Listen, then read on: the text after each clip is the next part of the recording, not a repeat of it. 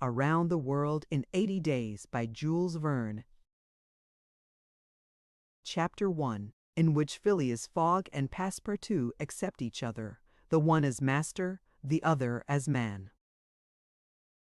Mr. Phileas Fogg lived in 1872 at No. 7 Savile Row, Burlington Gardens, the house in which Sheridan died in 1814. He was one of the most noticeable members of the Reform Club, though he seemed always to avoid attracting attention.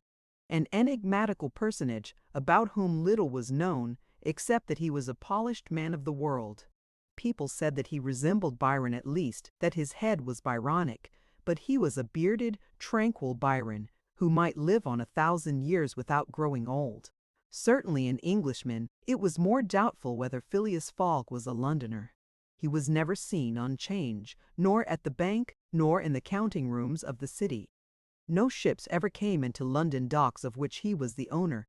He had no public employment. He had never been entered at any of the Inns of Court, either at the Temple, or Lincoln's Inn, or Gray's Inn, or had his voice ever resounded in the Court of Chancery, or in the Exchequer, or the Queen's Bench, or the Ecclesiastical Courts. He certainly was not a manufacturer. Nor was he a merchant or a gentleman farmer. His name was strange to the scientific and learned societies, and he never was known to take part in the sage deliberations of the Royal Institution, or the London Institution, the Artisans' Association, or the Institution of Arts and Sciences. He belonged, in fact, to none of the numerous societies which swarm in the English capital, from the Harmonic to that of the entomologists, founded mainly for the purpose of abolishing pernicious insects. Phileas Fogg was a member of the Reform, and that was all. The way in which he got admission to this exclusive club was simple enough. He was recommended by the Barings, with whom he had an open credit. His checks were regularly paid at sight, from his account, current, which was always flush. Was Phileas Fogg rich? Undoubtedly. But those who knew him best could not imagine how he had made his fortune, and Mr. Fogg was the last person to whom to apply for the information. He was not lavish, nor, on the contrary, avaricious, for whenever he knew that money was needed for a noble, useful, or benevolent purpose, he supplied it quietly and sometimes anonymously. He was, in short, the least communicative of men. He talked very little, and seemed all the more mysterious for his taciturn manner. His daily habits were quite open to observation, but whatever he did was so exactly the same thing that he had always done before, that the wits of the curious were fairly puzzled. Had he traveled? It was likely, for no one seemed to know the world more familiarly. There was no spot so secluded that he did not appear to have an intimate acquaintance with it. He often corrected, with a few clear words, the 1,000 conjectures advanced by members of the club as to lost and unheard-of travelers, pointing out the true probabilities, and seeming as if gifted with a sort of second sight. So often did events justify his predictions. He must have traveled everywhere, at least in the spirit. It was at least certain that Phileas Fogg had not absented himself from London for many years. Those who were honored by a better acquaintance with him than the rest declared that nobody could pretend to have ever seen him anywhere else. His sole pastimes were reading the papers and playing whist. He often won at this game, which, as a silent one, harmonized with his nature, but his winnings never went into his purse, being reserved as a fund for his charities. Mr. Fogg played, not to win, but for the sake of playing. The game was in his eyes a contest, a struggle with a difficulty, yet a motionless, unwearying struggle, congenial to his tastes. Phileas Fogg was not known to have either wife or children, which may happen to the most honest people, either relatives or near friends, which is certainly more unusual. He lived alone in his house in Savile Row, whither none penetrated. A single domestic sufficed to serve him. He breakfasted and dined at the club, at hours mathematically fixed, in the same room, at the same table, never taking his meals with other members, much less bringing a guest with him, and went home at exactly midnight, only to retire at once to bed. He never used the cozy chambers which the Reform provides for its favored members. He passed 10 hours out of the 24 in Savile Row, either in sleeping or making his toilet. When he chose to take a walk, it was with a regular step in the entrance hall with its mosaic flooring, or in the circular gallery, with its dome supported by 20 red porphyry Ionic columns and illumined by blue painted windows. When he breakfasted or dined, all the resources of the club, its kitchens and pantries, its buttery and dairy aided to crowd his table with their most succulent stores. He was served by the gravest waiters, in dress coats and shoes with swanskin soles, who proffered the viands in special porcelain and on the quête de camp. Finest linen, club decanters of a lost mold, contained his sherry, his port, and his cinnamon-spiced claret, while his beverages were refreshingly cooled with ice, brought at great cost from the American lakes. If to live in this style is to be eccentric, it must be confessed that there is something good in eccentricity. The mansion in Savile Row, though not sumptuous, was exceedingly comfortable. The habits of its occupant were such as to demand but little from the sole domestic, but Phileas Fogg required him to be almost superhumanly prompt and regular.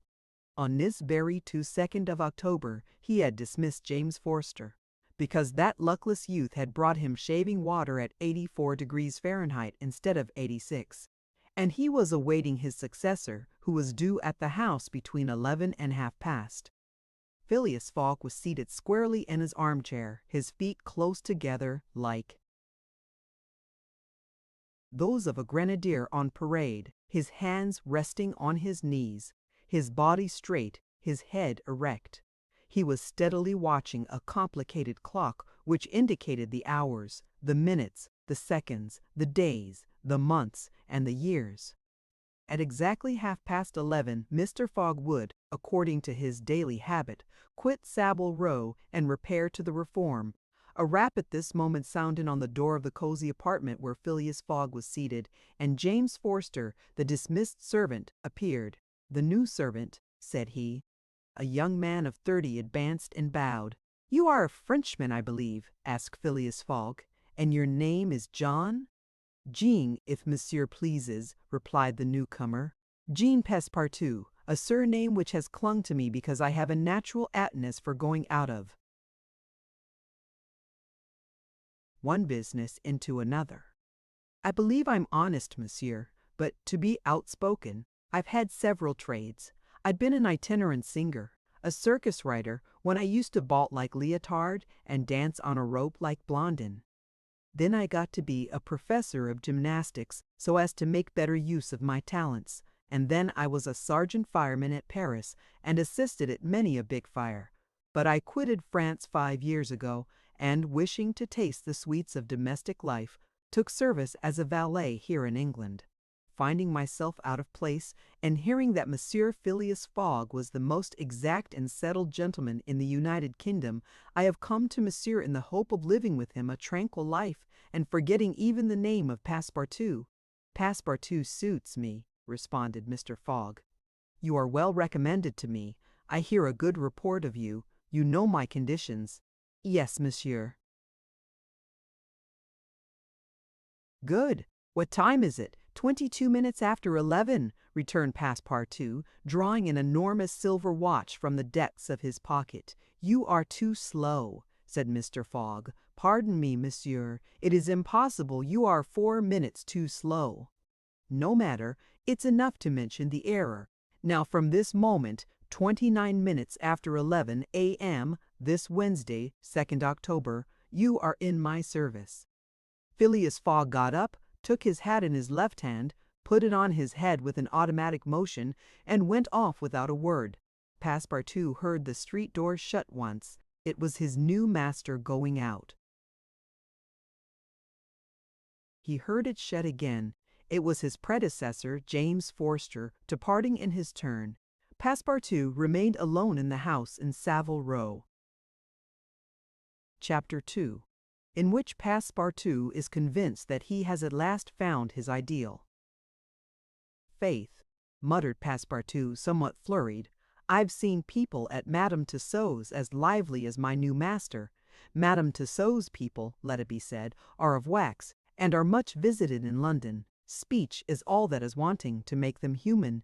During his brief interview with Mr. Fogg, Passepartout had been carefully observing him. He appeared to be a man about 40 years of age, with fine, handsome features and a tall, well-shaped figure. His hair and whiskers were light, his forehead compact and unwrinkled, his face rather pale, his teeth magnificent. His countenance possessed in the highest degree what physiognomists call repose in action, a quality of those who act rather than talk.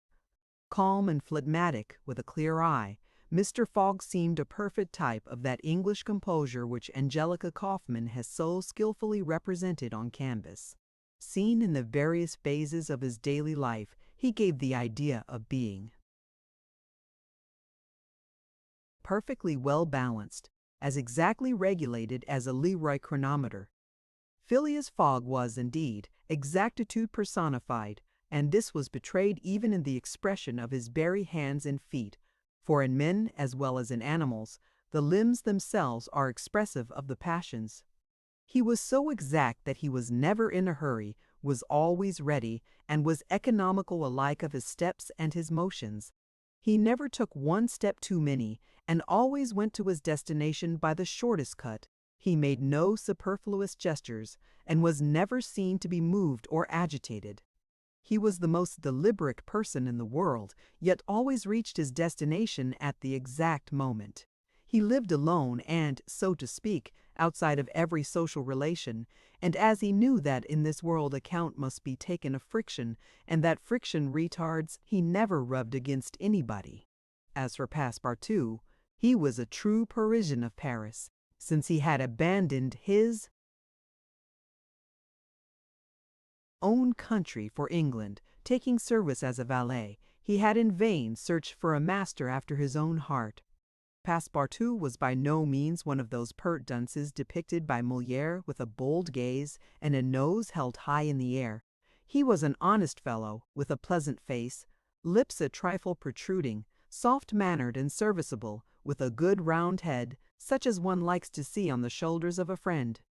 His eyes were blue, his complexion rubicund, his figure almost portly and well built, his body muscular, and his physical powers fully developed by the exercises of his younger days.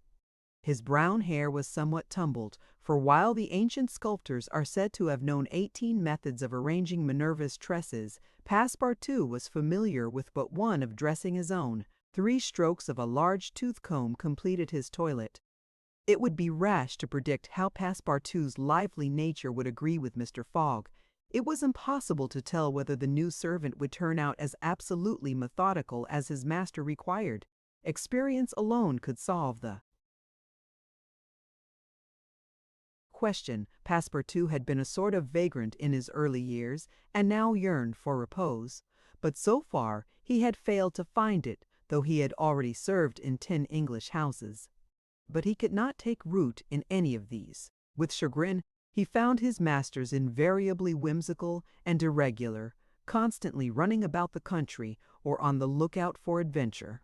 His last master, young Lord Longferry, Member of Parliament, after passing his nights in the Haymarket taverns, was too often brought home in the morning on policemen's shoulders. Passepartout, desirous of respecting the gentleman whom he served, ventured a mild remonstrance on such conduct, which being ill received, he took his leave. Hearing that Mr. Phileas Fogg was looking for a servant, and that his life was one of unbroken regularity, that he neither traveled nor stayed from home overnight, he felt sure that this would be the place he was after. He presented himself and was accepted, as has been seen. At 11:30 then, Passepartout found himself alone in the house in Savile Row.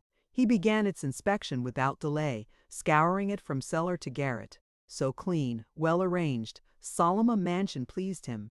It seemed to him like a snail shell, lighted and warmed by gas, which sufficed for both these purposes. When Passepartout reached the 2nd story, he recognized at once the room which he was to inhabit, and he was well satisfied with it. Electric bells and speaking tubes afforded communication with the lower stories, while on the mantel stood an electric clock, precisely like that in Mr. Fogg's bedchamber, both beating the same second at the same instant. "That's good, that'll do," said Passepartout to himself. He suddenly observed, hung over the clock, a card which, upon inspection, proved to be a program of the daily routine of the house. It comprised all that was required of the servant from 8 in the morning, exactly at which hour Phileas Fogg rose, till 11:30, when he left the house for the Reform Club, all the details of service, the tea and toast at 23 minutes past. 8. The shaving water at 37 minutes past 9, and the toilet at 20 minutes before 10. Everything was regulated and foreseen that was to be done from 11:30 a.m. till midnight, the hour at which the methodical gentleman retired. Mr. Fogg's wardrobe was amply supplied, and in the best taste. Each pair of trousers, coat, and vest bore a number indicating the time of year and season at which they were in turn to be laid out for wearing, and the same system was applied to the master's shoes. In short, the house in Savile Row, which must have been a very temple of disorder and unrest under the illustrious but dissipated Sheridan, was coziness, comfort, and method idealized. There was no study, nor were there books, which would have been quite useless to Mr. Fogg, for at the Reform 2 libraries, one of general literature and the other of law and politics, were at his service. A moderate-sized safe stood in his bedroom, constructed so as to defy fire as well as burglars, but Passepartout found neither arms nor hunting weapons anywhere. Everything betrayed the most tranquil and peaceable habits. Having scrutinized the house from top to bottom, he rubbed his hands, a broad smile overspread his features, and he said joyfully, "This is just what I wanted. Ah, we shall get on together, Mr. Fogg and I. What a domestic and regular gentleman! A real machine. Well, I don't mind serving a machine. Well, I don't mind serving a machine. Well." Chapter 3, in which a conversation takes place which seems likely to cost Phileas Fogg. Dear Phileas Fogg, having shut the door of his house at 11:30, and having put his right foot before his left 575 times, and his left foot before his right 576 times, reached the Reform Club, an imposing edifice in Pall Mall which could not have cost less than 3 millions. He repaired at once to the dining room, the 9 windows of which open upon a tasteful garden, where the trees were already gilded with an autumn coloring, and took his place at the habitual table, the cover of which had already been laid for him. His breakfast consisted of a side dish, a broiled fish with Reading sauce, a scarlet slice of roast beef garnished with mushrooms, a rhubarb and gooseberry tart, and a morsel of Cheshire cheese, the whole being washed down with several cups of tea, for which the Reform is famous. He rose at 13 minutes to 1, and directed his steps towards the large hall, a sumptuous apartment adorned with lavishly framed paintings. A flunkey handed him an uncut Times, which he proceeded to cut with a skill which betrayed familiarity with this delicate operation. The perusal of this paper absorbed Phileas Fogg until 4:15, whilst the Standard, his next task, occupied him till the dinner hour. Dinner passed as breakfast had done, and Mr. Fogg reappeared in the reading room and sat down to the Pall Mall at 20 minutes before 6. Half an hour later, several members of the Reform came in and drew up to the fireplace, where a coal fire was steadily burning. They were Mr. Fogg's usual partners at whist, Andrew Stewart, an engineer, John Sullivan and Samuel Fallentin, bankers, Thomas Flanagan, a brewer, and Gauthier Ralph, one of the directors of the Bank of England, all rich and highly respectable personages, even in a club which comprises the princes of English trade and finance. "Well, Ralph," said Thomas Flanagan, "what about that robbery?"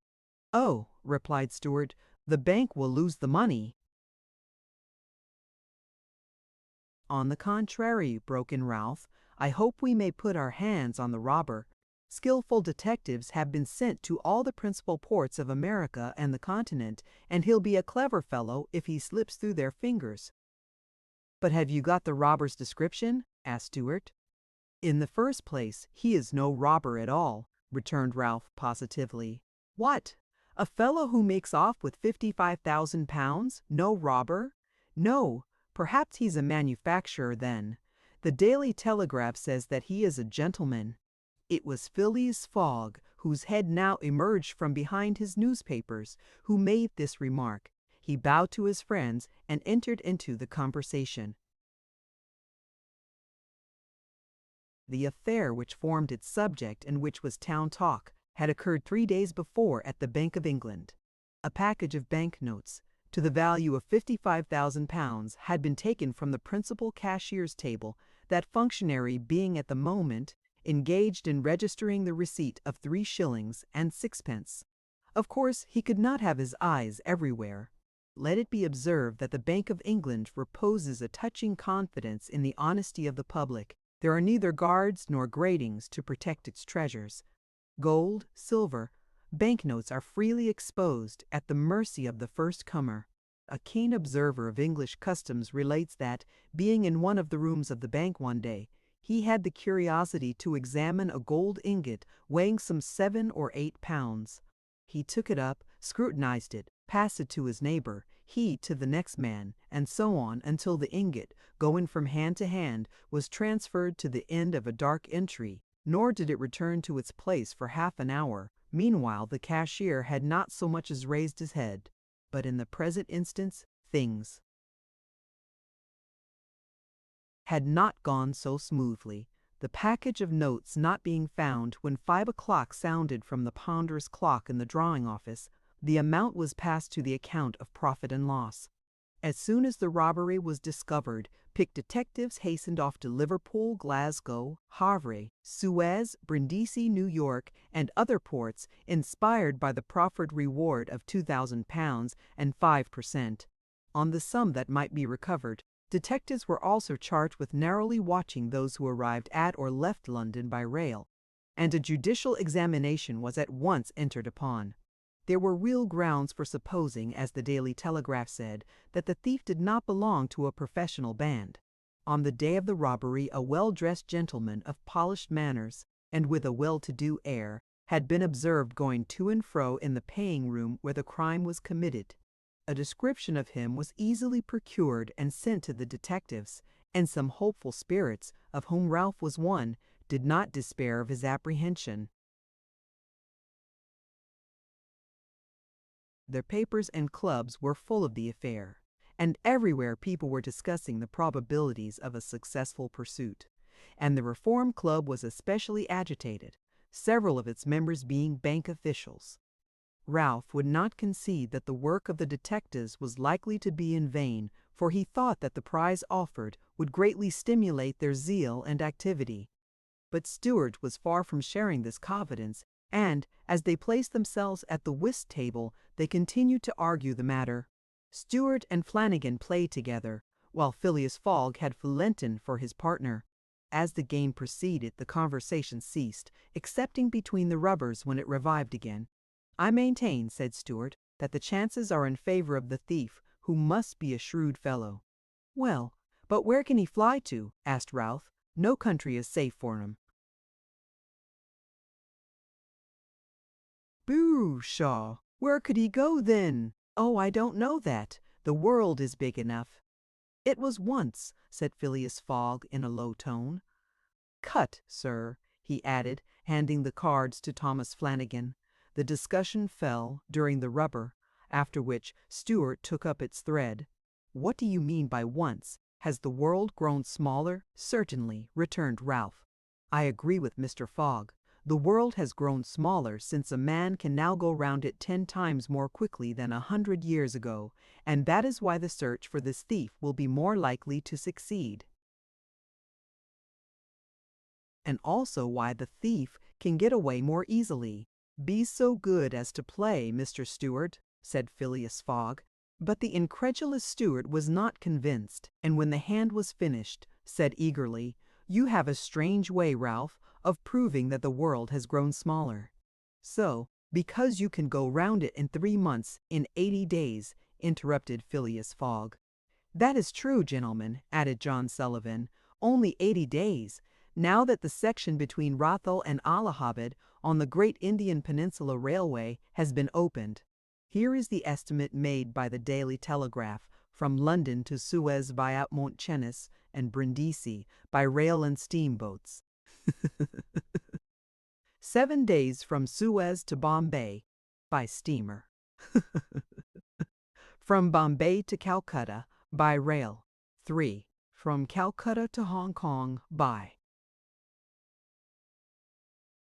steamer. 13.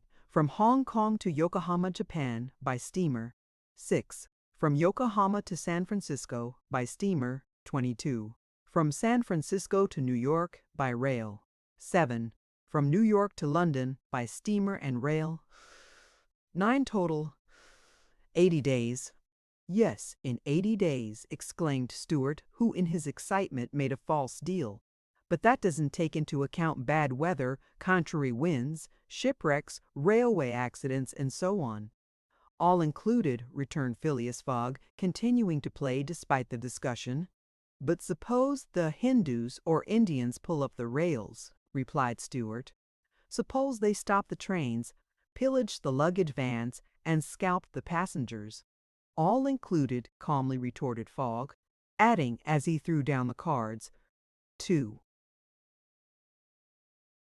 trumps. Stuart, whose turn it was to deal, gathered them up and went on. You are right, theoretically, Mr. Fogg, but practically also, Mr. Stuart. I'd like to see you do it in 80 days. It depends on you. Shall we go? Heaven preserve me. But I would wager £4,000 that such a journey, made under these conditions, is impossible. Quite possible, on the contrary, returned Mr. Fogg. Well, make it then. The journey round the world in 80 days? Yes, I should like nothing better. When? At once. Only I warn you that I shall do it at your expense. It's absurd, cried Stuart, who was beginning to be annoyed at the persistency of his friend. Come, let's go on with the game. Deal over again, then, said Phileas Fogg. There's a false deal. Stuart took up the pack with a feverish hand, then suddenly put them down again. Well, Mr. Fogg, said he, it shall be so. I will wager the 4,000 on it.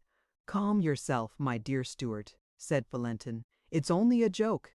When I say I'll wager, returned Stuart, I mean it. All right, said Mr. Fogg. And turning to the others, he continued, I have a deposit of 20,000 at Barings, which I will willingly risk upon it. £20,000, cried Sullivan. £20,000, which you would lose by a single accidental delay. The unforeseen does not exist, quietly replied Phileas Fogg. But, Mr. Fogg, 80 days are only the estimate of the least possible time in which the journey can be made. A well-used minimum suffices for everything. But, in order not to exceed it, you must jump mathematically from the trains upon the steamers, and from the steamers upon the trains again. I will jump mathematically. You are joking. A true Englishman doesn't joke when he is talking about so serious a thing as a wager, replied Phileas Fogg solemnly. I will bet £20,000 against anyone who wishes that I will make the tour of the world in 80 days or less, in 1920 hours or 115,200 minutes. Do you accept? We accept, replied Messrs. Stuart, Valentin, Sullivan, Flanagan, and Ralph, after consulting each other. Good, said Mr. Fogg. The train leaves for Dover at 9:15. Aye. We'll take it this very evening, asked Stuart. This very evening, returned Phileas Fogg. He took out and consulted a pocket almanac and added, as today is Wednesday, the 2nd of October, I shall be due in London in this very room of the Reform Club on Saturday, the 21st of December, at 9:15 p.m., or else the 21st of December at 9:15 p.m., or else the 20,000 pounds, now deposited in my name at Barings, will belong to you in fact, and in right, gentlemen. Here is a check for the amount." A memorandum of the wager was at once drawn up and signed by the 6 parties, during which Phileas Fogg preserved a stoical composure. He certainly did not bet to win, and had only staked the 20,000 pounds, half of his fortune, because he foresaw that he might have to expend the other half to carry out this difficult, not to say unattainable, project. As for his antagonists, they seemed much agitated, not so much by the value of their stake as because they had some scruples about betting under conditions so difficult to their friend. The clock struck 7, and the party offered to suspend the game so that Mr. Fogg might make his preparations for departure. "I am quite ready now," was his tranquil response. "Diamonds are trumps. Be so good as to play, gentlemen." Chapter 4, in which Phileas Fogg astounds Passepartout, his servant. Having won 20 guineas at whist, and taken leave of his friends, Phileas Fogg, at 25 minutes past 7, left the Reform Club. Passepartout, who had conscientiously studied the programme of his duties, was more than surprised to see his master guilty of the inexactness of appearing at this unaccustomed hour, for, according to rule, he was not due in Savile Row until precisely midnight. Mr. Fogg repaired to his bedroom and called out, "Passepartout." Passepartout did not reply. It could not be he who was called. It was not the right hour. "Passepartout," repeated Mr. Fogg, without raising his voice. Passepartout made his appearance. "I've called you twice," observed his master. "But it is not midnight," responded the other, showing his watch. "I know it. I don't blame you. We start for Dover and Calais in 10 minutes. A puzzled grin overspread Passepartout's round face. Clearly he had not comprehended his master. "Monsieur's going to leave home?" "Yes," returned Phileas Fogg. "We are going round the world." Passepartout opened wide his eyes, raised his eyebrows, held up his hands, and seemed about to collapse, so overcome was he with stupefied astonishment. "Round the world," he murmured. "In 80 days," responded Mr. Fogg, "so we haven't a moment to lose." "But the trunks," gasped Passepartout, unconsciously swaying his head from right to left. "We'll have no trunks, only a carpet bag with 2 shirts and 3 pairs of stockings for me, and the same for you. We'll buy our clothes on the way. Bring down my mackintosh and travelling cloak and some stout shoes, though we shall do little walking. Make haste."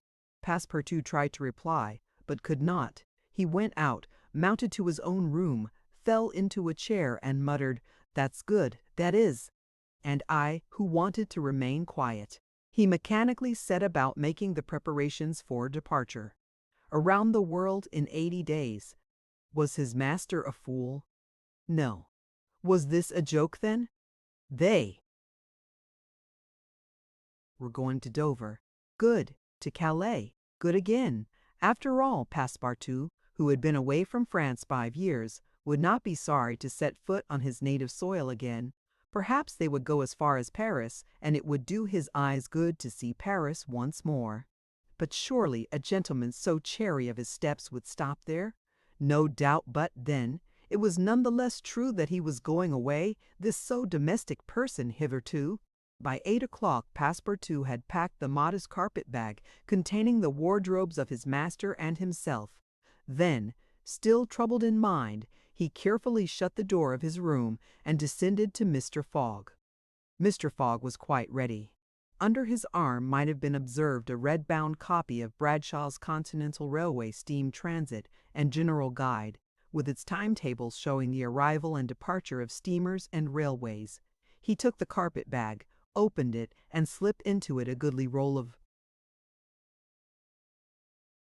Bank of England notes, which would pass wherever he might go. "You have forgotten nothing?" asked he. "Nothing, monsieur. My mackintosh and cloak. Here they are. Good. Take this carpet-bag," handing it to Passepartout. "Take good care of it, for there are 20,000 pounds in it." Passepartout nearly dropped the bag, as if the 20,000 pounds were in gold, and weighed him down. Master and man then descended, the street door was double-locked, and at the end of Savile Row they took a cab and drove rapidly to Charing Cross. The cab stopped before the railway station at 20 minutes past 8. Passepartout jumped off the box and followed his master, who, after paying the cabman, was about to enter the station when a poor beggar woman, with a child in her arms, her naked feet smeared with mud, her head covered with a wretched bonnet, from which hung a tattered feather, and her shoulders shrouded in a ragged shawl, approached and mournfully asked for alms. Mr. Fogg took out the 20 guineas he had just won at whist, and handed them to the beggar, saying, "Here, my good woman, I'm glad that I met you," and passed on. Passepartout had a moist sensation about the eyes. His master's action touched his susceptible heart. 2 first-class tickets for Paris having been speedily purchased, Mr. Fogg was crossing the station to the train when he perceived his 5 friends of the stall. Reform. "Well, gentlemen," said he, "I'm off, you see, and if you will examine my passport when I get back, you will be able to judge whether I have accomplished the journey agreed upon." "Oh, that would be quite unnecessary, Mr. Fogg," said Ralph politely. "We will trust your word as a gentleman of honor." "You do not forget when you are due in London again?" asked Stewart. "In 80 days, on Saturday, the 21st of December, 1872, at 9:15 p.m. Goodbye, gentlemen." Phileas Fogg and his servant seated themselves in a first-class carriage at 20 minutes before 9. 5 minutes later, the whistle screamed, and the train slowly glided out of the station. The night was dark, and a fine, steady rain was falling. Phileas Fogg, snugly ensconced in his corner, did not open his lips. Passepartout, not yet recovered from his stupefaction, clung mechanically to the carpet-bag with its enormous treasure. Just as the train was whirling through Sydenham, Passepartout suddenly uttered a cry of despair. "What's the matter?" asked Mr. Fogg. "Alas, in my hurry I forgot what? To turn off the gas in my room." "Very well, young man," returned Mr. Fogg coolly. "It will burn at your expense." Chapter 5, in which a new species of funds, unknown to the moneyed men, appears on 'Change. Phileas Fogg rightly suspected that his departure from London would create a lively sensation at the West End.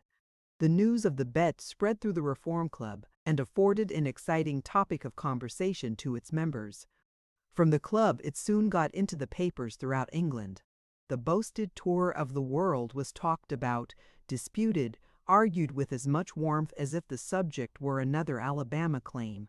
Some took sides with Phileas Fogg, but the large majority shook their heads and declared against him. It was absurd, impossible, they declared, that the tour of the world could be made, except theoretically and on paper, in this minimum of time, and with the existing means of traveling. The Times, Standard, Morning Post, and Daily News, and 20 other highly respectable newspapers scouted Mr. Fogg's project as madness.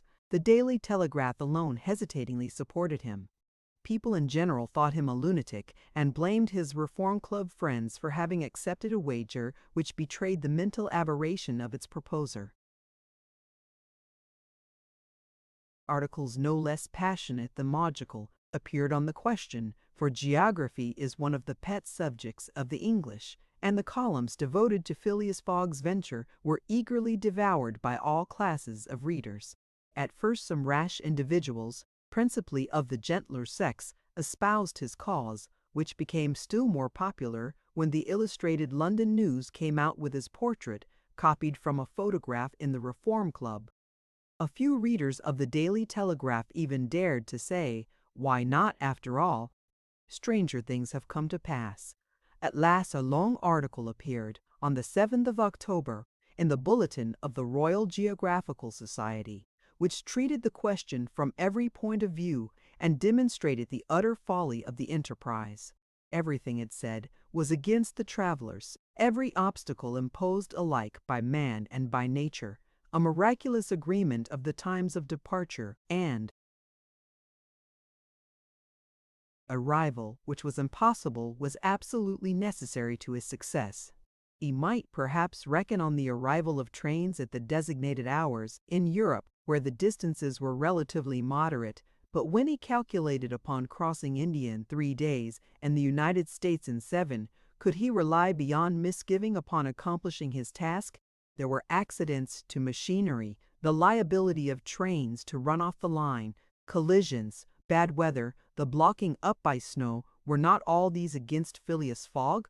Would he not find himself, when traveling by steamer in winter, at the mercy of the winds and fogs? Is it uncommon for the best ocean steamers to be 2 or 3 days behind time?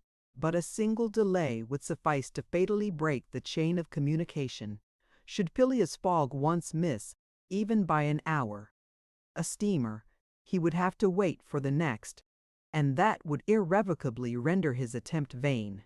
This article made a great deal of noise and, being copied into all the papers, seriously depressed the advocates of the rash tourist. Everybody knows that England is the world of betting men, who are of a higher class than mere gamblers. To bet is in the English temperament. Not only the members of the Reform, but the general public made heavy wagers for or against Phileas Fogg, who was set down in the betting books as if he were a racehorse. Bonds were issued and made their appearance on 'Change. Phileas Fogg bonds were offered at par or at a premium, and a great business was done in them. But 5 days after the article in the Bulletin of the Geographical Society appeared, the demand began to subside. Phileas Fogg declined. They were offered by packages, at first of 5, then of 10, until at last nobody would take less than 20, 50, 100. Lord Albemarle, an elderly paralytic gentleman, was now the only advocate of Phileas Fogg left. This noble lord, who was fastened to his chair, would have given his fortune to be able to make the tour of the world if it took 10 years. And he bet £5,000 on Phileas Fogg, when the folly as well as the uselessness of the adventure was pointed out to him, he contented himself with replying, "If the thing is feasible, the first to do it ought to be an Englishman." The Fogg party dwindled more and more. Everybody was going against him, and the bets stood 150 and 200 to 1. And a week after his departure, an incident occurred which deprived him of backers at any price. The Commissioner of Police was sitting in his office at 9 o'clock one evening, when the following telegraphic dispatch was put into his hands: Suez to London. Rowan, Commissioner of Police, Scotland Yard. I found the bank robber, Phileas Fogg. Send without delay warrant of arrest to Bombay. Fix, Detective. The effect of this dispatch was instantaneous. The polished gentleman disappeared to give place to the bank robber. His photograph, which was hung with those of the rest of the members at the Reform Club, was minutely examined, and it betrayed, feature by feature, the description of the robber which had been provided to the police. The mysterious habits of Phileas Fogg were recalled, his solitary ways, his sudden departure, and it seemed clear that, in undertaking the tour round the world on the pretext of a wager, he had had no other end in view than to elude the detectives and throw them off his track. Chapter 6, in which Fix, the detective, betrays a very natural impatience. The circumstances under which this telegraphic dispatch about Phileas Fogg was sent were as follows. The steamer Mongolia, belonging to the Peninsular and Oriental Company, built of iron, of 2,800 tons, burden and 500 horsepower, was due at 11 o'clock a.m. on Wednesday, the 9th of October, at Suez.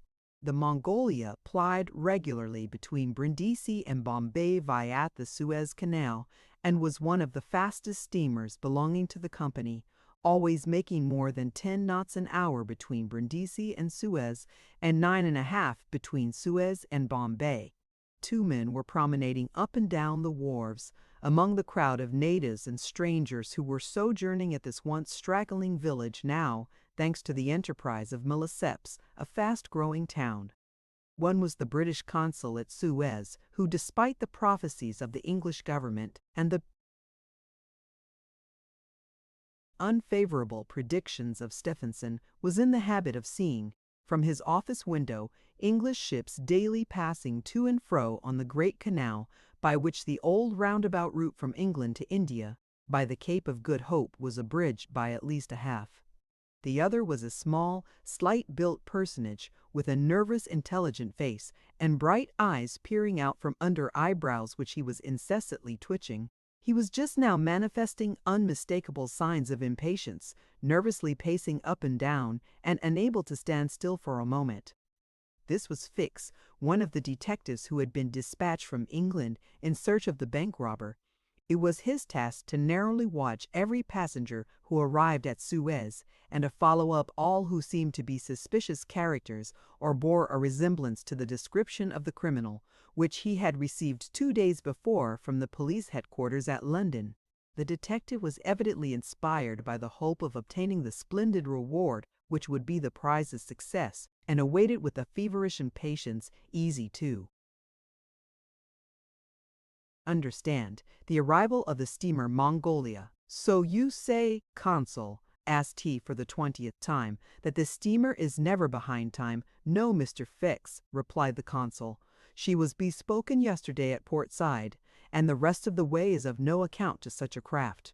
I repeat that the Mongolia has been in advance of the time required by the company's regulations and gained the prize awarded for excess of speed.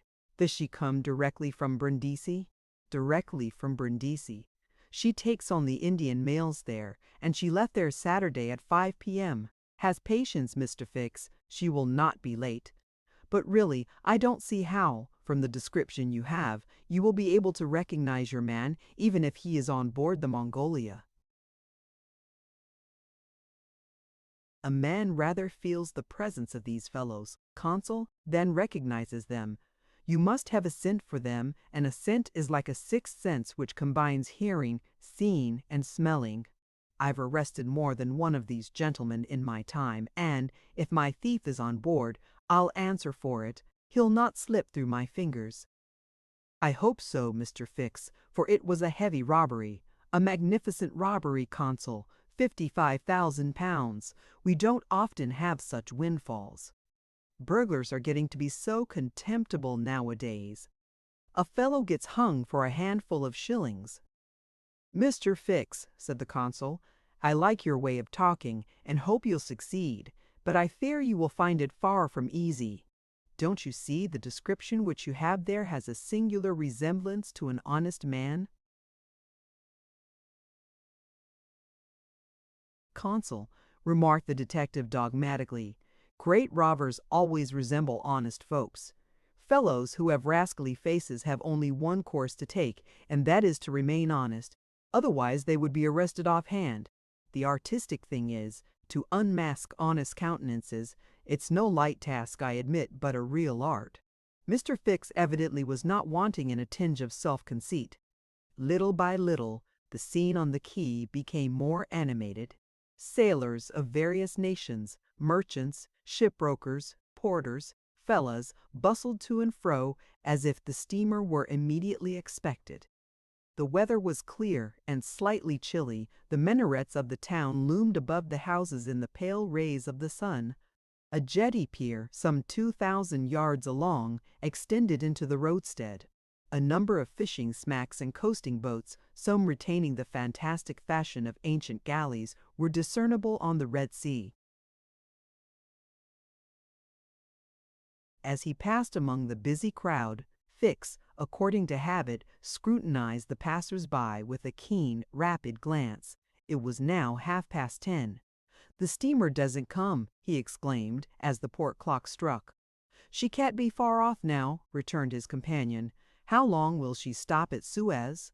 4 hours, long enough to get in her coal. It is 1,310 miles from Suez to Aden at the other end of the Red Sea, and she has to take in a fresh coal supply. And does she go from Suez directly to Bombay, without putting in anywhere? Good, said Fix. If the robber is on board, he will no doubt get off at Suez, so as to reach the Dutch or French colonies in Asia by some other route. He ought to know that he would not be safe an hour in India, which is English soil, unless, objected the consul, he is exceptionally shrewd. An English criminal, you know, is always better concealed in London than anywhere else. This observation furnished the detective food for thought, and meanwhile the consul went away to his office. Fix, left alone, was more impatient than ever, having a presentiment that the robber was on board the Mongolia. If he had indeed left London intending to reach the New World, he would naturally take the route via India, which was less watched and more difficult to watch than that of the Atlantic. But Fix's reflections were soon interrupted by a succession of sharp whistles, which announced the arrival of the Mongolia. The porters and fellows rushed down the quay, and a dozen boats pushed off from the shore to go and meet the steamer. Soon her gigantic hull appeared passing along between the banks, and 11 o'clock struck as she anchored in the road. She brought an unusual number of passengers, some of whom remained on deck to scan the picturesque panorama of the town, while the greater part disembarked in the boats and landed on the quay. Fix took up a position and carefully examined each face and figure which made its appearance. Presently, one of the passengers, after vigorously pushing his way through the importunate crowd of porters, came up to him and politely asked if he could point out the English consulate, at the same time showing a passport which he wished to have vised. Fix instinctively took the passport, and with a rapid glance read the description of its bearer. An involuntary motion of surprise nearly escaped him, for the description in the passport was identical with that of the bank robber which he had received from Scotland Yard. "Is this your passport?" asked he. "No, it's my master's." "And your master he stayed on board. But he must go to the consul's in person, so as to establish his identity." "Oh, is that necessary?" "Quite indispensable." "And where is the consulate?" "There, on the corner of the square," said Fix, pointing to a house 200 steps off. "I'll go and fetch my master, who won't be much pleased, however, to be disturbed." The passenger bowed to Fix and returned to the steamer. Chapter 7, which once more demonstrates the uselessness of passports as aids to detectives. The detective passed down the quay and rapidly made his way to the consul's office, where he was at once admitted to the presence of that official. "Consul," said he, without preamble, "I have strong reasons for believing that my man is a passenger on the Mongolia," and he narrated what had just passed concerning the passport. "Well, Mr. Fix," replied the consul, "I shall not be sorry to see the rascal's face, but perhaps he won't come here, that is, if he is the person you suppose him to be. A robber doesn't quite like to leave traces of his flight behind him, and besides, he is not obliged to have his passport countersigned. If he is as shrewd as I think he is, consul, he will come. To have his passport vised, yes. Passports are only good for annoying honest folks and aiding in the flight of rogues. I assure you it will be quite the thing for him to do, but I hope you will not visa the passport." "Why not? If the passport is genuine, I have no right to refuse." "Still, I must keep this man here until I can get a warrant to arrest him from London."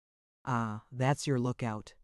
"But I cannot." The consul did not finish his sentence, for as he spoke a knock was heard at the door, and 2 strangers entered, one of whom was the servant whom Fix had met on the quay. The other, who was his master, held out his passport with the request that the consul would do him the favor to visa it. The consul took the document and carefully read it, whilst Fix observed, or rather devoured, the stranger with his eyes from a corner of the room. "You are Mr. Phileas Fogg?" said the consul after reading the passport. "I am, and this man is your servant." "He is a Frenchman named Passepartout. You are from London?" "Yes, and you are going to Bombay." Very good, sir. You know that a visa is useless, and that no passport is required. I know it, sir, replied Phileas Fogg, but I wish to prove by your visa that I came by Suez. Very well, sir. The consul proceeded to sign and date the passport, after which he added his official seal. Mr. Fogg paid the customary fee, coldly bowed, and went out, followed by his servant. "Well?" queried the detective. "Well, he looks and acts like a perfectly honest man," replied the consul. "Possibly, but that is not the question. Do you think, consul, that this phlegmatic gentleman resembles feature by feature the robber whose description I have received?" "I concede that, but then, all descriptions—" "I'll make certain of it," interrupted Fix. "The servant seems to me less mysterious than the master. Besides, he's a Frenchman and can't help talking. Excuse me for a little while, consul." Fix started off in search of Passepartout. Meanwhile, Mr. Fogg, after leaving the consulate, repaired to the quay, gave some orders to Passepartout, went off to the Mongolia in a boat, and descended to his cabin.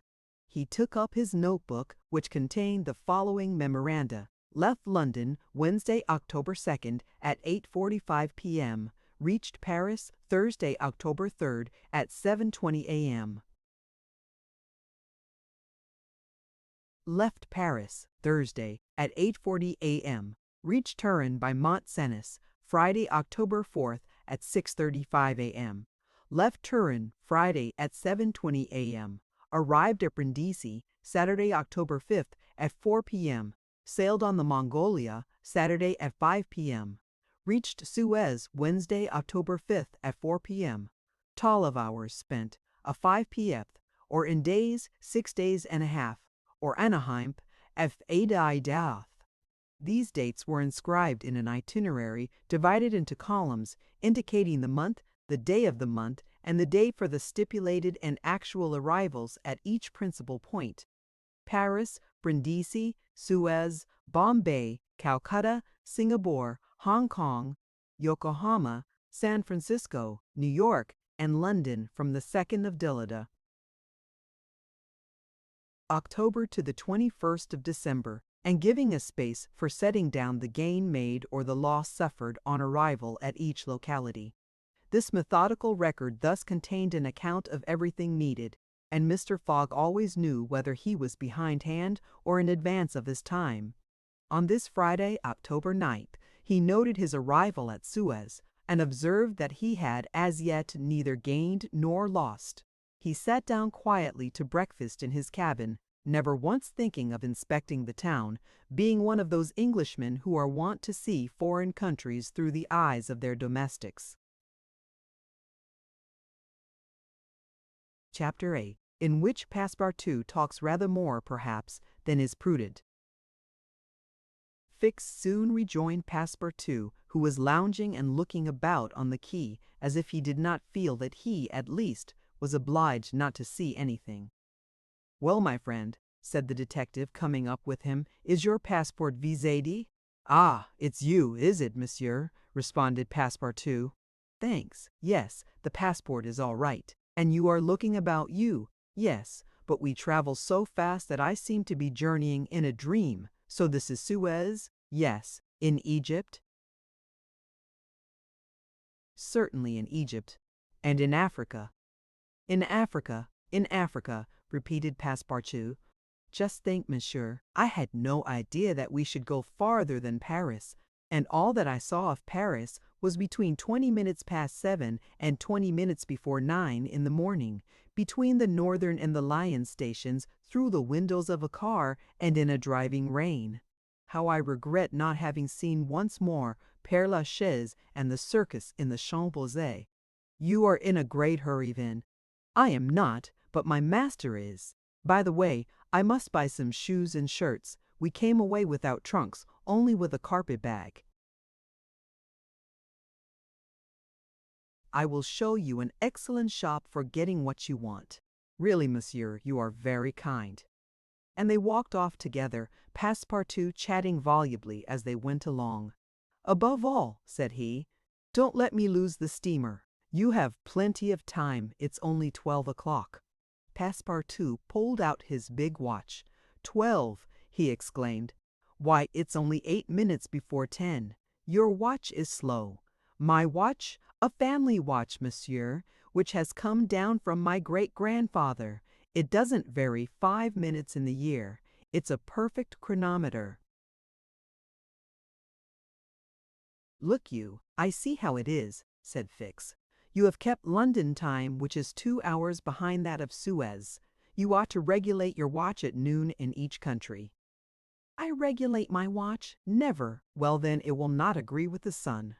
So much the worse for the sun, monsieur. The sun will be wrong then. And the worthy fellow returned the watch to its fob with a defiant gesture.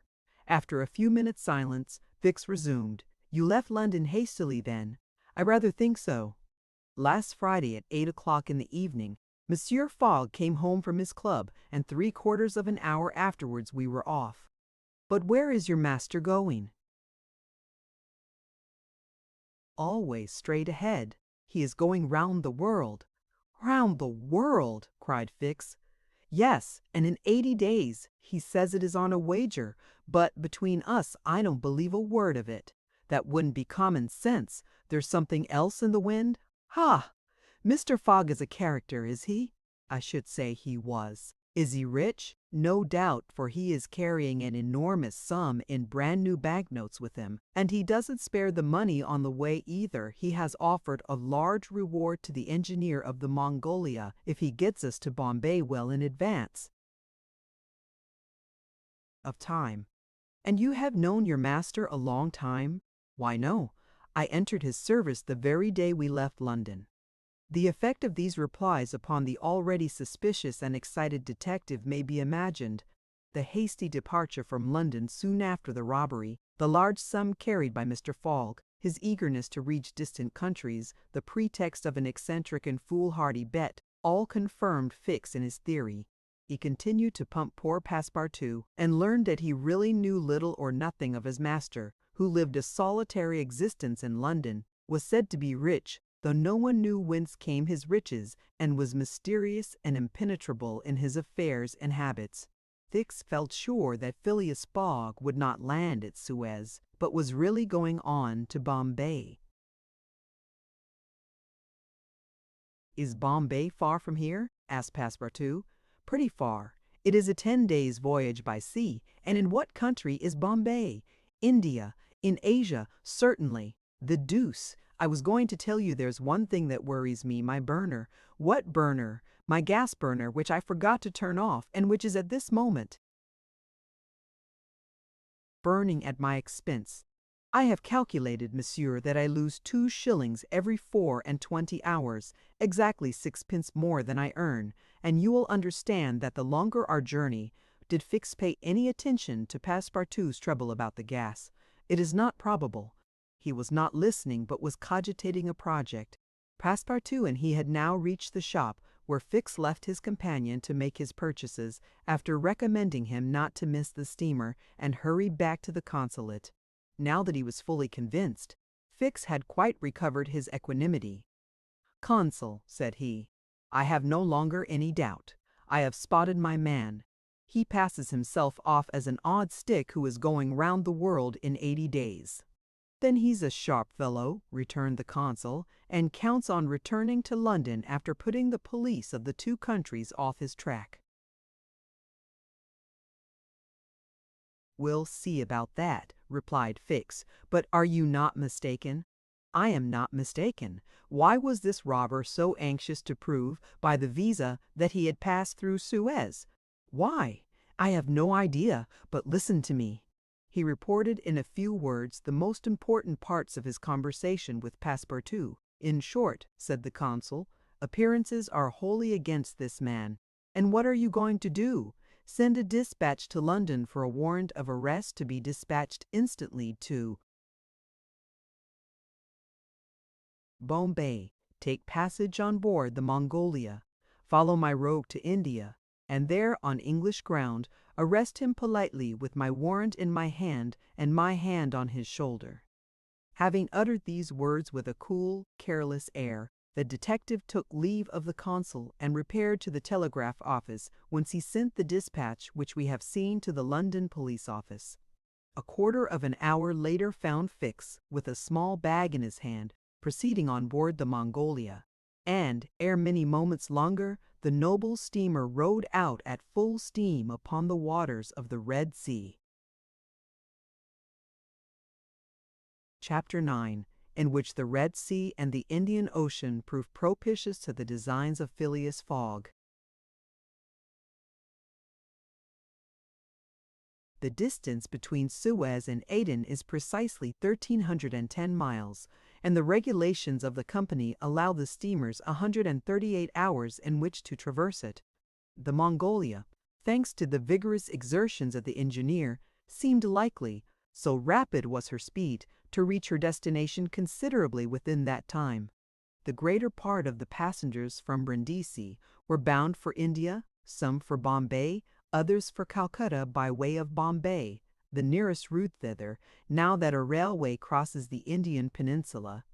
Among the passengers was a number of officials and military officers of various grades, the latter being either attached to the regular British forces or commanding the sepoy troops, and receiving high salaries ever since the central government has assumed the powers of the East India Company, for the sub-lieutenants get £280, brigadiers £400, and generals of divisions £4,000. What with the military men, a number of rich young Englishmen on their travels, and the hospitable efforts of the purser, the time passed quickly on the Mongolia. The best of fare was spread upon the cabin tables at breakfast, lunch, dinner, and the 8 o'clock supper, and the ladies scrupulously changed their toilets twice a day, and the hours were whirled away, when the sea was tranquil, with music, dancing, and games. But the Red Sea is full of caprice, and often boisterous, like most long and narrow gulfs.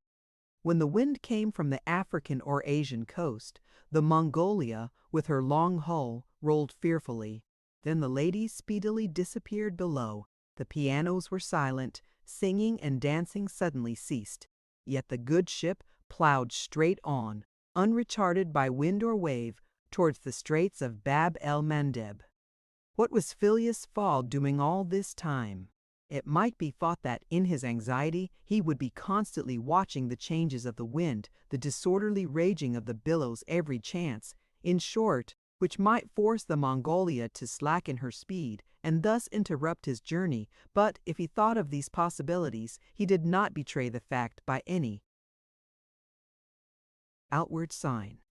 Always the same impassible member of the Reform Club, whom no incident could surprise, as unvarying as the ship's chronometers, and seldom having the curiosity even to go upon the deck, he passed through the memorable scenes of the Red Sea with cold indifference, did not care to recognize the historic towns and villages which, along its borders, raised their picturesque outlines against the sky, and betrayed no fear of the dangers of the Arabic Gulf, which the old historians always spoke of horror, and upon malmobilities. How did this eccentric personage pass his time on the Mongolia? He made his 4 hearty meals every day, regardless of the most persistent rolling and pitching on the part of the steamer, and he played whist indefatigably, for he had found partners as enthusiastic in the game as himself. A tax collector on the way to his post at Goa, the Reverend Decimus Smith returning to his parish at Bombay, and a brigadier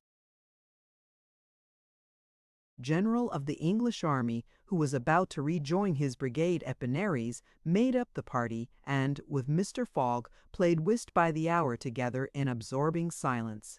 As for Passepartout, he too had escaped seasickness, and took his meals conscientiously in the forward cabin. He rather enjoyed the voyage, for he was well fed and well lodged, took a great interest in the scenes through which they were passing, and consoled himself with the delusion that his master's whim would end at Bombay. He was pleased, on the day after leaving Suez, to find on deck the obliging person with whom he had walked and chatted on the quays. "If I am not mistaken," said he, approaching this person with his most amiable smile, "you are the gentleman who so kindly volunteered to guide me at Suez. Ah! I quite recognize you. You are the servant of the strange Englishman."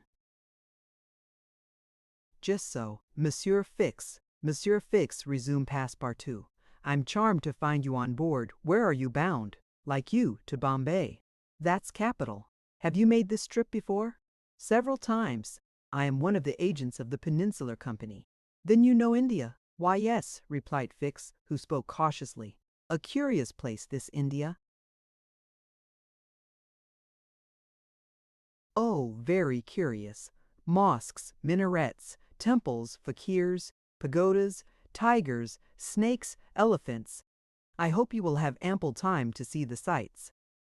"I hope so, Monsieur Fix. You see, a man of sound sense ought not to spend his life jumping from a steamer upon a railway train, and from a railway train upon a steamer again, pretending to make the tour of the world in 80 days. No, all these gymnastics, you may be sure, will cease at Bombay." "And Mr. Fogg is getting on well?" asked Fix, in the most natural tone in the world. "Quite well, and I too. I eat like a famished ogre. It's the sea air, but I never see your master on deck. Never. He hasn't the least curiosity." "Do you know, Mr. Passepartout, that this pretended tour in 80 days may conceal some secret errand, perhaps a diplomatic mission?" "Faith, Monsieur Fix, I assure you I know nothing about it, nor would I give half a crown to find out." After this meeting, Passepartout and Fix got into the habit of chatting together, the latter making it a point to gain the worthy man's confidence. He frequently offered him a glass of whiskey or pale ale in the steamer bar-room, which Passepartout never failed to accept with graceful alacrity, mentally pronouncing Fix the best of good fellows. Meanwhile, the Mongolia was pushing forward rapidly. On the 13th, Mocha, surrounded by its ruined walls, whereon date trees were growing, was sighted, and on the mountains beyond were espied vast coffee fields. Passepartout was ravished to behold this celebrated place, and thought that, with its circular walls and dismantled fort, it looked like an immense coffee cup and saucer. The following night they passed through the Strait of Bab el Mandeb, which means in Arabic the Bridge of Tears, and the next day they put in at Steamer Point, northwest of Aden Harbor, to take in coal. This matter of fueling steamers is a serious one at such distances from the coal mines. It cost the Peninsular Company some £800,000 a year. In these distant seas, coal is worth £3 or £4 sterling a ton. The Mongolia had still 1,650 miles to traverse before reaching Bombay, and was obliged to remain 4 hours at Steamer Point to coal up. But this delay, as it was foreseen, did not affect Phileas Fogg's program. Besides, the Mongolia, instead of reaching Aden on the morning of the 15th, when she was due, arrived there on the evening of the 14th, a gain of 15 hours. Mr. Fogg and his servant went ashore at Aden to have the passport again visaed. Fix, unobserved, followed them. The visa procured, Mr. Fogg returned on board to resume his former habits, while Passepartout, according to custom, sauntered about among the mixed population of Somalis, Banyans, Parsees, Jews, Arabs, and Europeans who comprise the 25,000 inhabitants of Aden. He gazed with wonder upon the fortifications which make this place the Gibraltar of the Indian Ocean, and the vast cisterns where the English engineers were still at work, 2,000 years after the engineers of Solomon.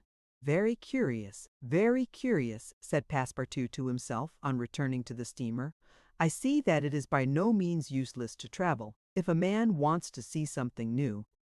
At 6 p.m., the Mongolia slowly moved out of the roadstead and was soon once more on the Indian Ocean. She had 168 hours in which to reach Bombay, and the sea was favorable, the wind being in the northwest, and all sails aiding the engine. The steamer rolled but little, the ladies in fresh toilets reappeared on deck, and the singing and dancing were resumed. The trip was being accomplished most successfully, and Passepartout was enchanted with a congenial companion which chance had secured him in the person of the delightful Fix. On Sunday, October 20th, towards noon, they came in sight of the Indian coast. 2 hours later, the pilot came on board. A range of hills lay against the sky in the horizon, and soon the rows of palms which adorn Bombay came distinctly into view. The steamer entered the road formed by the islands in the bay, and at 4:30 she hauled up at the quays of Bombay. Phileas Fogg was in the act of finishing the 33rd rubber of the voyage, and his partner and himself having, by a bold stroke, captured all 13 of the tricks, concluded this fine campaign with a brilliant victory. The Mongolia was due at Bombay on the 22nd. She arrived on the 20th. This was a gain to Phileas Fogg of 2 days since his departure from London, and he calmly entered the fact in the itinerary in the column of gains. Chapter 10, in which Passepartout is only too glad to get off with the loss of his shoes. Everybody knows that the great reverse triangle of land, with its base in the north and its apex in the south, which is called India, embraces 1,400,000 square miles, upon which is spread unequally a population of 180 millions of souls. The British Crown exercises a real and despotic dominion over the larger portion of this vast country, and has a Governor-General stationed at Calcutta, governors at Madras, Bombay, and in Bengal, and a lieutenant governor at Agra. But British India, properly so called, only embraces 700,000 square miles and a population of from 100 to 110 millions of inhabitants. A considerable portion of India is still free from British authority, and there are certain ferocious races in the interior who are absolutely independent. The celebrated East India Company was all-powerful from 1756, when the English first gained a foothold on the spot where now stands the city of Madras, down to the time of the great Sepoy insurrection. It gradually annexed province after province, purchasing them of the native chiefs, whom it seldom paid, and appointed the Governor-General and his subordinates, civil and military.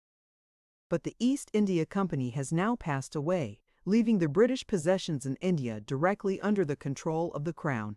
The aspect of the country, as well as the manners and distinctions of race, is daily changing. Formerly one was obliged to travel in India by the old cumbrous methods of going on foot or on horseback, in palanquins or unwieldy coaches. Now fast steamboats ply on the Indus and the Ganges, and a great railway, with branch lines joining the main line at many points on its route, traverses the peninsula from Bombay to Calcutta in 3 days.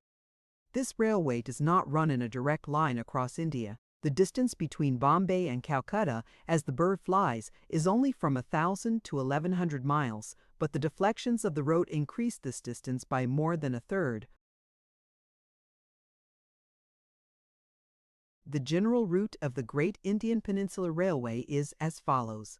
Leaving Bombay, it passes through Salsette, crossing to the continent opposite Tanna, goes over the chain of the Western Ghauts, runs thence northeast as far as Berhampur, skirts the nearly independent territory of Bundelkhand, ascends to Allahabad, turns thence eastwardly, meeting the Ganges at Benares, then departs from the river a little, and descending southeastward by Burdwan and the French town of Korda, has its Tremedi. The passengers of the Mongolia went ashore at 4:30 p.m. At exactly 8 the train would start for Calcutta. Mr. Fogg, after bidding good-bye to his whist partners, left the steamer, gave his servant several errands to do, urged it upon him to be at the station promptly at 8, and with his regular step, which beat to the second like an astronomical clock, directed his steps to the passport office. As for the wonders of Bombay, its famous city hall, its splendid library, its forts and docks, its bazaars, mosques, synagogues, its Armenian churches, and the noble pagoda on Malabar Hill, with its 2 polygonal towers, he cared not a straw to see them.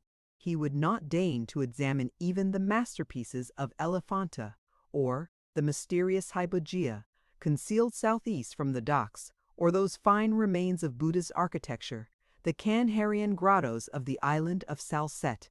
Having transacted his business at the passport office, Phileas Fogg repaired quietly to the railway station, where he ordered dinner. Among the dishes served up to him, the landlord especially recommended a certain giblet of native rabbit, on which he prided himself.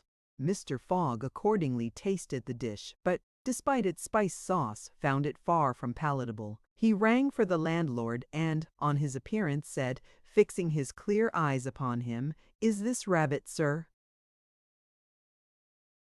"Yes, my lord," the rogue boldly replied. "Rabbit from the jungles.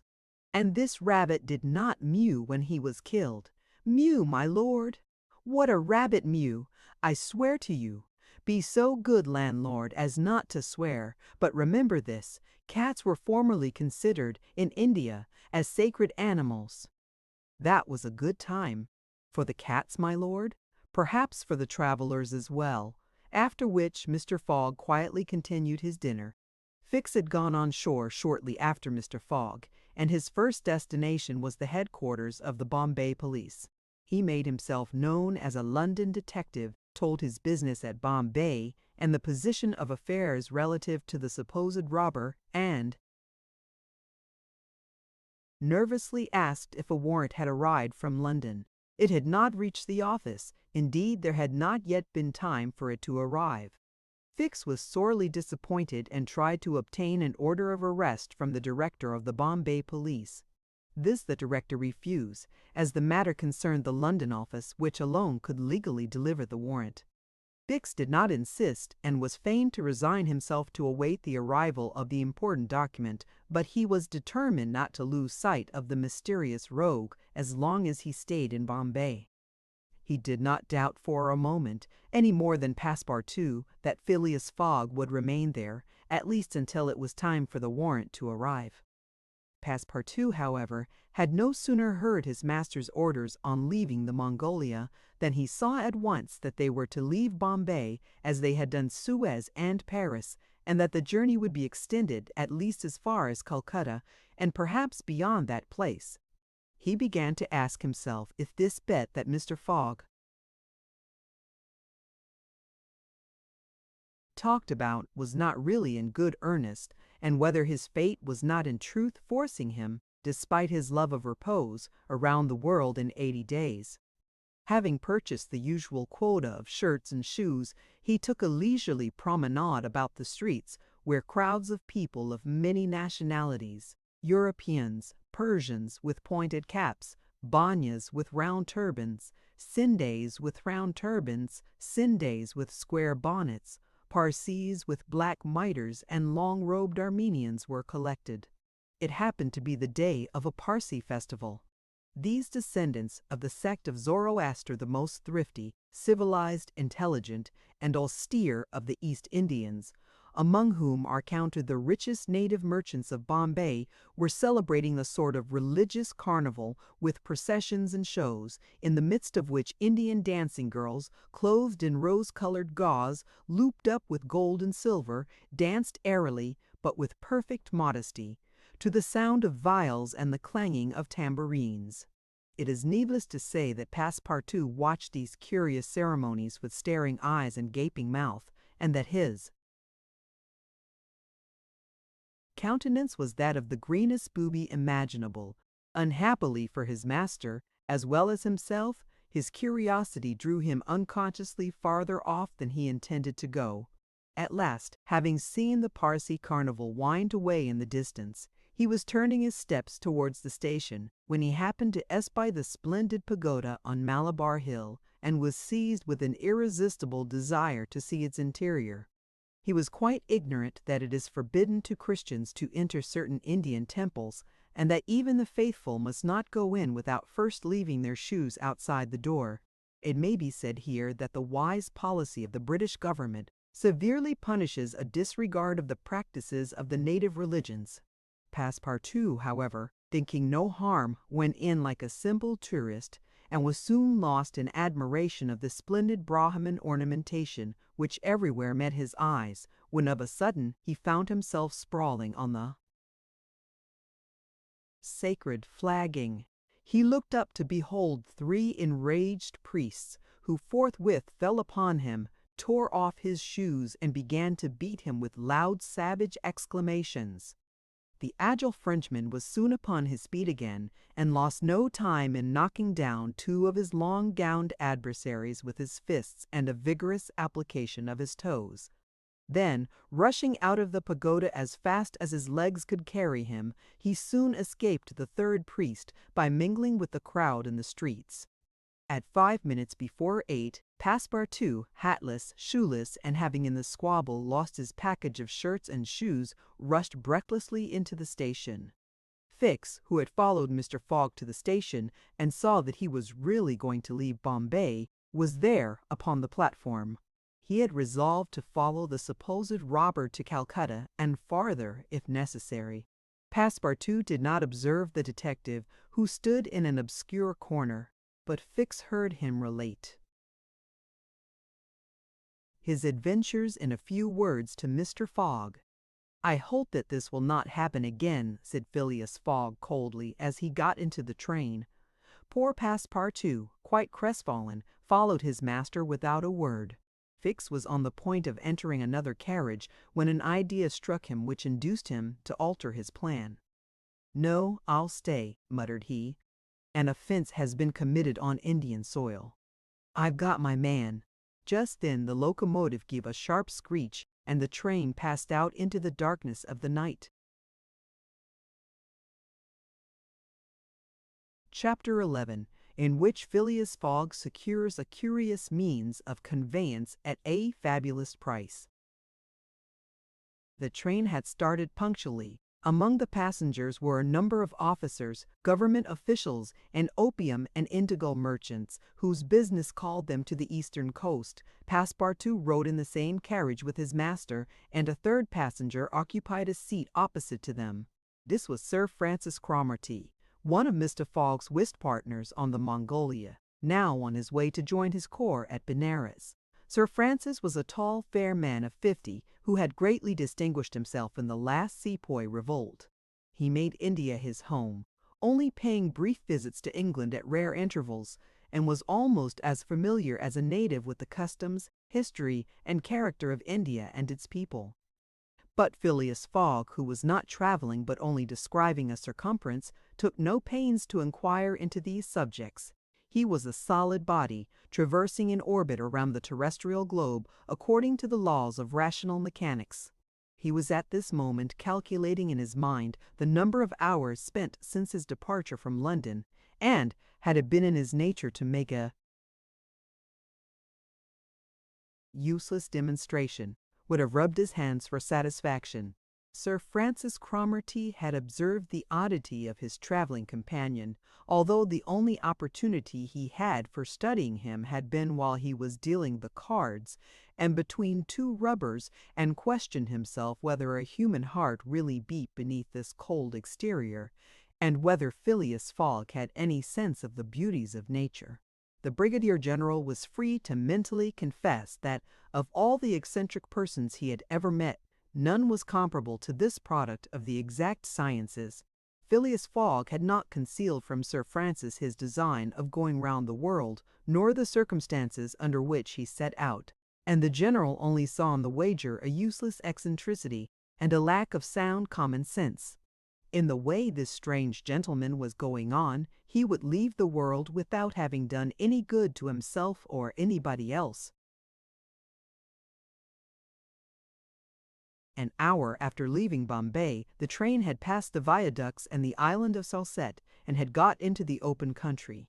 At Calian they reached the junction of the branch line which descends towards southeastern India by Kandala and Pona, and Pawala, and, passing Powell, they entered the defiles of the mountains, with their basalt bases, and their summits crowned with thick and verdant forests. Phileas Fogg and Sir Francis Cromarty exchanged a few words from time to time, and now Sir Francis, reviving the conversation, observed, "Some years ago, Mr. Fogg, you would have met with a delay at this point which would probably have lost you your wager." "How so, Sir Francis?" because the railway stopped at the base of these mountains, which the passengers were obliged to cross in palanquins or on ponies to Kandallah, on the other side. "Such a delay would not have deranged my plans in the least," said Mr. Fogg. "I have constantly foreseen the likelihood of certain obstacles." "But, Mr. Fogg," pursued Sir Francis, "you run the risk of having some difficulty about this worthy fellow's adventure at the pagoda." Passepartout, his feet comfortably wrapped in his traveling blanket, was sound asleep and did not dream that anybody was talking about him. The government is very severe upon that kind of offense. It takes particular care that the religious customs of the Indians should be respected, and if your servant were caught— "Very well, Sir Francis," replied Mr. Fogg. "If he had been caught, he would have been condemned and punished, and then would have quietly returned to Europe. I don't see how this affair could have delayed his master." The conversation fell again. During the night the train left the mountains behind and passed Nasik, and the next day proceeded over the flat, cultivated country of the Khandesh, with its straggling villages, above which rose the minarets of the pagodas. This fertile territory is watered by numerous small rivers and limp streams, mostly tributaries of the Goj Stavery. Passepartout, on waking and looking out, could not realize that he was actually crossing India in a railway train. The locomotive, guided by an English engineer and fed with English coal, threw out its smoke upon cotton, coffee, nutmeg, clove, and pepper plantations, while the steam curled in spirals around groups of palm trees, in the midst of which were seen picturesque bungalows, Bahari sort of abandoned monasteries, and marvelous temples enriched by the exhaustless ornamentation of Indian architecture. Then they came upon vast tracts extending to the horizon, with jungles inhabited by snakes and tigers, which fled at the noise of the train, succeeded by forests penetrated by the railway, and still haunted by elephants, which, with pensive eyes, gazed at the train as it passed. The travelers crossed, beyond Milagom, the fatal country so often stained with blood by the sectaries of the goddess Kali. Not far off rose Ellora with its graceful pagodas, and the famous Aurangabad, capital of the ferocious Aurangzeb, now the chief town of one of the detached provinces of the kingdom of the Nizam. It was thereabouts that Farangia, the Thuggee chief, king of the Stranglers, held his sway. These ruffians, united by a secret bond, strangled victims of every age in honor of the goddess Death, without ever shedding blood. There was a period when this part of the country could scarcely be traveled over without corpses being found in every direction. The English government has succeeded in greatly diminishing these murders, though the Thuggees still exist and pursue the exercise of their horrible rights. At 12:30 the train stopped at Burhanpur, where Passepartout was able to purchase some Indian slippers, ornamented with false pearls, in which, with evident vanity, he proceeded to encase his feet. The travelers made a hasty breakfast and started off for Askurester, after skirting for a little the banks of small river Tapti, which empties into the Gulf of Cambrai near Surat. Passepartout was now plunged into absorbing reverie. Up to his arrival at Bombay, he had entertained hopes that their journey would end there. But now that they were plainly whirling across India at full speed, a sudden change had come over the spirit of his dreams. His old vagabond nature returned to him. The fantastic ideas of his youth once more took possession of him. He came to regard his master's project as intended in good earnest, believed in the reality of the bet, and therefore in the tour of the world, and the necessity of making it without fail within the designated period. Already he began to worry about possible delays and accidents which might happen on the way. He recognized himself as being personally interested in the wager, and trembled at the thought that he might have been the means of losing it by his unpardonable folly of the night before. Being much less cool-headed than Mr. Fogg, he was much more restless, counting and recounting the days passed over, uttering maledictions when the train stopped, and accusing it of sluggishness, and mentally blaming Mr. Fogg for not having bribed the engineer. The worthy fellow was ignorant that, while it was possible by such means to hasten the rate of a steamer, it could not be done on the railway. The train entered the defiles of the Sutpora Mountains, which separate the Khandesh from Bundelkund, towards evening. The next day Sir Francis Cromarty asked Passepartout what time it was, to which, on consulting his watch, he replied that it was 3 in the morning. This famous timepiece, always regulated on the Greenwich meridian, which was now some 77 degrees westward, was at least 4 hours slow. Sir Francis corrected Passepartout's time, whereupon the latter made the same remark that he had done to Fix, and upon the general insisting that the watch should be regulated in each new meridian, since he was constantly going eastward, that is in the face of the sun, and therefore the days were shorter by 4 minutes for each degree. Gone over, Passepartout obstinately refused to alter his watch, which he kept at London time. It was an innocent delusion which could harm no one. The train stopped at 8 o'clock in the midst of a glade some 15 miles beyond Rothal, where there were several bungalows and workmen's cabins. The conductor passing along the carriages shouted, "Passengers will get out here." Phileas Fogg looked at Sir Francis Cromarty for an explanation, but the general could not tell what meant a halt in the midst of this forest of dates and acacias. Passepartout, not less surprised, rushed out and speedily returned, crying, "Monsieur, no more railway." "What do you mean?" asked Sir Francis. "I mean to say that the train isn't going on." The general at once stepped out, while Phileas Fogg calmly followed him, and they proceeded together to the conductor. "Where are we?" asked Sir Francis. "At the hamlet of Colby. Do we stop here?" "Certainly. The railway isn't finished." "What? Not finished?" "No. There's still a matter of 50 miles to be laid from here to Allahabad, where the line begins again. But the papers announce the opening of the railway through Allahabad, where the line begins again."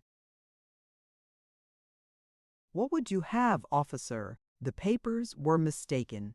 "Yet you sell tickets from Bombay to Calcutta," retorted Sir Francis, who was growing warm. "No doubt," replied the conductor, "but the passengers know that they must provide means of transportation for themselves from Colby to Allahabad." Sir Francis was furious. Passepartout would willingly have knocked the conductor down, and did not dare to look at his master. "Sir Francis," said Mr. Fogg quietly, "we will, if you please, look about for some means of conveyance to Allahabad." "Mr. Mies, Fogg, this is a delay greatly to your disadvantage." "No, Sir Francis, it was foreseen." "What? You knew that the way not at all, but I knew that some obstacle or other would sooner or later arise on my route. Nothing, therefore, is lost. I have 2 days, which I have already gained, to sacrifice. A steamer leaves Calcutta for Hong Kong at noon on the 25th. This is the 22nd, and we shall reach Calcutta in time." There was nothing to say to so confident a response. It was but too true that the railway came to a termination at this point. The papers were like some watches which have a way of getting too fast, and had been premature in their announcement of the completion of the line.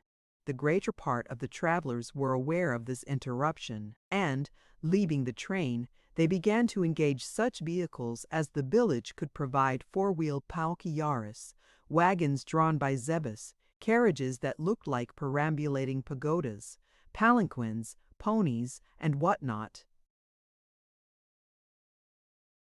Mr. Fogg and Sir Francis Cromarty, after searching the village from end to end, came back without having found anything. "I shall go afoot," said Phileas Fogg. Passepartout, who had now rejoined his master, made a wry grimace as he thought of his magnificent but too frail Indian shoes. Happily he too had been looking about him, and after a moment's hesitation said, "Monsieur, I think I have found a means of conveyance." "What?" "An elephant! An elephant that belongs to an Indian who lives but 100 steps from here." "Let's go and see the elephant," replied Mr. Fogg. They soon reached a small hut, near which, enclosed within some high palings, was the animal in question. An Indian came out of the hut, and, at their request, conducted them within the enclosure. The elephant, which its owner had reared, not for a beast of burden, but for warlike purposes, was half domesticated. The Indian had begun already, by often irritating him and feeding him every 3 months on sugar and butter, to impart to him a ferocity not in his nature, this method being often employed by those who train the Indian elephants for battle. Happily, however, for Mr. Fogg, the animal's instruction in this direction had not gone far, and the elephant still preserved his natural gentleness. Cayuni, this was the name of the beast, could doubtless travel rapidly for a long time, and, in default of any other means of conveyance, Mr. Fogg resolved to hire him.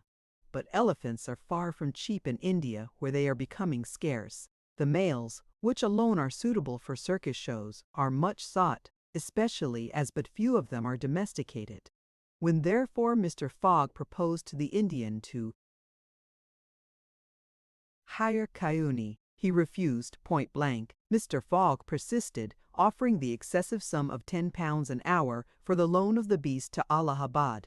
Refused. £20? Refused also. £40? Still refused also. £40? Still refused. Passepartout jumped at each advance, but the Indian declined to be tempted. Yet the offer was an alluring one, for supposing it took the elephant 15 hours to reach Allahabad, his owner would receive no less than £600 sterling. Phileas Fogg, without getting in the least flurried, then proposed to purchase the animal outright, and at first offered £1,000 for him. The Indian, perhaps thinking he was going to make a great bargain, still refused. Sir Francis Cromarty took Mr. Fogg aside and begged him to reflect before he went any further, to which that gentleman replied that he was not in the habit of acting rashly, that a bet of £20,000 was at stake, that the elephant was absolutely necessary to him, and that he would secure him if he had to pay 20 times his value. Returning to the Indian, whose small, sharp eyes, glistening with avarice, betrayed that with him it was only a question of how great a price he could obtain, Mr. Fogg offered first £1,200, then £1,500, £1,800, £2,000. Passepartout, usually so rubicund, was fairly white with suspense. At £2,000 the Indian yielded. "What a price, good heavens!" cried Passepartout, for an elephant. It only remained now to find a guide, which was comparatively easy. A young Parsee with an intelligent face offered his services, which Mr. Fogg accepted, promising so generous a reward as to materially stimulate his zeal. The elephant was led out and equipped. The Parsee, who was an accomplished elephant driver, covered his back with a sort of saddle-cloth, and attached to each of his flanks some curiously uncomfortable howdahs. Phileas Fogg paid the Indian with some banknotes which he extracted from the famous carpet-bag, a proceeding that seemed to deprive poor Passepartout of his vitals. Then he offered to carry Sir Francis to Allahabad, which the brigadier gratefully accepted, as one traveller the more would not be likely to fatigue the gigantic beast. Provisions were purchased at Colby, and, while Sir Francis and Mr. Fogg took the howdahs on either side, Passepartout got astride the saddle-cloth between them. The Parsee perched himself on the elephant's neck, and at 9 o'clock they set out from the village, the animal marching off through the dense forest of palms by the shortest cut. Chapter 12, in which Phileas Fogg and his companions venture across the Indian forests, and what ensued. In order to shorten the journey, the guide passed to the left of the line, where the railway was still in process of being built. This line, owing to the capricious turnings of the Vindhya Mountains, did not pursue a straight course. The Parsee, who was quite familiar with the roads and paths in the district, declared that they would gain 20 miles by striking directly through the forest. Phileas Fogg and Sir Francis Cromarty, plunged to the neck in the peculiar howdahs provided for them, were horribly jostled by the swift trotting of the elephant, spurred on as he was by the skilful Parsee. But they endured the discomfort with true British phlegm, talking little, and scarcely able to catch a glimpse of each other. As for Passepartout, who was mounted on the beast's back, and received the direct force of each concussion as he trod along, He was very careful, in accordance with his master's advice, to keep his tongue from between his teeth, as it would otherwise have been bitten off short. The worthy fellow bounced from the elephant's neck to his rump, and vaulted like a clown on a springboard. Yet he laughed in the midst of his bouncing, and from time to time took a piece of sugar out of his pocket and inserted it in Cayune's trunk, who received it without in the least slackening his regular trot. After 2 hours the guide stopped the elephant and gave him an hour for rest, during which Cayune, after quenching his thirst at a neighboring spring, set to devouring the branches and shrubs round about him. Neither Sir Francis nor Mr. Fogg regretted the delay, and both descended with a feeling of relief. "Why, he's made of iron!" exclaimed the general, gazing admiringly on Cayune. "Of forged iron," replied Passepartout, as he set about preparing a hasty breakfast. At noon the Parsee gave the signal of departure. The country soon presented a very savage aspect. Copses of dates and dwarf palms succeeded the dense forests. Then vast dry plains dotted with scanty shrubs and sown with great blocks of cyanite. All this portion of Bundelkund, which is little frequented by travelers, is inhabited by a fanatical population hardened in the most horrible practices of the Hindu faith. The English have not been able to secure complete dominion over this territory, which is subjected to the influence of Rajas, whom it is almost impossible to reach in their inaccessible mountain fastnesses. The travelers several times saw bands of ferocious Indians, who, when they perceived the elephant striding across country, made angry and threatening motions. The Parsee avoided them as much as possible. Few animals were observed on the route. Even the monkeys hurried from their path with contortions and grimaces which convulsed Passepartout with laughter. In the midst of his gaiety, however, one thought troubled the worthy servant. What would Mr. Fogg do with the elephant when he got to Allahabad? Would he carry him on with him? Impossible. The cost of transporting him would make him ruinously expensive. Would he sell him or set him free? The estimable beast certainly deserves some consideration. Should Mr. Fogg choose to make him Passepartout a present of Cayune, he would be very much embarrassed, and these thoughts did not cease worrying him for a long time. The principal chain of the Vindhyas was crossed by 8 in the evening, and another halt was made on the northern slope, in a ruined bungalow. They had gone nearly 25 miles that day, and an equal distance still separated them from the station of Allahabad. The night was cold. The Parsee lit a fire in the bungalow with a few dry branches, and the warmth was very grateful. Provisions purchased at Colby sufficed for supper, and the travelers ate ravenously. The conversation, beginning with a few disconnected phrases, soon gave place to loud and steady snores. The guide watched Cayune, who slept standing, bolstering himself against the trunk of a large tree. Nothing occurred during the night to disturb the slumberers, although occasional growls from panthers and chatterings of monkeys broke the silence. The more formidable beasts made no cries or hostile demonstration against the occupants of the bungalow. Sir Francis slept heavily, like an honest soldier overcome with fatigue. Passepartout was wrapped in uneasy dreams of the bouncing of the day before.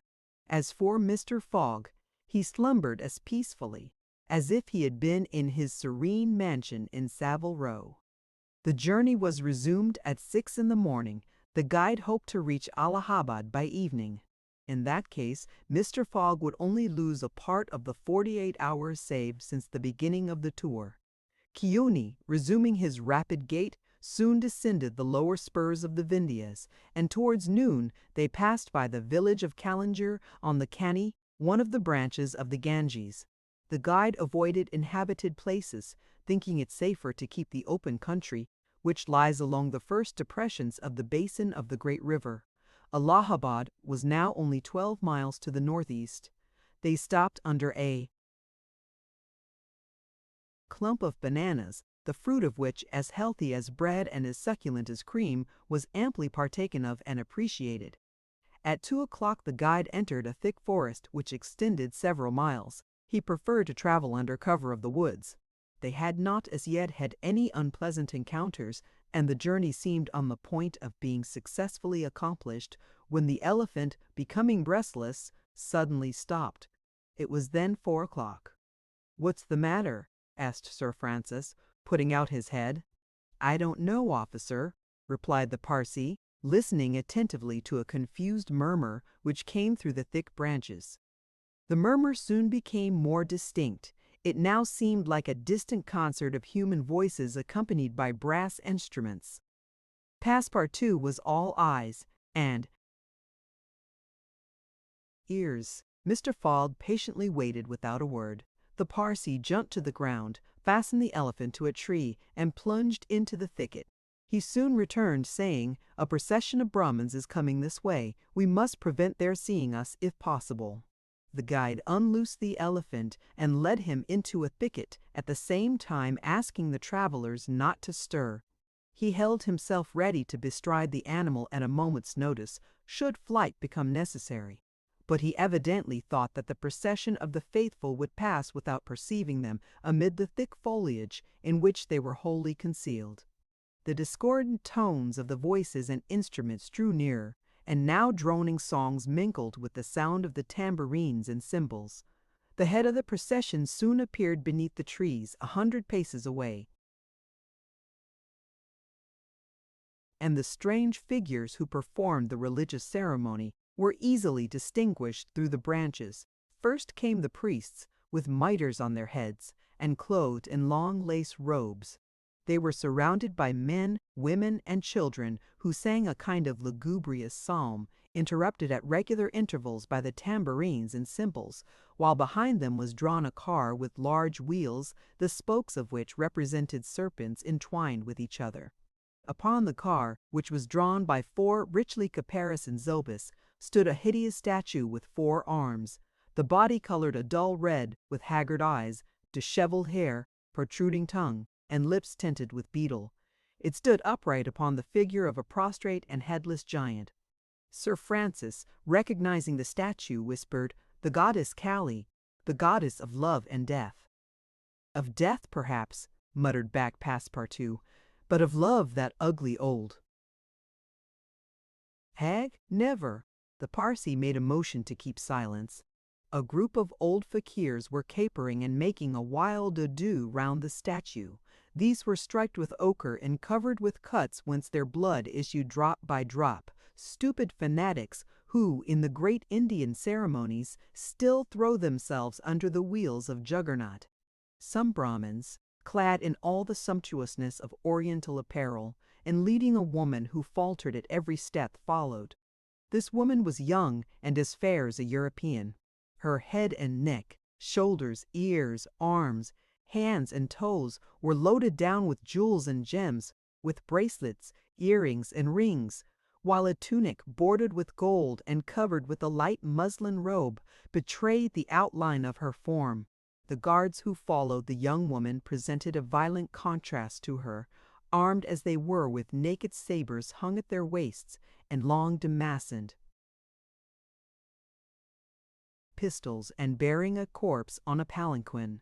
It was the body of an old man, gorgeously arrayed in the habiliments of a Rajah, wearing, as in life, a turban embroidered with pearls, a robe of tissue of silk and gold, a scarf of cashmere sewed with diamonds, and the magnificent weapons of a Hindu prince. Next came the musicians and a rearguard of capering fakirs, whose cries sometimes drowned the noise of the instruments. These closed the procession. Sir Francis watched the procession with a sad countenance, and, turning to the guide, said, "A suddie." The Parsee nodded and put his finger to his lips. The procession slowly wound under the trees, and soon its last ranks disappeared in the depths of the wood. The songs gradually died away. Occasionally cries were heard in the distance, until at last all was silence again. Phileas Fogg had heard what Sir Francis said, and as soon as the procession had disappeared, asked, "What is a suddie?" "A suddie," returned the general, "is a human sacrifice, but a voluntary one. The woman you have just seen will be burned tomorrow at the dawn of day. "Oh, the scoundrels!" cried Passepartout, who could not repress his indignation. "And the corpse?" asked Mr. Fogg. "Is that of the prince, her husband," said the guide, "an independent Rajah of Bundelkund." "Is it possible," resumed Phileas Fogg, his voice betraying not the least emotion, "that these barbarous customs still exist in India, and that the English have been unable to put a stop to them?" "These sacrifices do not occur in the larger portion of India," replied Sir Francis. "But we have no power over these savage territories, and especially here in Bundelkund. The whole district north of the Vindhyas is the theatre of incessant murders and pillage." "The poor wretch!" exclaimed Passepartout. "To be burned alive!" "Yes," returned Sir Francis, "burned alive. And if she were not, you cannot conceive what treatment she would be obliged to submit to from her relatives.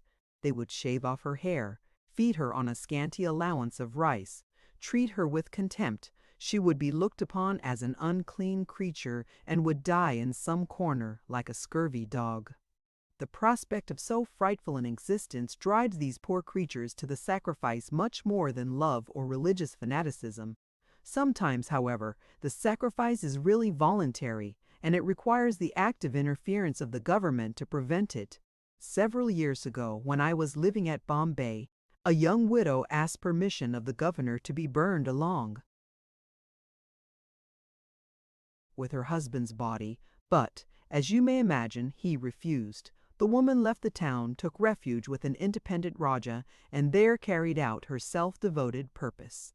While Sir Francis was speaking, the guide shook his head several times and now said, "The sacrifice which will take place tomorrow at dawn is not a voluntary one."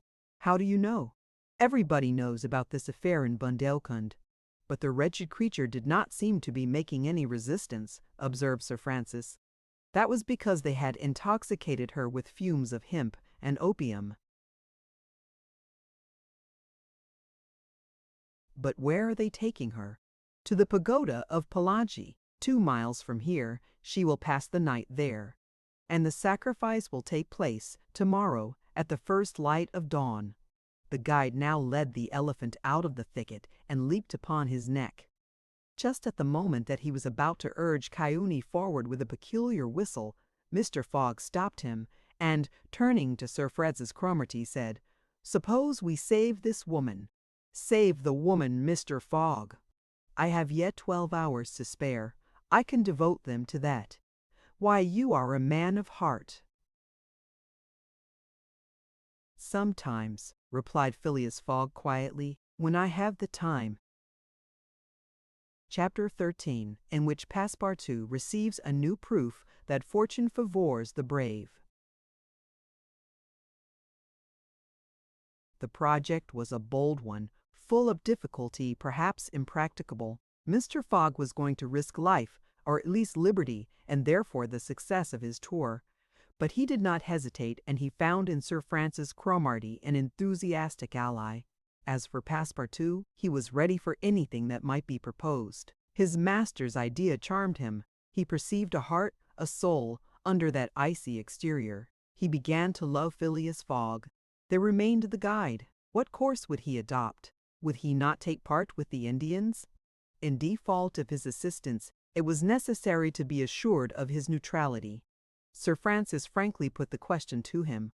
"Officers," replied the guide, "I am a Parsee, and this woman is a Parsee. Command me as you will." "Excellent," said Mr. Fogg. "However," resumed the guide, "it is certain not only that we shall risk our lives, but horrible tortures if we are taken." "That is foreseen," replied Mr. Fogg. "I think we must wait till night before acting." "I think so," said the guide. The worthy Indian then gave some account of the victim, who, he said, was a celebrated beauty of the Parsee race, and the daughter of a wealthy Bombay merchant. She had received a thoroughly English education in that city, and, from her manners and intelligence, would be thought an European. Her name was Aouda. Left an orphan, she was married against her will to the old Rajah of Bundelkund, and, knowing the fate that awaited her, she escaped, was retaken, and devoted by the Rajah's relatives, who had an interest in her death, to the sacrifice from which it seemed she could not escape. The Parsi's narrative only confirmed Mr. Fogg and his companions in their generous design. It was decided that the guide should direct the elephant towards the pagoda of Pelagie, which he accordingly approached as quickly as possible. They halted half an hour afterwards in a copse some 500 feet from the pagoda, where they were well concealed, but they could hear the groans and cries of the fakirs distinctly. They then discussed the means of getting at the victim. The guide was familiar with the pagoda of Pelagie, in which, as he declared, the young woman was imprisoned. Could they enter any of its doors while the whole party of Indians was plunged in a drunken sleep, or was it safer to attempt to make a hole in the walls? This could only be determined at the moment and the place themselves. But it was certain that the abduction must be made that night, and not when, at break of day, the victim was led to her funeral pyre. Then no human intervention could save her. As soon as night fell, about 6 o'clock, they decided to make a reconnaissance around the pagoda. The cries of the fakirs were just ceasing. The Indians were in the act of plunging themselves into the drunkenness caused by liquid opium mingled with hemp, and it might be possible to slip between them to the temple itself. The Parsi, leading the others, noiselessly crept through the wood, and in 10 minutes they found themselves on the banks of a small stream, whence, by the light of the resin torches, they perceived a pyre of wood, on the top of which lay the embalmed body of the Rajah, which was to be burned with his wife. The pagoda, whose minarets loomed above the trees in the deepening dusk, stood 100 steps away. "Come," whispered the guide.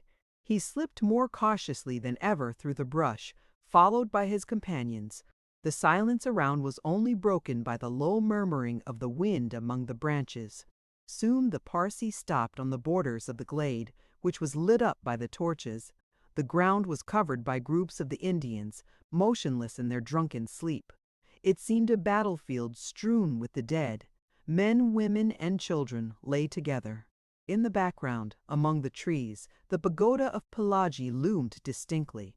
Much to the guide's disappointment, the guards of the Rajah, lighted by torches, were watching at the doors and marching to and fro with naked sabers. Probably the priests, too, were watching within. The Parsi, now convinced that it was impossible to force an entrance to the temple, advanced no farther, but led his companions back again. Phileas Fogg and Sir Francis Cromarty also saw that nothing could be attempted in that direction. They stopped and engaged in a whispered colloquy. "It is only 8 now," said the brigadier, "and these guards may also go to sleep." "It is not impossible," returned the Parsi. They lay down at the foot of a tree and waited. The time seemed long. The guide ever and anon left them to take an observation on the edge of the wood, but the guards watched steadily by the glare of the torches, and a dim light crept through the windows of the pagoda. They waited till midnight, but no change took place among the guards, and it became apparent that their yielding to sleep could not be counted on. The other plan must be carried out. An opening in the walls of the pagoda must be made. It remained to ascertain whether the priests were watching by the side of their victim as assiduously as were the soldiers at the door. After a last consultation, the guide announced that he was ready for the attempt, and advanced, followed by the others. They took a roundabout way, so as to get at the pagoda on the rear. They reached the walls about 12:30 without having met anyone. Here there was no guard, nor were there either windows or doors. The night was dark. The moon, on the wane, scarcely left the horizon and was covered with heavy clouds. The height of the trees deepened the darkness. It was not enough to reach the walls. An opening in them must be accomplished. And to attain this purpose, the party only had their pocket knives. Happily, the temple walls were built of brick and wood, which could be penetrated with little difficulty. After one brick had been taken out, the rest would yield easily. They set noiselessly to work, and the Parsi on one side and Passepartout on the other began to loosen the bricks so as to make an aperture 2 feet wide. They were getting on rapidly when suddenly a cry was heard in the interior of the temple, followed almost instantly by other cries replying from the outside. Passepartout and the guide stopped. Had they been heard? Was the alarm being given? Common prudence urged them to retire, and they did so, followed by Phileas Fogg and Sir Francis. They again hid themselves in the wood and waited till the disturbance, whatever it might be, ceased, holding themselves ready to resume their attempt without delay. But awkwardly enough, the guards now appeared at the rear of the temple and there installed themselves, in readiness to prevent a surprise. It would be difficult to describe the disappointment of the party, thus interrupted in their work. They could not now reach the victim. How then could they save her? Sir Francis shook his fists, Passepartout was beside himself, and the guide gnashed his teeth with rage. The tranquil Fogg waited, without betraying any emotion. "We have nothing to do but to go away," whispered Sir Francis. "Nothing but to go away," echoed the guide. "Stop," said Fogg. "I am only due at Allahabad tomorrow before noon." "But what can you hope to do?" asked Sir Francis. "In a few hours it will be daylight, and the chance which now seems lost may present itself at the last moment." Sir Francis would have liked to read Phileas Fogg's eyes. What was this cool Englishman thinking of? Was he planning to make a rush for the young woman at the very moment of the sacrifice and boldly snatch her from her executioners? This would be utter folly, and it was hard to admit that Fogg was such a fool. Sir Francis consented, however, to remain to the end of this terrible drama. The guide led them to the rear of the glade, where they were able to observe the sleeping groups. Meanwhile Passepartout, who had perched himself on the lower branches of a tree, was resolving an idea which had at first struck him like a flash and which was now firmly lodged in his brain. He had commenced by saying to himself, "What folly!" and then he repeated, "Why not, after all? It's a chance, perhaps the only one, and with such sots." Thinking thus, he slipped with the suppleness of a serpent to the lowest branches, the ends of which bent almost to the ground. The hours passed, and the lighter shades now announced the approach of day, though it was not yet light. This was the moment. The slumbering multitude became animated, the tambourines sounded, songs and cries arose. The hour of the sacrifice had come. The doors of the pagoda swung open, and a bright light escaped from its interior, in the midst of which Mr. Fogg and Sir Francis espied the victim. She seemed, having shaken off the stupor of intoxication, to be striving to escape from her executioner. Sir Francis's heart throbbed, and convulsively seizing Mr. Fogg's hand, found in it an open knife. Just at this moment the crowd began to move. The young woman had again fallen into a stupor caused by the fumes of hemp, and passed among the fakirs, who escorted her with their wild religious cries. Phileas Fogg and his companions mingling in the rear ranks of the crowd followed, and in 2 minutes they reached the banks of the stream and stopped 50 paces from the pyre, upon which still lay the Rajah's corpse. In the semi-obscurity they saw the victim, quite senseless, stretched out beside her husband's body. Then a torch was brought, and the wood, heavily soaked with oil, instantly took fire. At this moment Sir Francis and the guide seized Phileas Fogg, who in an instant of mad generosity was about to rush upon the pyre, but he had quickly pushed them aside when the whole scene suddenly changed. A cry of terror arose. The whole multitude prostrated themselves, terror-stricken, on the ground. The old Rajah was not dead. Then, since he rose of a sudden, like a spectre, took up his wife in his arms, and descended from the pyre in the midst of the clouds of smoke which only heightened his ghostly appearance. Fakirs and soldiers and priests, seized with instant terror, lay there, with their faces on the ground, not daring to lift their eyes and behold such a prodigy. The inanimate victim was borne alone by the vigorous arms which supported her, and which she did not seem in the least to burden.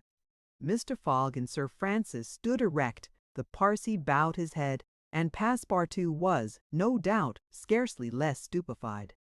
The resuscitated Rajah approached Sir Francis and Mr. Fogg and, in an abrupt tone, said, "Let us be off." It was Passepartout himself, who had slipped upon the pyre in the midst of the smoke and, profiting by the still overhanging darkness, had delivered the young woman from death. It was Passepartout who, playing his part with a happy audacity, had passed through the crowd amid the general terror.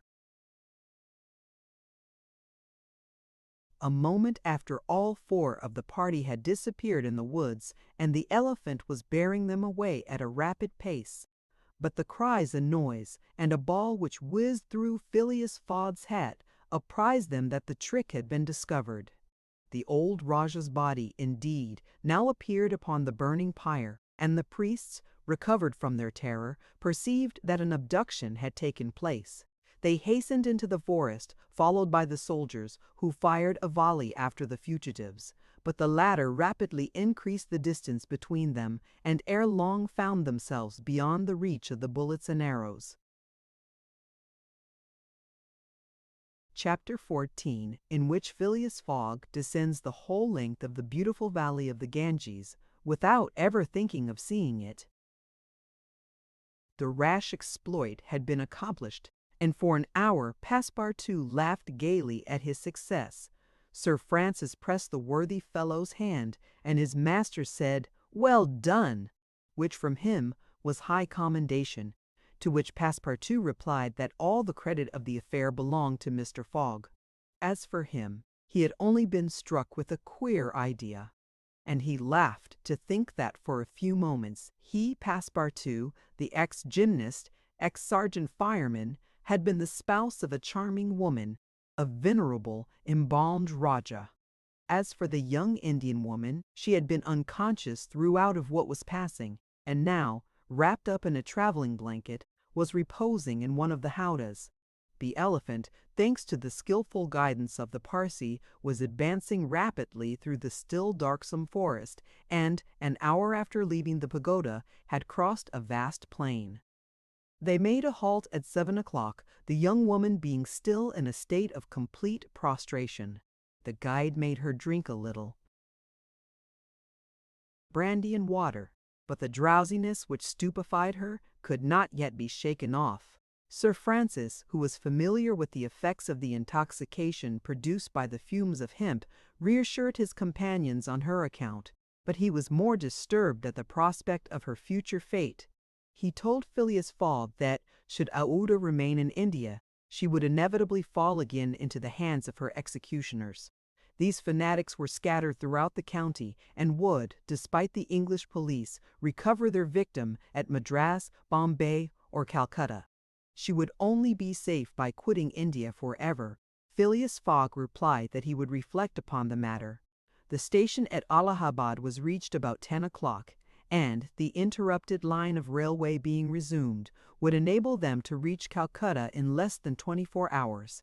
Phileas Fogg would thus be able to arrive in time to take the steamer which left Calcutta the next day, October 25th, at noon, for Hong Kong. The young woman was placed in one of the waiting rooms of the station, whilst Passepartout was charged with purchasing for her various articles of toilet, a dress, shawl, and some furs, for which his master gave him unlimited credit. Passepartout started off forthwith and found himself in the streets of Allahabad, that is, the city of God, one of the most venerated in India, being built at the junction of the two sacred rivers, Ganges and Jumna, the waters of which attract pilgrims and Penicel. The Ganges, according to the legends of the Ramayana, rises in heaven, whence, owing to Brahma's agency, it descends to the earth.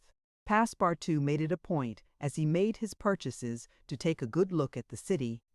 It was formerly defended by a noble fort, which has since become a state prison.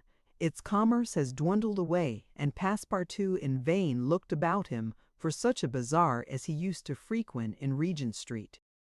At last he came upon an elderly, crusty Jew who sold second-hand articles, and from whom he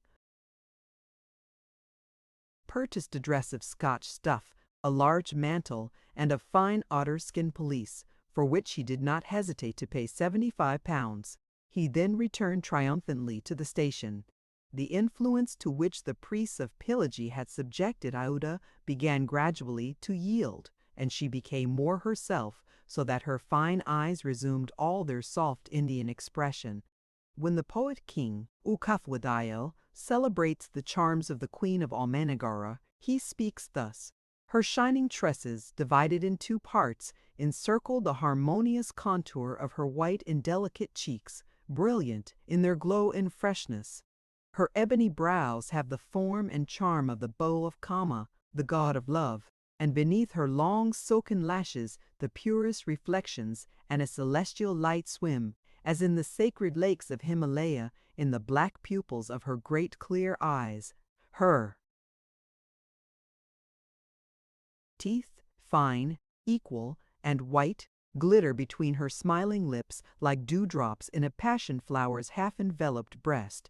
Her delicately formed ears, her vermilion hands, her little feet, curved and tender as the lotus bud, glitter with the brilliancy of the loveliest pearls of Ceylon, the most dazzling diamonds of Golconda. Her narrow and supple waist, which a hand may clasp around, sets forth the outline of her rounded figure and the beauty of her bosom, where youth in its flower displays the wealth of its treasures. And beneath the silken folds of her tunic she seems to have been modeled in pure silver by the godlike hand of Vikvarkarma, the immortal sculptor. It is enough to say, without applying this poetical rhapsody to Aouda, that she was a charming woman in all the European acceptation of the phrase.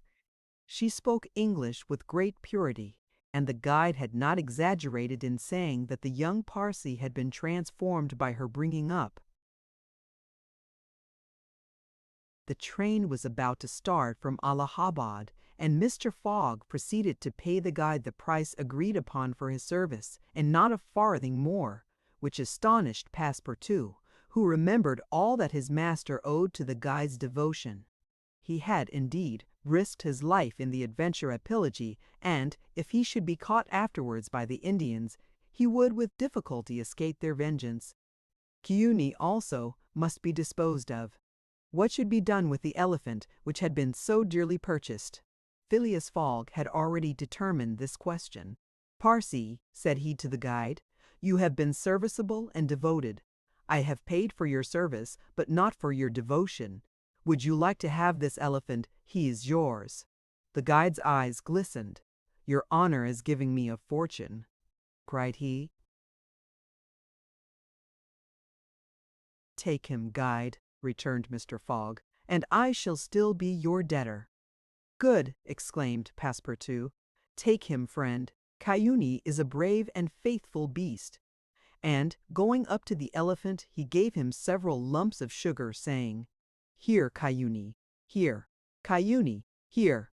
The elephant grunted out his satisfaction, and, clasping Passepartout around the waist with his trunk, lifted him as high as his head. Passepartout, not in the least alarmed, caressed the animal, which replaced him gently on the ground.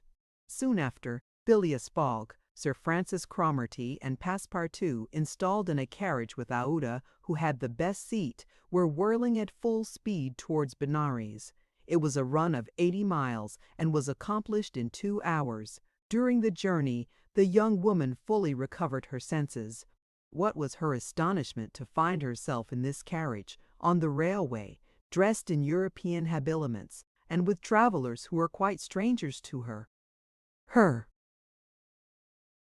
companions first set about fully reviving her with a little liquor, and then Sir Francis narrated to her what had passed, dwelling upon the courage with which Phileas Fogg had not hesitated to risk his life to save her, and recounting the happy sequel of the venture, the result of Passepartout's rash idea.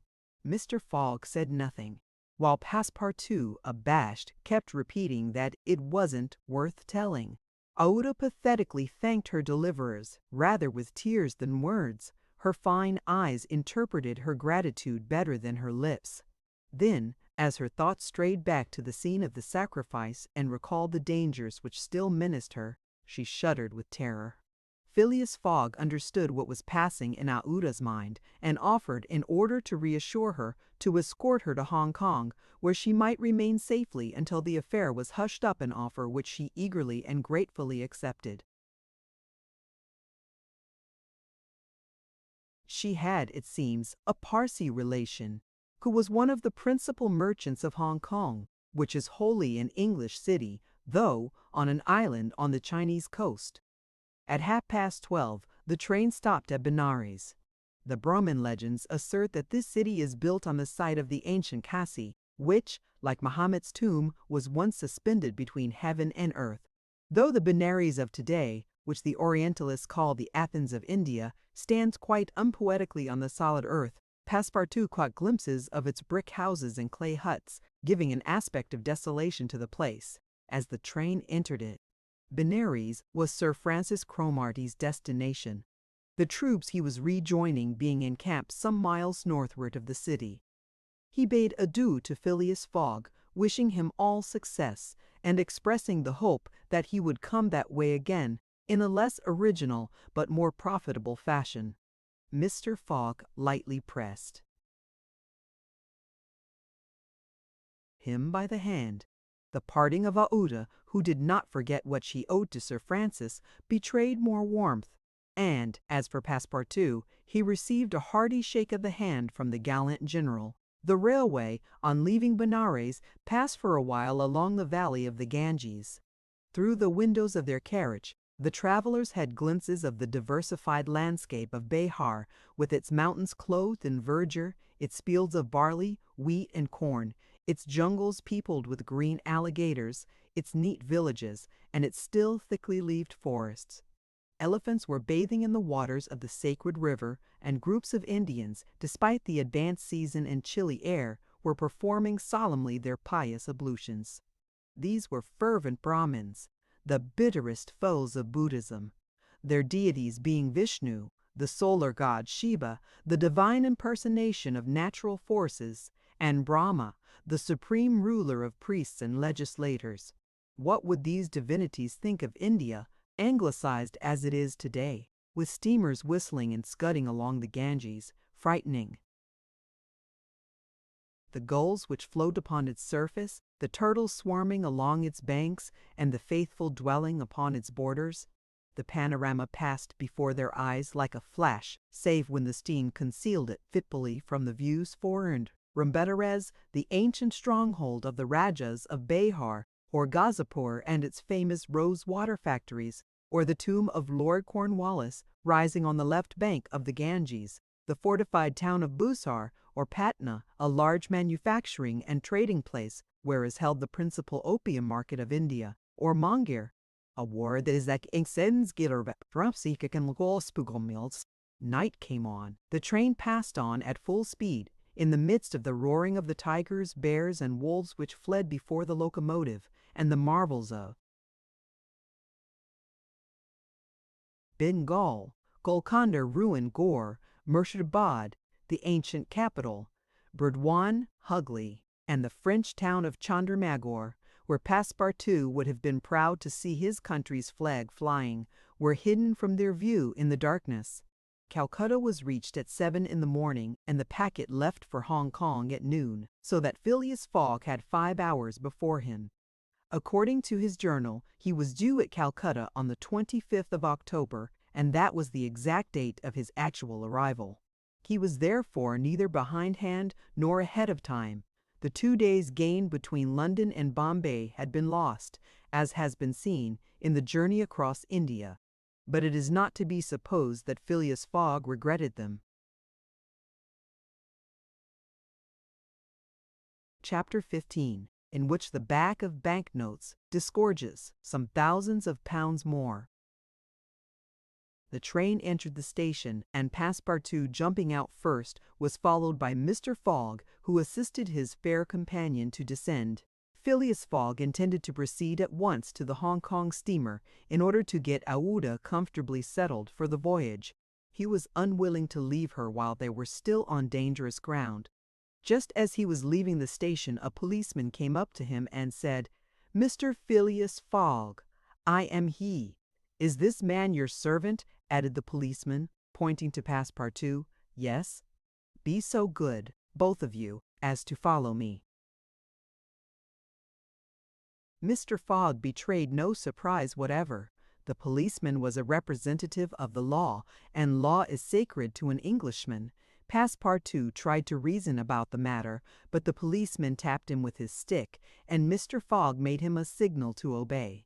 "May this young lady go with us?" asked he. "She may," replied the policeman. Mr. Fogg, Aouda, and Passepartout were conducted to a palkigari, a sort of four-wheeled carriage drawn by two horses, in which they took their places and were driven away. No one spoke during the 20 minutes which elapsed before they reached their destination.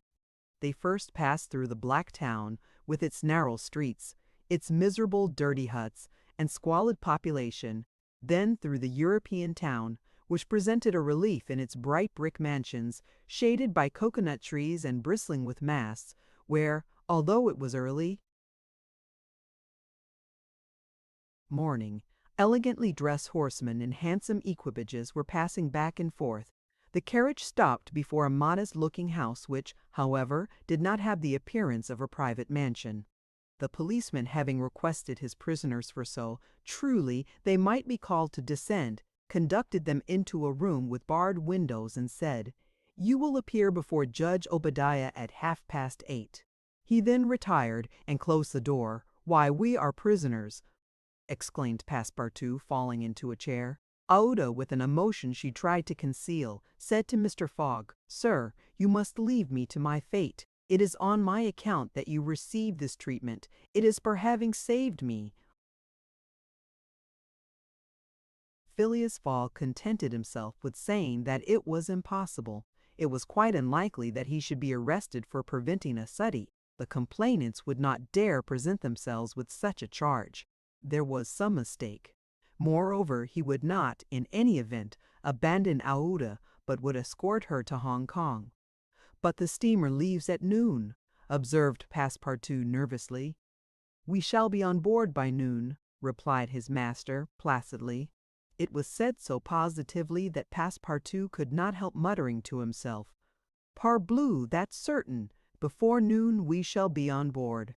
But he was by no means reassured. At 8:30 the door opened, the policeman appeared, and, requesting them to follow him, led the way to an adjoining hall.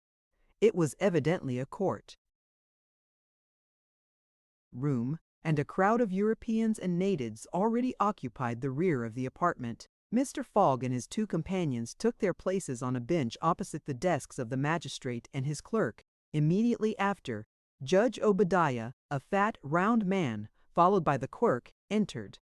He proceeded to take down a wig which was hanging on a nail and put it hurriedly on his head. "The first case," said he. Then, putting his hand to his head, he exclaimed, "Heh, this is not my wig." "No, your worship," returned the clerk, "it is mine." My dear Mr. Oysterpuff, how can a judge give a wise sentence in a clerk's wig? The wigs were exchanged. Passepartout was getting nervous, for the hands on the face of the big clock over the judge seemed to go around with terrible rapidity. "The first case," repeated Judge Obadiah. "Phileas Fogg?" demanded Oysterpuff. "I am here," replied Mr. Fogg. "Passepartout?" "Present," responded Passepartout. "Good," said the judge. "You have been looked for prisoners for 2 days on the trains from Bombay." "But of what are we accused?" asked Passepartout impatiently. "You are about to be informed. I am an English subject, sir," said Mr. Fogg, "and I have the right—" "Have you been ill-treated?" "Not at all." "Very well, let the complainants come in." A door was swung open by order of the judge, and 3 Indian priests entered. "That's it," muttered Passepartout. "These are the rogues who were going to burn our young lady." The priests took their places in front of the judge, and the clerk proceeded to read in a loud voice a complaint of sacrilege against Phileas Fogg and his servant, who were accused of having violated a place held consecrated by the Brahmin. "Religion. You hear the charge?" asked the judge. "Yes, sir," replied Mr. Fogg, consulting his watch, "and I admit it. You admit it. I admit it. I admit it, and I wish to hear these priests admit, in their turn, what they were going to do at the pagoda of Pelagie." The priests looked at each other. They did not seem to understand what was said.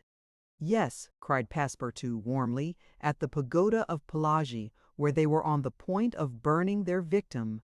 The judge stared with astonishment, and the priests were stupefied. "What victim?" said Judge Obadiah.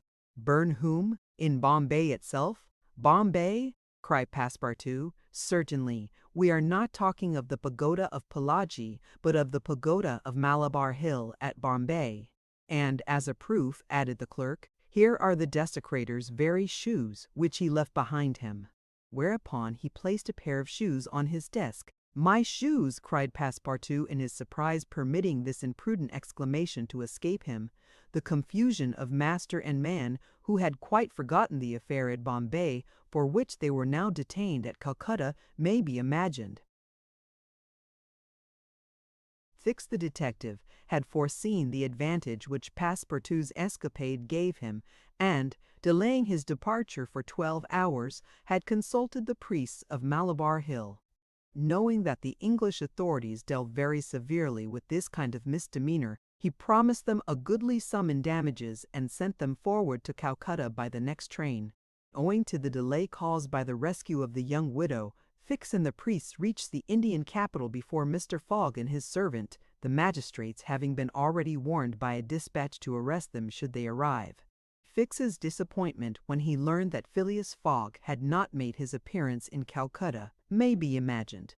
He made up his mind that the robber had stopped somewhere on the route and taken refuge in the southern provinces. For 24 hours, Fix watched the station with feverish anxiety. At last he was rewarded by seeing Mr. Fogg and Passepartout arrive, accompanied by a young woman whose presence he was wholly at a loss to explain. He hastened for a policeman, and this was how the party came to be arrested and brought before Judge Obadiah. Had Passepartout been a little less preoccupied, he would have espied the detective ensconced in a corner of the courtroom, watching the proceedings with an interest easily understood, for the warrant had failed to reach him at Calcutta, as it had done at Bombay and Suez. Judge Obadiah had unfortunately caught Passepartout's rash exclamation, which the poor fellow would have given the world to recall. "The facts are admitted?" asked the judge. "Admitted," replied Mr. Fogg coldly. "Inasmuch," resumed the judge, "as the English law protects equally and sternly the religions of the Indian people, and as the man Passepartout has admitted that he violated the sacred pagoda of Malabar Hill at Bombay on the 20th of D. October, I condemn the said Passepartout to imprisonment for 15 days and a fine of £300. £300! cried Passepartout, startled at the largeness of the sum. "Silence!" shouted the constable. "And inasmuch," continued the judge, "as it is not proved that the act was not done by the connivance of the master with the servant, and as the master in any case must be held responsible for the acts of his paid servant, I condemn Phileas Fogg to a week's imprisonment and a fine of £150. Fix rubbed his hands softly with satisfaction. If Phileas Fogg could be detained in Calcutta a week, it would be more than time for the warrant to arrive. Passepartout was stupefied. This sentence ruined his master. A wager of £20,000 lost because he, like a precious fool, had gone into that abominable pagoda. Phileas Fogg, as self-composed as if the judgment did not in the least concern him, did not even lift his eyebrows while it was being pronounced. Just as the clerk was calling the next case, he rose and said, "I offer bail." "You have that right," returned the judge. Fix's blood ran cold, but he resumed his composure when he heard the judge announce that the bail required for each prisoner would be £1,000. "I will pay it at once," said Mr. Fogg, taking a roll of bank bills from the carpet-bag which Passepartout had by him, and placing them on the clerk's desk. "This sum will be restored to you upon your release from prison," said the warrant. Judge: "Meanwhile, you are liberated on bail." "Come," said Phileas Fogg to his servant. "But let them at least give me back my shoes," cried Passepartout angrily. "Ah, these are pretty dear shoes." He muttered, as they were handed to him, "More than £1,000 apiece. Besides, they pinch my feet." Mr. Fogg, offering his arm to Aouda, then departed, followed by the crestfallen Passepartout. Fix still nourished hopes that the robber would not, after all, leave the £2,000 behind him, but would decide to serve out his week in jail, and issued forth on Mr. Fogg's traces. That gentleman took a carriage, and the party were soon landed on one of the quays. The Rangoon was moored half a mile off in the harbor, its signal of departure hoisted at the masthead. 11 o'clock was striking. Mr. Fogg was an hour in advance of time. Fix saw them leave the carriage and push off in a boat for the steamer, and stamped his feet with disappointment. "The rascal is off after all," he exclaimed. £2,000 sacrificed. He's as prodigal as a thief. I'll follow him to the end of the world if necessary. But, at the rate he is going on, the stolen money will soon be exhausted. The detective was not far wrong in making this conjecture. Since leaving London, what with traveling expenses, bribes, the purchase of the elephant, bails, and fines, Mr. Fogg had already spent more than £5,000 on the way, and the percentage of the sum recovered from the bank robber promised to the detectives was rapidly diminishing. Chapter 16, in which Fix does not seem to understand in the least what is said to him. The Rangoon, one of the Peninsular and Oriental Company's boats plying in the Chinese and Japanese seas, was a screw steamer, built of iron, weighing about 1,770 tons, and with engines of 400 horsepower. She was as fast, but not as well fitted up, as the Mongolia, and Aouda was not as comfortably provided for on board of her as Phileas Fogg could have wished. However, the trip from Calcutta to Hong Kong only comprised some 3,500 miles, occupying from 10 to 12 days, and the young woman was not difficult to please. During the first days of the journey, Aouda became better acquainted with her protector and constantly gave evidence of her deep gratitude for what he had done. The phlegmatic gentleman listened to her, apparently at least, with coldness, neither his voice nor his manner betraying the slightest emotion, but he seemed to be always on the watch that nothing should be wanting to Aouda's comfort. He visited her regularly each day at certain hours, not so much to talk himself as to sit and hear her talk. He treated her with the strictest politeness, but with the precision of an automaton, the movements of which had been arranged for this purpose. Aouda did not quite know what to make of him, though Passepartout had given her some hints of his master's eccentricity, and made her smile by telling her of the wager which was sending him round the world.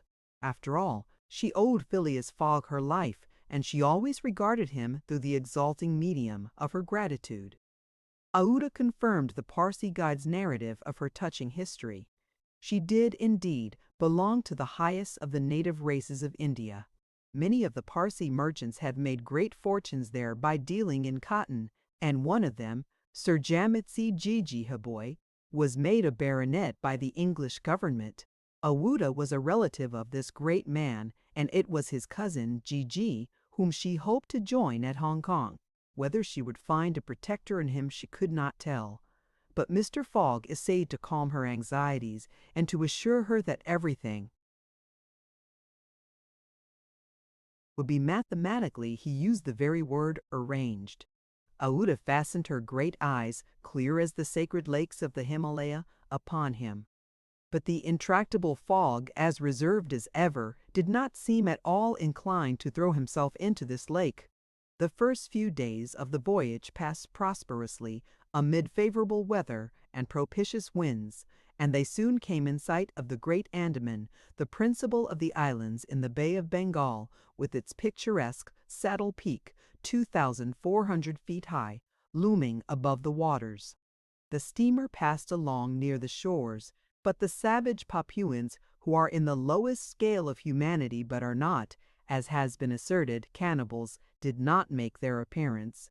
The panorama of the islands as they steamed by them was superb. Vast forests of palms, arix, bamboo, teakwood, of the gigantic mimosa, and tree-like ferns covered the foreground, while behind, the graceful outlines of the mountains were traced against the sky, and along the coasts swarmed by thousands the precious swallows whose nests furnish a luxurious dish to the tables of the celestial empire.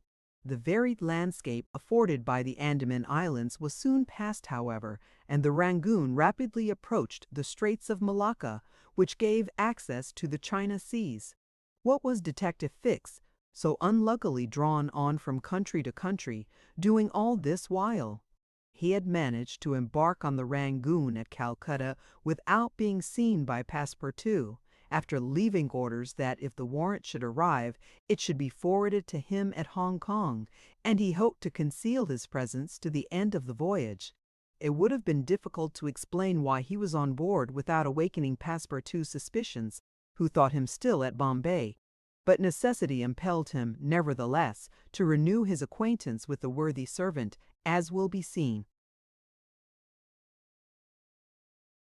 All the detective's hopes and wishes were now centered on Hong Kong, for the steamer's stay at Singapore would be too brief to enable him to take any steps there. The arrest must be made at Hong Kong, or the robber would probably escape him forever. Hong Kong was the last English ground on which he would set foot. Beyond, China, Japan, America offered to Fogg an almost certain refuge. If the warrant should at last make its appearance at Hong Kong, Fix could arrest him and give him into the hands of the local police, and there would be no further trouble. But beyond Hong Kong, a simple warrant would be of no avail. An extradition warrant would be necessary, and that would result in delays and obstacles, of which the rascal would take advantage to elude justice. Fix thought over these probabilities during the long hours which he spent in his cabin, and kept repeating to himself, "Now either the warrant will be at Hong Kong, in which case I shall arrest my man, or it will not be there, and this time it is absolutely necessary that I should delay his departure. I have failed at Bombay, and I have failed at Calcutta. If I fail at Hong Kong, my reputation is lost. Cost what it may, I must succeed. But how shall I prevent his departure if that should turn out to be my last resource?" Fix made up his mind that, if worse came to worse, he would make a confidant of Passepartout and tell him what kind of a fellow his master really was. That Passepartout was not Fogg's accomplice, he was very certain. The servant, enlightened by his disclosure, and afraid of being himself implicated in the crime, would doubtless become an ally of the detective. But this method was a dangerous one, only to be employed when everything else had failed. A word from Passepartout to his master would ruin all. The detective was therefore in a sore strait. But suddenly a new idea struck him. The presence of Aldua on the Rangoon, in company with Phileas Fogg, gave him new material for reflection. Who was this woman? What combination of events had made her Fogg's traveling companion? They had evidently met somewhere between Bombay and Calcutta, but where? Had they met accidentally, or had Fogg gone into the interior purposely in quest of this charming damsel? Fix was fairly puzzled. He asked himself whether there had not been a wicked elopement, and this idea so impressed itself upon his mind that he determined to make use of the supposed intrigue. Whether the young woman were married or not, he would be able to create such difficulties for Mr. Fogg at Hong Kong that he could not escape by paying any amount of money. But could he even wait till they reached Hong Kong? Fogg had an abominable way of jumping from one boat to another, and before anything could be effected, might get full underway again for Yokohama.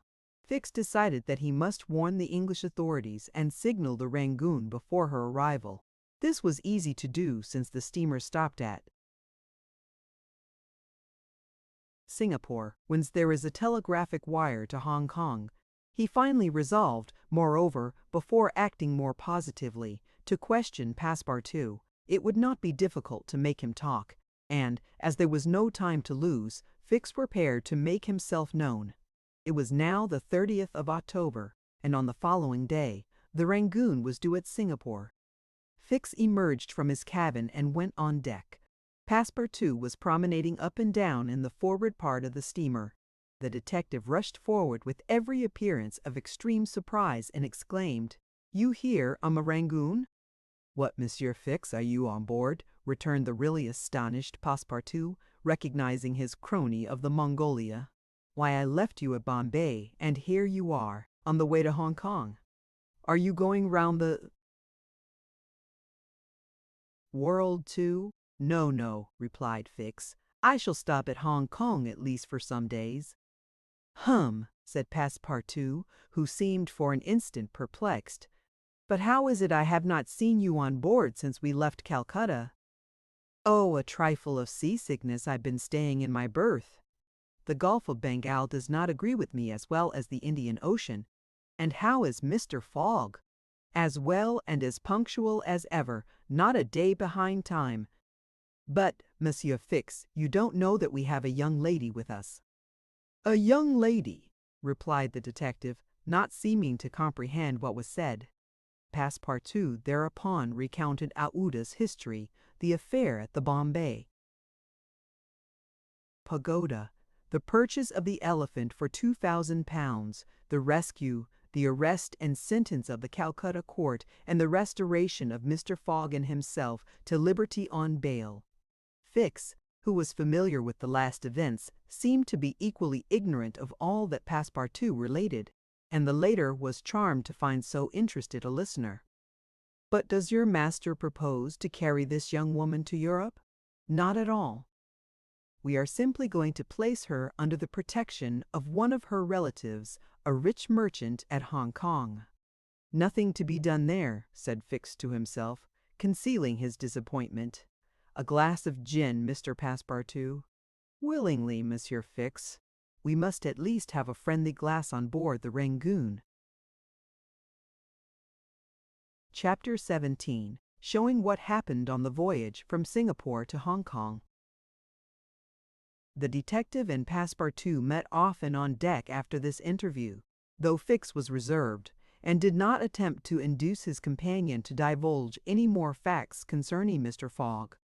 He caught a glimpse of that mysterious gentleman once or twice, but Mr. Fogg usually confined himself to the cabin where he kept Aouda company, or, according to his inveterate habit, took a hand at whist.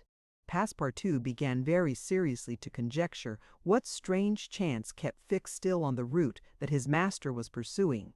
It was really worth considering why this certainly very amiable and complacent person, whom he had first met at Suez, had then encountered on board the Mongolia, who disembarked at Bombay, which he announced as his destination, and now turned up so unexpectedly on the Rangoon, was following Mr. Fogg's steps, step by step. What was Fix's object? Passepartout was ready to wager his Indian shoes, which he religiously preserved, that Fix would also leave Hong Kong at the same time with them, and probably on the same steamer. Passepartout might have cudgeled his brain for a century without hitting upon the real object which the detective had in view. He never could have imagined that Phileas Fogg was being tracked as a robber around the globe. But, as it is in human nature to attempt the solution of every mystery, Passepartout suddenly discovered an explanation of Fix's movements, which was in truth far from unreasonable. Fix, he thought, could only be an agent of Mr. Fogg's friends at the Reform Club, sent to follow him up, and to ascertain that he really went round the world as had been agreed upon. "It's clear," repeated the worthy servant to himself, proud of his shrewdness. "He's a spy sent to keep us in view. That isn't quite the thing either, to be spying Mr. Fogg, who is so honorable a man. Ah, gentlemen of the Reform, this shall cost you dear." Passepartout, enchanted with his discovery, resolved to say nothing to his master, lest he should be justly offended at this mistrust on the part of his adversaries. But he determined to chaff Fix, when he had the chance, with mysterious allusions which, however, need not betray his real suspicions. During the afternoon of Wednesday, 30th October, the Rangoon entered the Strait of Malacca, which separates the peninsula of that name from Sumatra. The mountainous and craggy islets intercepted the beauties of this noble island from the view of the travelers. The Rangoon weighed anchor at Singapore the next day at 4 a.m. to receive coal, having gained half a day on the prescribed time of her arrival. Phileas Fogg noted this gain in his journal, and then, accompanied by Aouda, who betrayed a desire for a walk on shore, disembarked. Fix, who suspected Mr. Fogg's every movement, followed them cautiously, without being himself perceived, while Passepartout, laughing in his sleeve at Fix's manoeuvres, went about his usual errands. The island of Singapore is not imposing in aspect, for there are no mountains. Yet its appearance is not without attractions. It is a park checkered by pleasant highways and avenues. A handsome carriage, drawn by a sleek pair of New Holland horses, carried Phileas Fogg and Aouda into the midst of rows of palms with brilliant foliage, and of clove trees, whereof the cloves form the heart of a half-open flower. Pepper plants replaced the prickly hedges of European fields. Sago bushes, large ferns with gorgeous branches, varied the aspect of this tropical clime, while nutmeg trees in full foliage filled the air with a penetrating perfume. Agile and grinning bands of monkeys skipped about in the trees, nor were tigers wanting in the jungles. After a drive of 2 hours through the country, Aouda and Mr. Fogg returned to the town, which is a vast collection of heavy-looking, irregular houses, surrounded by charming gardens rich in tropical fruits and plants, and at 10 o'clock they re-embarked, closely followed by the detective who had kept them constantly in sight. Passepartout, who had been purchasing several dozen mangoes of fruit as large as good-sized apples, of a dark brown color outside and a bright red within, and whose white pulp, melting in the mouth, affords gourmands a delicious sensation, was waiting for them on deck. He was only too glad to offer some mangoes to Aouda, who thanked him very gracefully for them. At 11 o'clock the Rangoon rode out of Singapore harbor, and in a few hours the high mountains of Malacca, with their forests, inhabited by the most beautifully furred tigers in the world, were lost to view.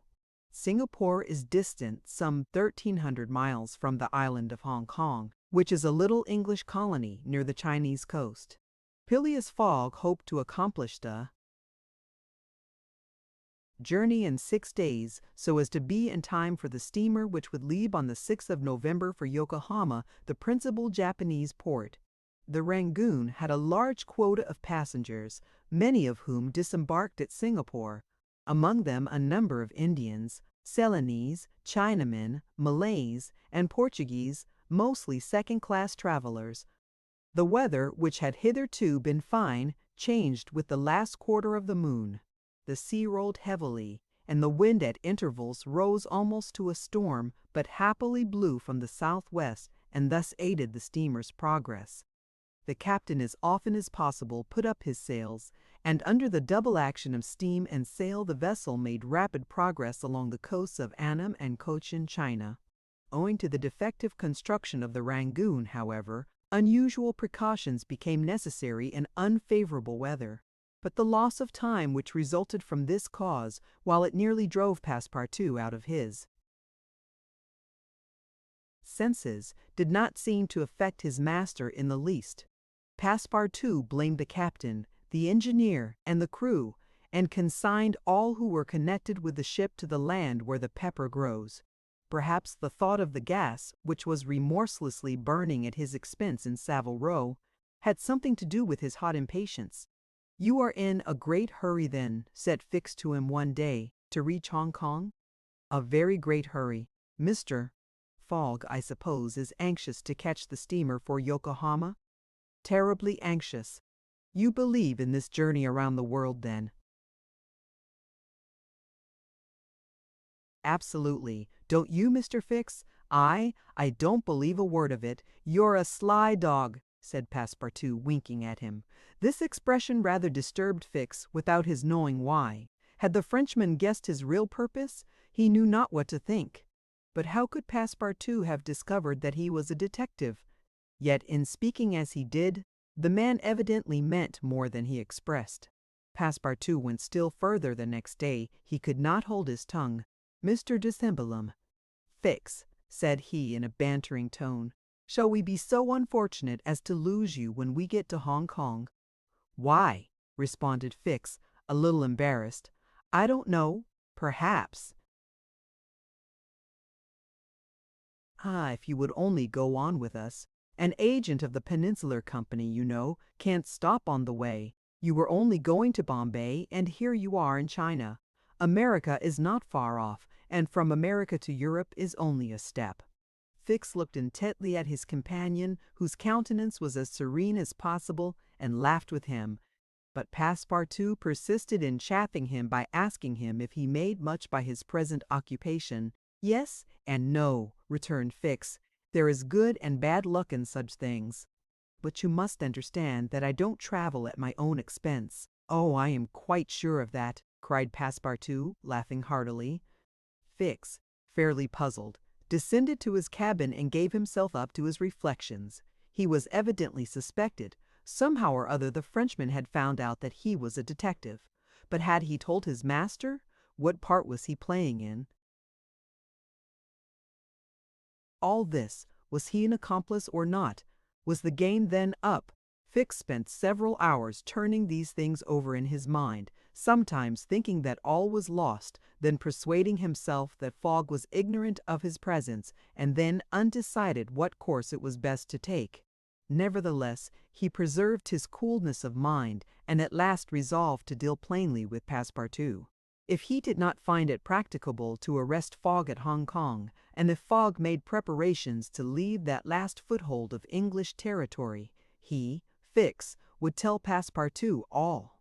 Either the servant was the accomplice of his master, and in this case the master knew of his operations and he should fail, or else the servant knew nothing about the robbery, and then his interest would be to abandon the robber. Such was the situation between Fix and Passepartout. Meanwhile, Phileas Fogg moved about above them in the most majestic and unconscious indifference. He was passing methodically in his orbit around the world, regardless of the lesser stars which gravitated around him. Yet there was nearby what the astronomers would call a disturbing star, which might have produced an agitation in this gentleman's heart. But no, the charms of Aouda failed to act, to Passepartout's great surprise, and the disturbances, if they existed, would have been more difficult to calculate than those of Uranus which led to the discovery of Neptune. It was every day an increasing wonder to Passepartout, who read in Aouda's eyes the depths of her gratitude to his master. Phileas Fogg, though brave and gallant, must be, he thought, quite heartless. As to the sentiment which this journey might have awakened in him, there was clearly no trace of such a thing, while poor Passepartout existed in perpetual reveries.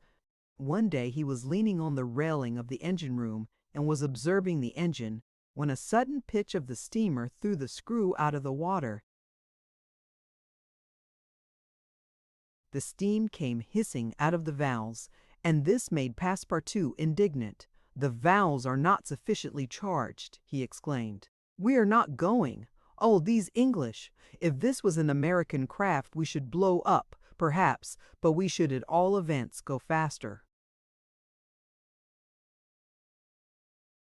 Chapter 18, in which Phileas Fogg, Passepartout, and Fix go each about his business.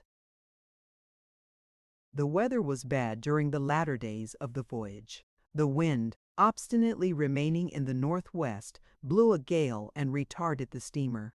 The Rangoon rolled heavily, and the passengers became impatient of the long, monstrous waves which the wind raised before their path. A sort of tempest arose on the 3rd of November, the squall knocking the vessel about with fury and the waves running high. The Rangoon reefed all her sails, and even the rigging proved too much, whistling and shaking amid the squall. The steamer was forced to proceed slowly, and the captain estimated that she would reach Hong Kong 20 hours behind time, and more if the storm lasted. Phileas Fogg gazed at the tempestuous sea, which seemed to be struggling especially to delay him with his habitual tranquillity. He never changed countenance for an instant, though a delay of 20 hours, by making him too late for the Yokohama boat, would almost inevitably cause the loss of the wager. But this man of nerve manifested neither impatience nor annoyance. It seemed as if the storm were a part of his program and had been foreseen. Awuda was amazed to find him as calm as he had been from the first time she saw him. Fix did not look at the state of things in the same light. The storm greatly pleased him. His satisfaction would have been complete had the Rangoon been forced to retreat before the violence of wind and waves.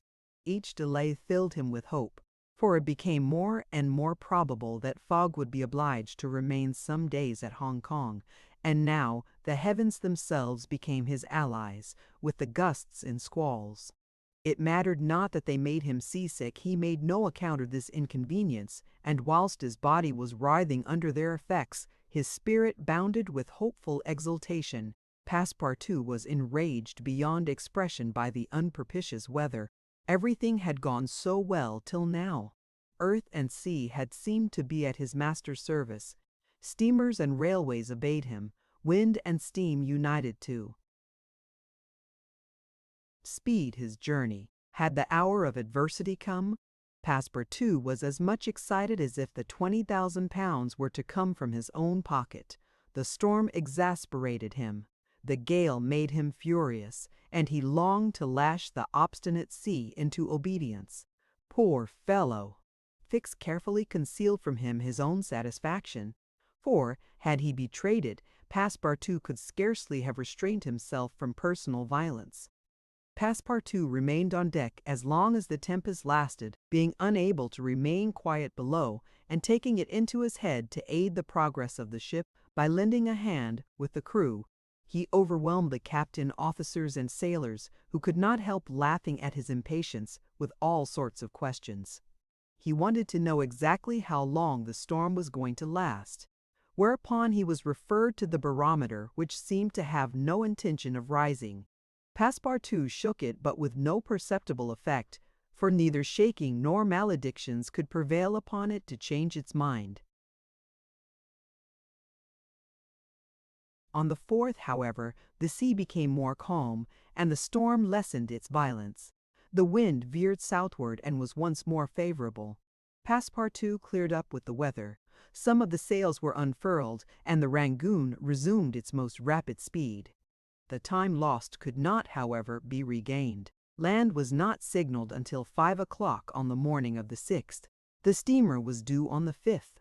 Phileas Fogg was 24 hours behindhand, and the Yokohama steamer would, of course, be missed. The pilot went on board at 6 and took his place on the bridge to guide the Rangoon through the channels to the port of Hong Kong. Passepartout longed to ask him if the steamer had left for Yokohama, but he dared not, for he wished to preserve the spark of hope which still remained till the last moment. He had confided his anxiety to Fix, who, the sly rascal, tried to console him by saying that Mr. Fogg would be in time if he took the next boat, but this only put Passepartout in a passion. Mr. Fogg, bolder than his servant, did not hesitate to approach the pilot and tranquilly ask him if he knew when a steamer would leave Hong Kong for Yokohama.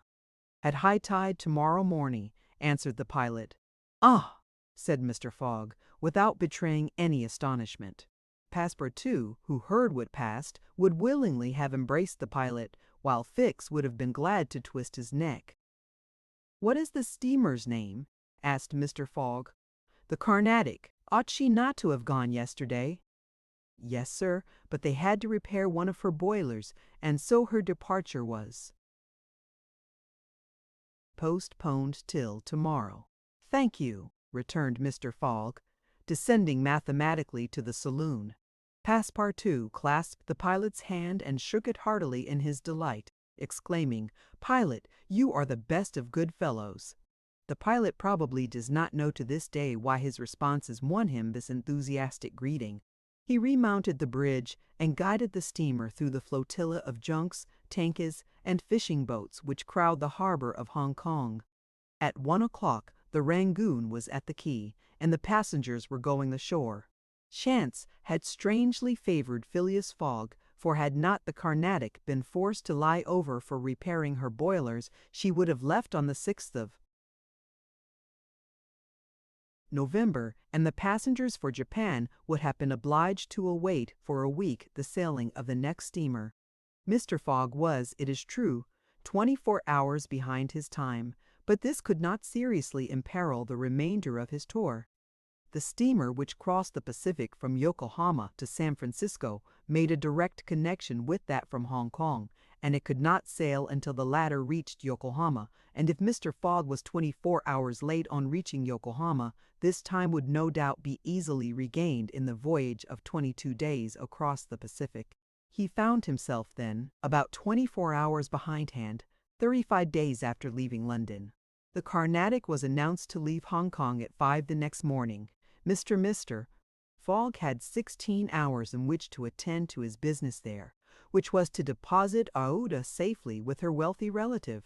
On landing, he conducted her to a palanquin in which they repaired to the Club Hotel.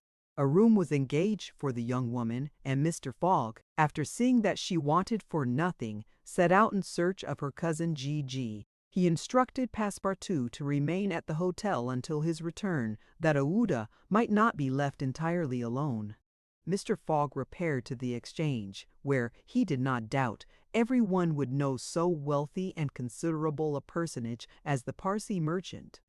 Meeting a broker, he made the inquiry to learn that Gigi had left China 2 years before, and, retiring from business with an immense fortune, had taken up his residence in Europe in Holland, the broker thought, with the merchants of which country he had principally traded.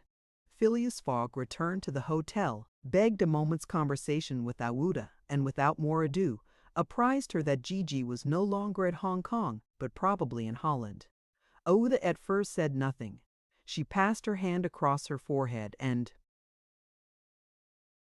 reflected a few moments. Then, in her sweet, soft voice, she said, "What ought I to do, Mr. Fogg?" "It is very simple," responded the gentleman. "Go on to Europe.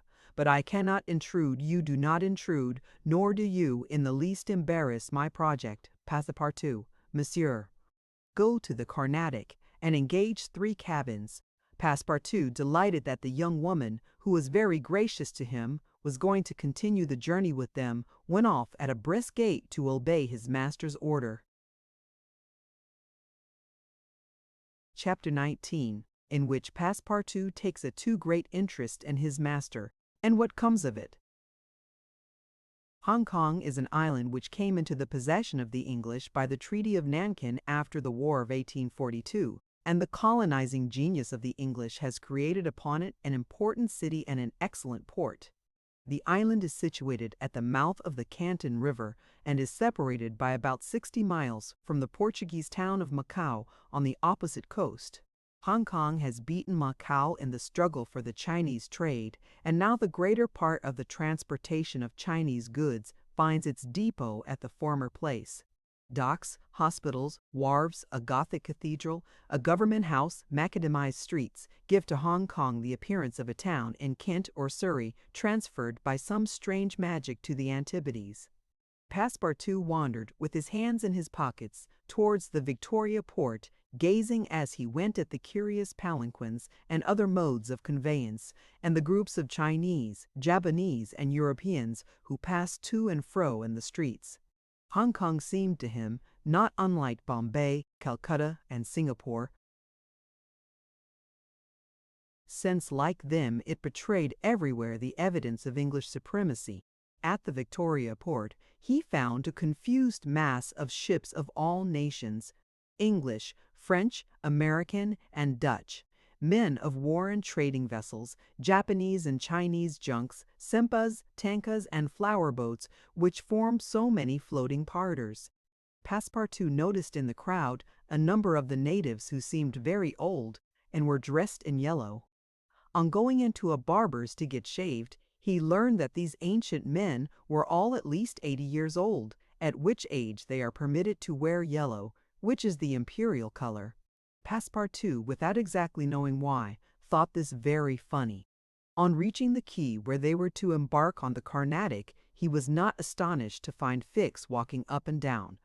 The detective seemed very much disturbed and disappointed. "This is bad," muttered Passepartout, "for the gentlemen of the Reform Club." He accosted Fix with a merry smile, as if he had not perceived that gentleman's chagrin. The detective had, indeed, good reasons to inveigh against the bad luck which pursued him. The warrant had not come. It was certainly on the way, but as certainly it could not now reach Hong Kong for several days. And, this being the last English territory on Mr. Fogg's route, the robber would escape, unless he could manage to detain him. "Well, Monsieur Fix," said Passepartout, "have you decided to go with us so far as America?" "Yes," returned Fix through his set teeth. "Good!" exclaimed Passepartout, laughing heartily. "I knew you could not persuade yourself to separate from us. Come and engage your berth." They entered the steamer office and secured cabins for 4 persons. The clerk,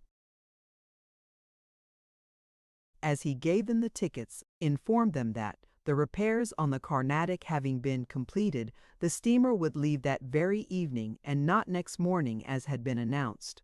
"That will suit my master all the better," said Passepartout. "I will go and let him know."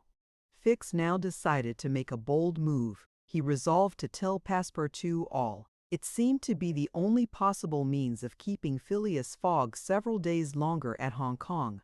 He accordingly invited his companion into a tavern which caught his eye on the quay. On entering, they found themselves in a large room handsomely decorated, at the end of which was a large camp bed furnished with cushions. Several persons lay upon this bed in a deep sleep. At the small tables which were arranged about the room, some 30 customers were drinking English beer, porter, gin, and brandy, smoking, the while, long red clay pipes, stuffed with little balls of opium mingled with essence of rose. From time to time, one of the smokers, overcome with the narcotic, would slip under the table, whereupon the waiters, taking him by the head and feet, carried and laid him upon the bed. The bed already supported 20 of these stupefied sots. Fix and Passepartout saw that they were in a smoking house haunted by those wretched, cadaverous, idiotic creatures to whom the English merchants sell every year the miserable drug called opium, to the amount of £1,400,000, thousands devoted to one of the most despicable vices which afflict humanity. The Chinese government has in vain attempted to deal with the evil by stringent laws. It passed gradually from the rich, to whom it was at first exclusively reserved, to the lower classes, and then its ravages could not be arrested. Opium is smoked everywhere, at all times, by men and women, in the Celestial Empire, and once accustomed to it, the victims cannot dispense with it, except by suffering horrible bodily contortions and agonies. A great smoker can smoke as many as 8 pipes a day, but he dies in 5 years. It was in one of these dens that Fix and Passepartout, in search of a friendly glass, found themselves. Passepartout had no money, but willingly accepted Fix's invitation in the hope of returning the obligation at some future time. They ordered 2 bottles of port, to which the Frenchman did ample justice, whilst Fix observed him with close attention. They chatted about the journey, and Passepartout was especially merry at the idea that Fix was going to continue it with them. When the bottles were empty, however, he rose to go and tell his master of the change in the time of the sailing of the Carnatic. Fix caught him by the arm and said, "Wait a moment." "What for, Mr. Fix?" "I want to have a serious talk with you."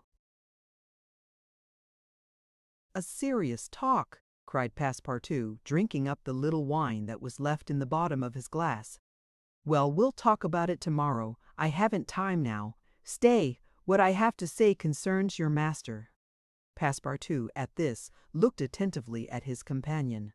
Fix's face seemed to have a singular expression. He resumed his seat. "What is it that you have to say?" Fix placed his hand upon Passepartout's arm and, lowering his voice, said, "You have guessed who I am." "Parbleu," said Passepartout, smiling. "Then I'm going to tell you everything. Now that I know everything, my friend." "Ah, that's very good. But go on, go on. First, though, let me tell you that those gentlemen have put themselves to a useless expense." "Useless," said Fix. "You speak confidently. It's clear that you don't know how large the sum is." "Of course I do," returned Passepartout. £20,000. "55,000!" answered Fix, pressing his companion's hand. "What!" cried the Frenchman. "Has Monsieur Fogg dared £55,000? Well, there's all the more reason for not losing an instant," he continued, getting up hastily. Fix pushed Passepartout back in his chair and resumed. £55,000, and if I succeed I get £2,000. If you'll help me I'll let you have 500 of them." "Help you?" cried Passepartout, whose eyes were standing wide open. "Yes, help me keep Mr. Fogg here for 2 or 3 days. Why, what are you saying? Those gentlemen are not satisfied with following my master and suspecting his honor, but they must try to put obstacles in his way." "I blush for them." "What do you mean?" "I mean that it is a piece of shameful trickery. They might as well waylay Mr. Fogg and put his money in their pockets. That's just what we count on doing." "It's a conspiracy, then?" cried Passepartout, who became more and more excited as the liquor mounted in his head, for he drank without perceiving it. "A real conspiracy, and gentlemen too. Bah!" Fix began to be puzzled. "Members of the Reform Club," continued Passepartout, "you must know, Monsieur Fix, that my master is an honest man, and that when he makes a wager he tries to win it fairly. But who do you think I am?" asked Fix, looking at him intently. "Parbleu, an agent of the members of the Reform Club, sent out here to interrupt my master's journey. But, though I found you out some time ago, I've taken good care to say nothing about it to Mr. Fogg." "He knows nothing, then?" "Nothing," replied Passepartout, again emptying his glass. The detective passed his hand across his forehead, hesitating before he spoke again. What should he do? Passepartout's mistake seemed sincere, but it made his design more difficult. It was evident that the servant was not the master's accomplice, as Fix had been inclined to suspect. "Well," said the detective to himself, "as he is not an accomplice, he will help me." He had no time to lose. Fogg must be detained at Hong Kong, so he resolved to make a clean breast of it. "Listen to me," said Fix abruptly. "I am not, as you think, an agent of the members of the Reform Club." "Bah!" retorted Passepartout, with an air of raillery. "I am a police detective, sent out here by the London office." "You, a detective? I will prove it. Here is my commission." Passepartout was speechless with astonishment when Fix displayed this document, the genuineness of which could not be doubted. "Mr. Fogg's wager," resumed Fix, "is only a pretext, of which you and the gentlemen of the Reform are dupes.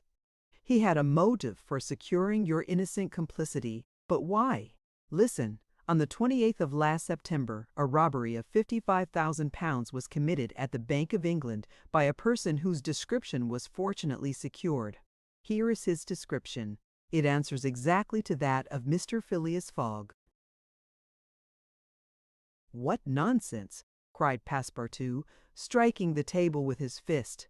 "My master is the most honorable of men. How can you tell? You know scarcely anything about him. You went into his service the day he came away, and he came away on a foolish pretext, without trunks, and carrying a large amount in banknotes. And yet you are bold enough to assert that he is an honest man. Yes, yes, repeated the poor fellow, mechanically. Would you like to be arrested as his accomplice? Passepartout, overcome by what he had heard, held his head between his hands and did not dare to look at the detective. Phileas Fogg, the savior of Aouda, that brave and generous man, a robber, and yet how many presumptions there were against him! Passepartout essayed to reject the suspicions which forced themselves upon his mind. He did not wish to believe that his master was guilty. "Well, what do you want of me?" said he at last, with an effort. "See here," replied Fix, "I have tracked Mr. Fogg to this place, but as yet I have failed to receive the warrant of arrest for which I sent to London. You must help me to keep him here in Hong Kong." "Aye, but I will share with you the £2,000 reward offered by the Bank of England." "Never," replied Passepartout, who tried to rise, but fell back, exhausted in mind and body. "Mr. Fix," he stammered, "even should what you say be true, if my master is really the robber you are seeking, for which I deny I have am in his service, I have seen his generosity and goodness, and I will never betray him, not for all the gold in the world. I come from a village where they don't eat that kind of bread." "You refuse?" "I refuse." "Consider that I said nothing," said Fix, "and let us drink." "Yes, let us drink." Passepartout felt himself yielding more and more to the effects of the liquor. Fix, seeing that he must, at all hazards, be separated from his master, wished to entirely overcome him. Some pipes full of opium lay upon the table. Fix slipped one into Passepartout's hand. He took it, put it between his lips, lit it, drew several puffs, and his head, becoming heavy under the influence of the narcotic, fell upon the table. "At last," said Fix, seeing Passepartout unconscious, "Mr. Fogg will not be informed of the Carnatic's departure, and if he is, he will have to go without this cursed Frenchman." And after paying his bill, Fix left the tavern. Chapter 20, in which Fix comes face to face with Phileas Fogg. While these events were passing at the opium house, Mr. Fogg, unconscious of the danger he was in of losing the steamer, was quietly escorting Aouda about the streets of the English quarter, making the necessary purchases for the long voyage before them. It was all very well for an Englishman like Mr. Fogg to make the tour of the world with a carpet-bag. A lady could not be expected to travel comfortably under such conditions. He acquitted his task with characteristic serenity, and invariably replied to the remonstrances of his fair companion, who was confused by his patience and generosity. "It is in the interest of my journey, a part of my programme." The purchases made, they returned to the hotel, where they dined at a sumptuously served table d'hôte, after which Aouda, shaking hands with her protector after the English fashion, retired to her room for rest. Mr. Fogg absorbed himself throughout the evening in the perusal of the Times and Illustrated London News. Had he been capable of being astonished at anything, it would have been not to see his servant return at bedtime. But, knowing that the steamer was not to leave for Yokohama until the next morning, he did not disturb himself about the matter. When Passepartout did not appear the next morning to answer his master's bell, Mr. Fogg, not betraying the least vexation, contented himself with taking his carpet-bag, calling Aouda, and sending for a palanquin. It was then 8 o'clock. At 9:30, it being then high tide, the Carnatic would leave the harbour. Mr. Fogg and Aouda got into the palanquin, their luggage being brought after on a wheelbarrow, and half an hour later stepped upon the quay whence they were to embark. Mr. Fogg then learned that the Carnatic had sailed the evening before. He had expected to find not only the steamer but his domestic, and was forced to give up both. But no sign of disappointment appeared on his face, and he merely remarked to Aouda, "It is an accident, madam, nothing more." At this moment, a man who had been observing him attentively approached. It was Fix who, bowing, addressed Mr. Fogg. "Were you not, like me, sir, a passenger by the Rangoon, which arrived yesterday?" "I was, sir," replied Mr. Fogg coldly, "but I have not the honor, pardon me.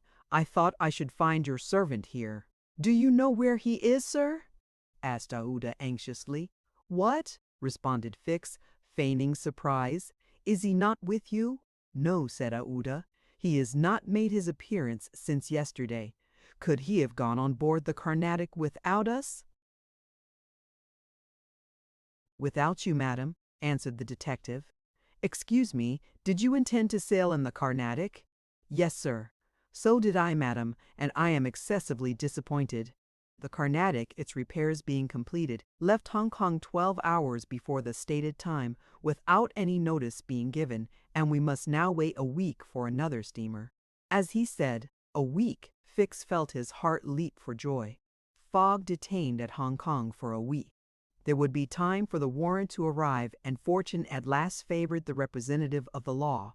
His horror may be imagined when he heard Mr. Fogg say, in his placid voice, "But there are other vessels besides the Carnatic, it seems to me, in the harbor of Hong Kong." And, offering his arm to Aouda, he directed his steps toward the docks in search of some craft about to start. Fix, stupefied, followed. It seemed as if he were attached to Mr. Fogg by an invisible thread. Chance, however, appeared really to have abandoned the man it had hitherto served so well.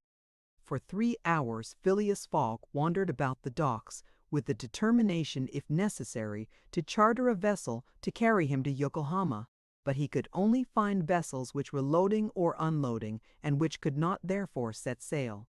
Fix began to hope again.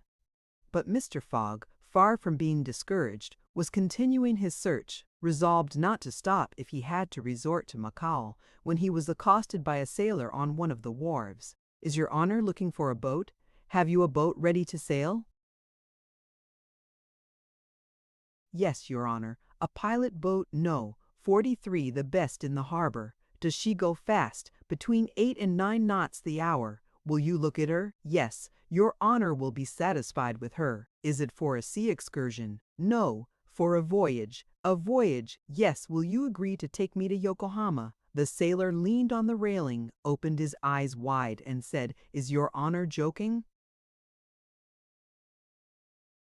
"No. I have missed the Carnatic, and I must get to Yokohama by the 14th at the latest, to take the boat for San Francisco." "I am sorry," said the sailor, "but it is impossible. I offer you £100 per day, and an additional reward of £200 if I reach Yokohama in time. Are you in earnest?" "Very much so." The pilot walked away a little distance, and gazed out to sea, evidently struggling between the anxiety to gain a large sum and the fear of venturing so far. Fix was in mortal suspense.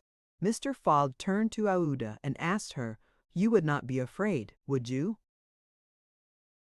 "Madam, not with you, Mr. Fogg," was her answer. The pilot now returned, shuffling his hat in his hands. "Well, pilot," said Mr. Fogg. "Well, your honor," replied he, "I could not risk myself, my men, or my little boat of scarcely 20 tons on so long a voyage at this time of year. Besides, we could not reach Yokohama in time, for it is 1,660 miles from Hong Kong." "Only 1,600," said Mr. Fogg. "It's the same thing." Fix breathed more freely. "But," added the pilot, "it might be arranged another way." Fix ceased to breathe at all. "How?" asked Mr. Fogg. "By going to Nagasaki, at the extreme south of Japan, or even to Shanghai, which is only 800 miles from here.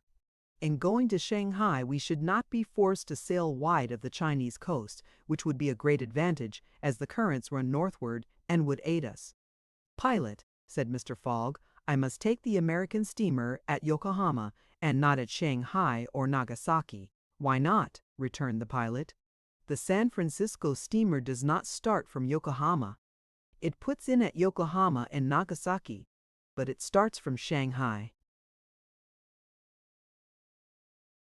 "You are sure of that?" "Perfectly. And when does the boat leave Shanghai?" "On the 11th. at 7 in the evening. We have, therefore, 4 days before us, that is 96 hours. And in that time, if we had good luck and a southwest wind, and the sea was calm, we could make those 800 miles to Shanghai.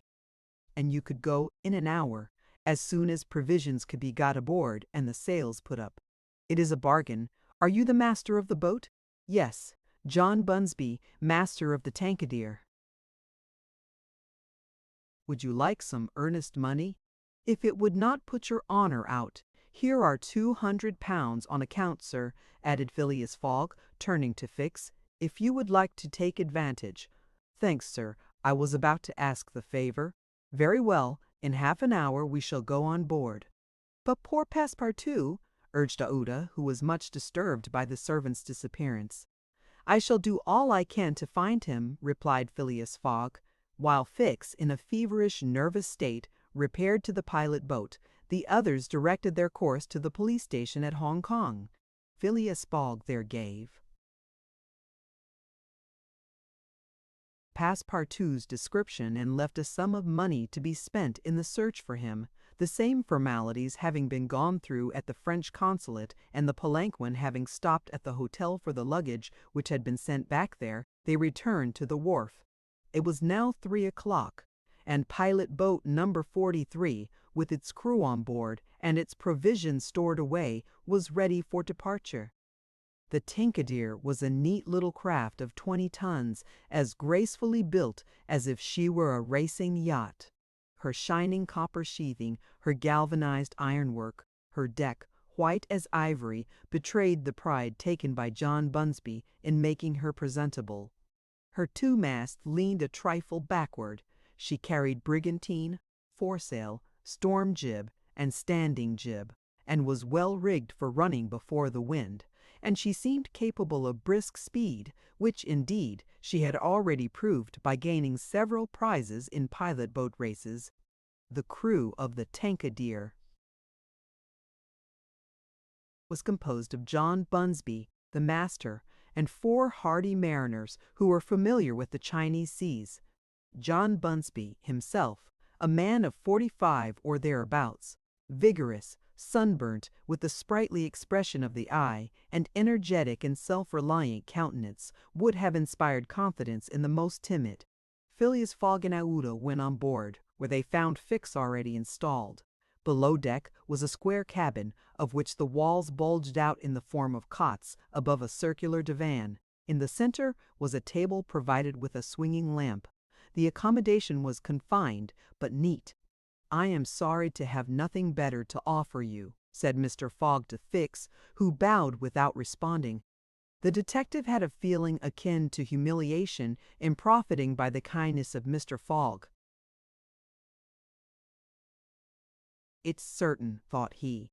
Though rascal as he is, he's a polite one. The sails and the English flag were hoisted at 10 minutes past 3.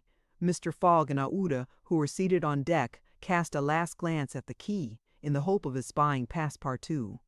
Fix was not without his fears lest chance should direct the steps of the unfortunate servant whom he had so badly treated in this direction, in which case an explanation, the reverse of satisfactory to the detective, must have ensued.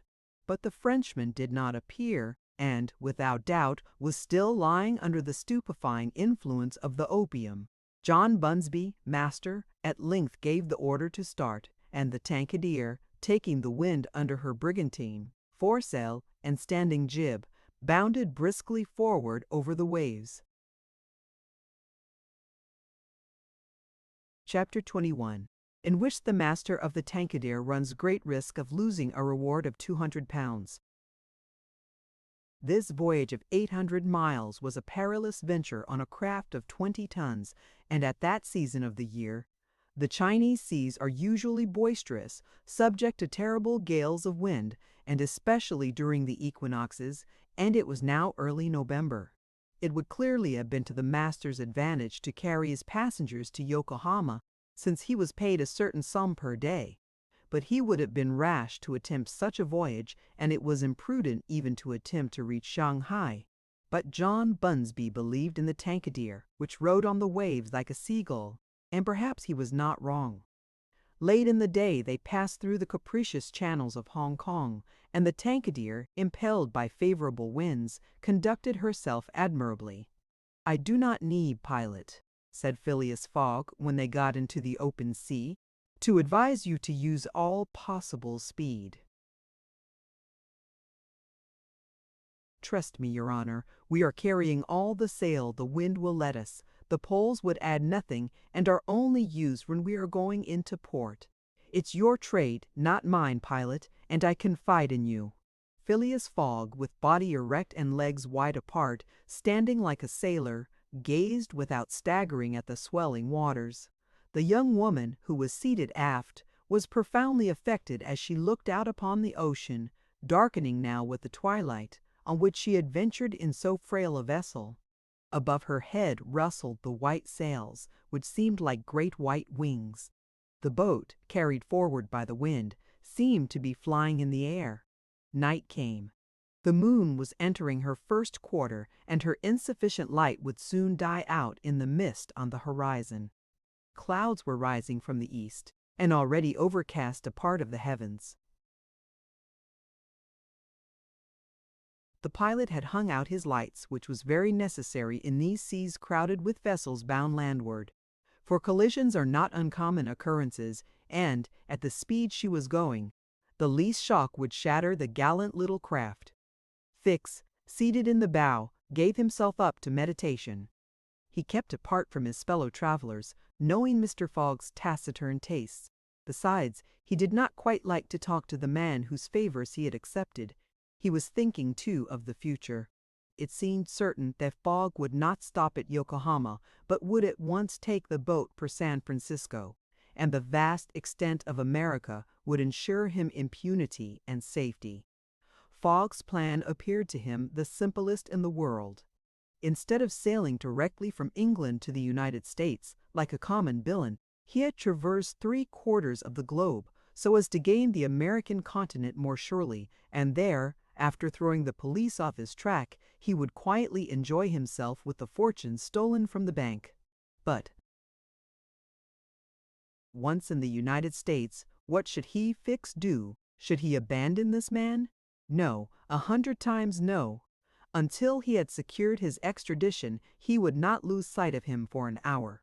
It was his duty, and he would fulfill it to the end. At all events, there was one thing to be thankful for.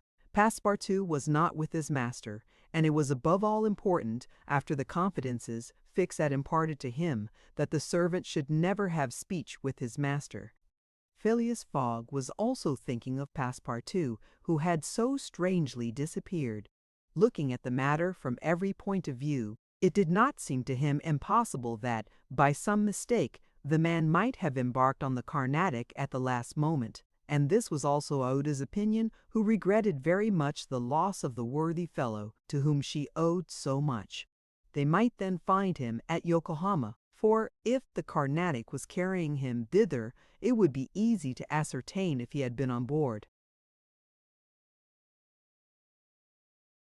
A brisk breeze arose about 10 o'clock, but though it might have been prudent to take in a reef, the pilot, after carefully examining the heavens, let the craft remain rigged as before. The Tankadere bore sail admirably, as she drew a great deal of water, and everything was prepared for high speed in case of a gale. Mr. Fogg and Ouda descended into the cabin at midnight, having been already preceded by Fix, who had lain down on one of the cots. The pilot and crew remained on deck all night. At sunrise the next day, which was 8th November, the boat had made more than 100 miles. The log indicated a mean speed of between 8 and 9 miles. The Tankadere still carried all sail and was accomplishing her greatest capacity of speed. If the wind held as it was, the chances would be in her favor. During the day she kept along the coast, where the currents were favorable, the coast, irregular in profile, and visible sometimes across the part clearings, was at most 5 miles distant. The sea was less boisterous, since the wind came off land. A fortunate circumstance for the boat, which would suffer, owing to its small tonnage, by a heavy surge on the sea. The breeze subsided a little towards noon and set in from the southwest. The pilot put up his poles, but took them down again within 2 hours as the wind freshened up anew. Mr. Fogg and Aouda, happily unaffected by the roughness of the sea, ate with a good appetite, Fix being invited to share their repast, which he accepted with secret chagrin. To travel at this man's expense and live upon his provisions was not palatable to him. Still, he was obliged to eat, and so he ate. When the meal was over, he took Mr. Fogg apart and said, "Sir." This searched his lips, and he had to control himself to avoid collaring this gentleman. "Sir, you have been very kind to give me a passage on this boat. But, though my means will not admit of my expending them as freely as you, I must ask to pay my share." "Let us not speak of that, sir," replied Mr. Fogg. "But if I insist, no, sir," repeated Mr. Fogg, in a tone which did not admit of a reply. "This enters into my general expenses." Fix, as he bowed, had a stifled feeling and, going forward, where he ensconced himself, did not open his mouth for the rest of the day. Meanwhile they were progressing famously, and John Bunsby was in high hope. He several times assured Mr. Fogg that they would reach Shanghai in time, to which that gentleman responded that he counted upon it. The crew set to work in good earnest, inspired by the reward to be gained. There was not a sheet which was not tightened, not a sail which was not vigorously hoisted, not a lurch could be charged to the man at the helm. They worked as desperately as if they were contesting in a royal yacht regatta. By evening, the log showed that 220 miles had been accomplished from Hong Kong, and Mr. Fogg might hope that he would be able to reach Yokohama without recording any delay in his journal, in which case the many misadventures which had overtaken him since he left London would not seriously affect his journey. The Tankadere entered the Straits of Fo Kien, which separate the island of Formosa from the Chinese coast, in the small hours of the night, and crossed the Tropic of Cancer. The sea was very rough in the straits, full of eddies formed by the counter-currents, and the chopping waves broke her course, whilst it became very difficult to stand on deck. At daybreak the wind began to blow hard again, and the heavens seemed to predict a gale. The barometer announced a speedy change, the mercury rising and falling capriciously. The sea also, in the southeast, raised long surges which indicated a tempest. The sun had set the evening before in a red mist, in the midst of the phosphorescent scintillations of the ocean. John Bunsby long examined the threatening aspect of the heavens, muttering indistinctly between his teeth. At last he said in a low voice to Mr. Fogg, "Shall I speak out to your honor?" "Of course." "Well, we are going to have a squall. Is the wind north or south?" asked Mr. Fogg quietly. "South." "Look! A typhoon is coming up." "Glad it's a typhoon from the south, for it will carry us forward." "Oh, if you take it that way," said John Bunsby, "I've nothing more to say." John Bunsby's suspicions were confirmed. At a less advanced season of the year, the typhoon, according to a famous meteorologist, would have passed away like a luminous cascade of electric flame, but in the winter equinox it was to be feared that it would burst upon them with great violence. The pilot took his precautions in advance. He reefed all sail, the pole masts were dispensed with. All hands went forward to the bows. A single triangular sail of strong canvas was hoisted as a storm jib, so as to hold the wind from behind. Then they waited. John Bunsby had requested his passengers to go below, but this imprisonment in so narrow a space, with little air, and the boat bouncing in the gale, was far from pleasant. Neither Mr. Fogg, Fix, nor Aouda consented to leave the deck. The storm of rain and wind descended upon them towards 8 o'clock. With but its bit of sail, the Tankadere was lifted like a feather by a wind, an idea of whose violence can scarcely be given. To compare her speed to 4 times that of a locomotive going on full steam would be below the truth. The boat scudded thus northward during the whole day, borne on by monstrous waves, preserving always, fortunately, a speed equal to theirs. 20 times she seemed almost to be submerged by these mountains of water which rose behind her, but the adroit management of the pilot saved her.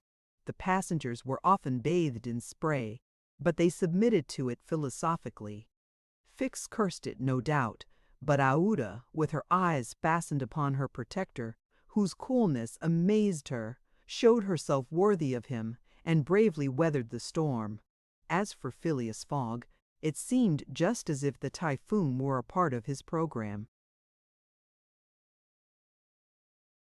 Up to this time the Tankadere had always held her course to the north, but towards evening the wind, veering 3/4, bore down from the northwest.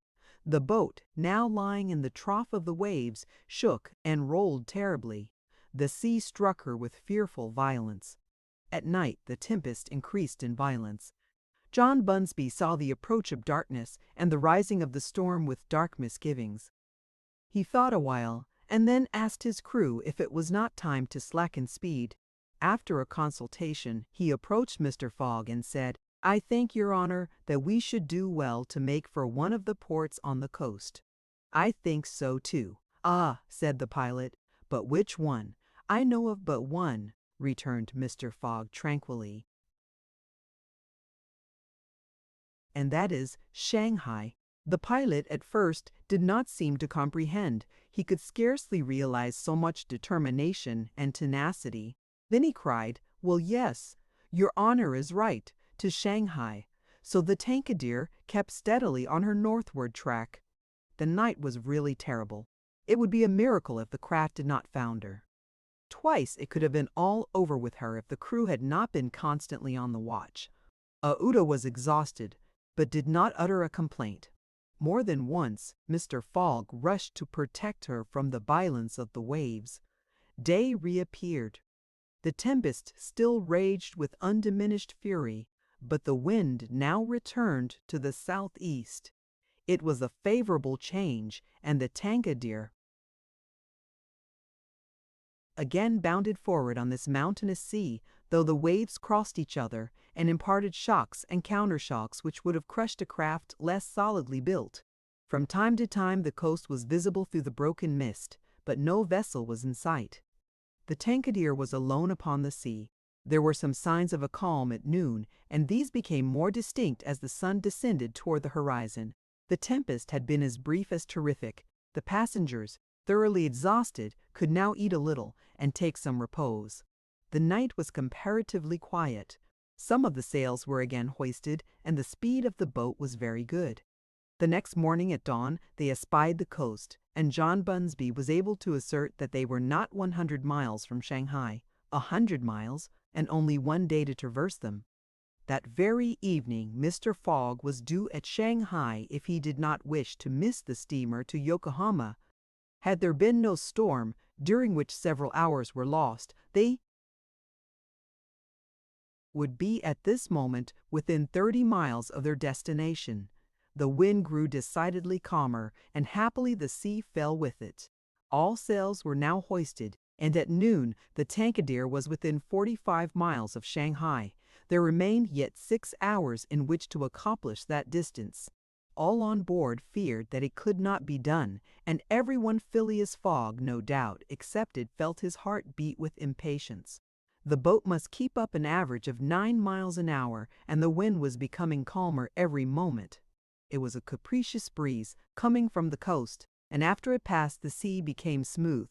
Still, the Tankadere was so light, and her fine sails caught the fickle zephyrs so well, that with the aid of the currents John Bunsby found himself at 6 o'clock not more than 10 miles from the mouth of Shanghai River. Shanghai itself is situated at least 12 miles up the stream.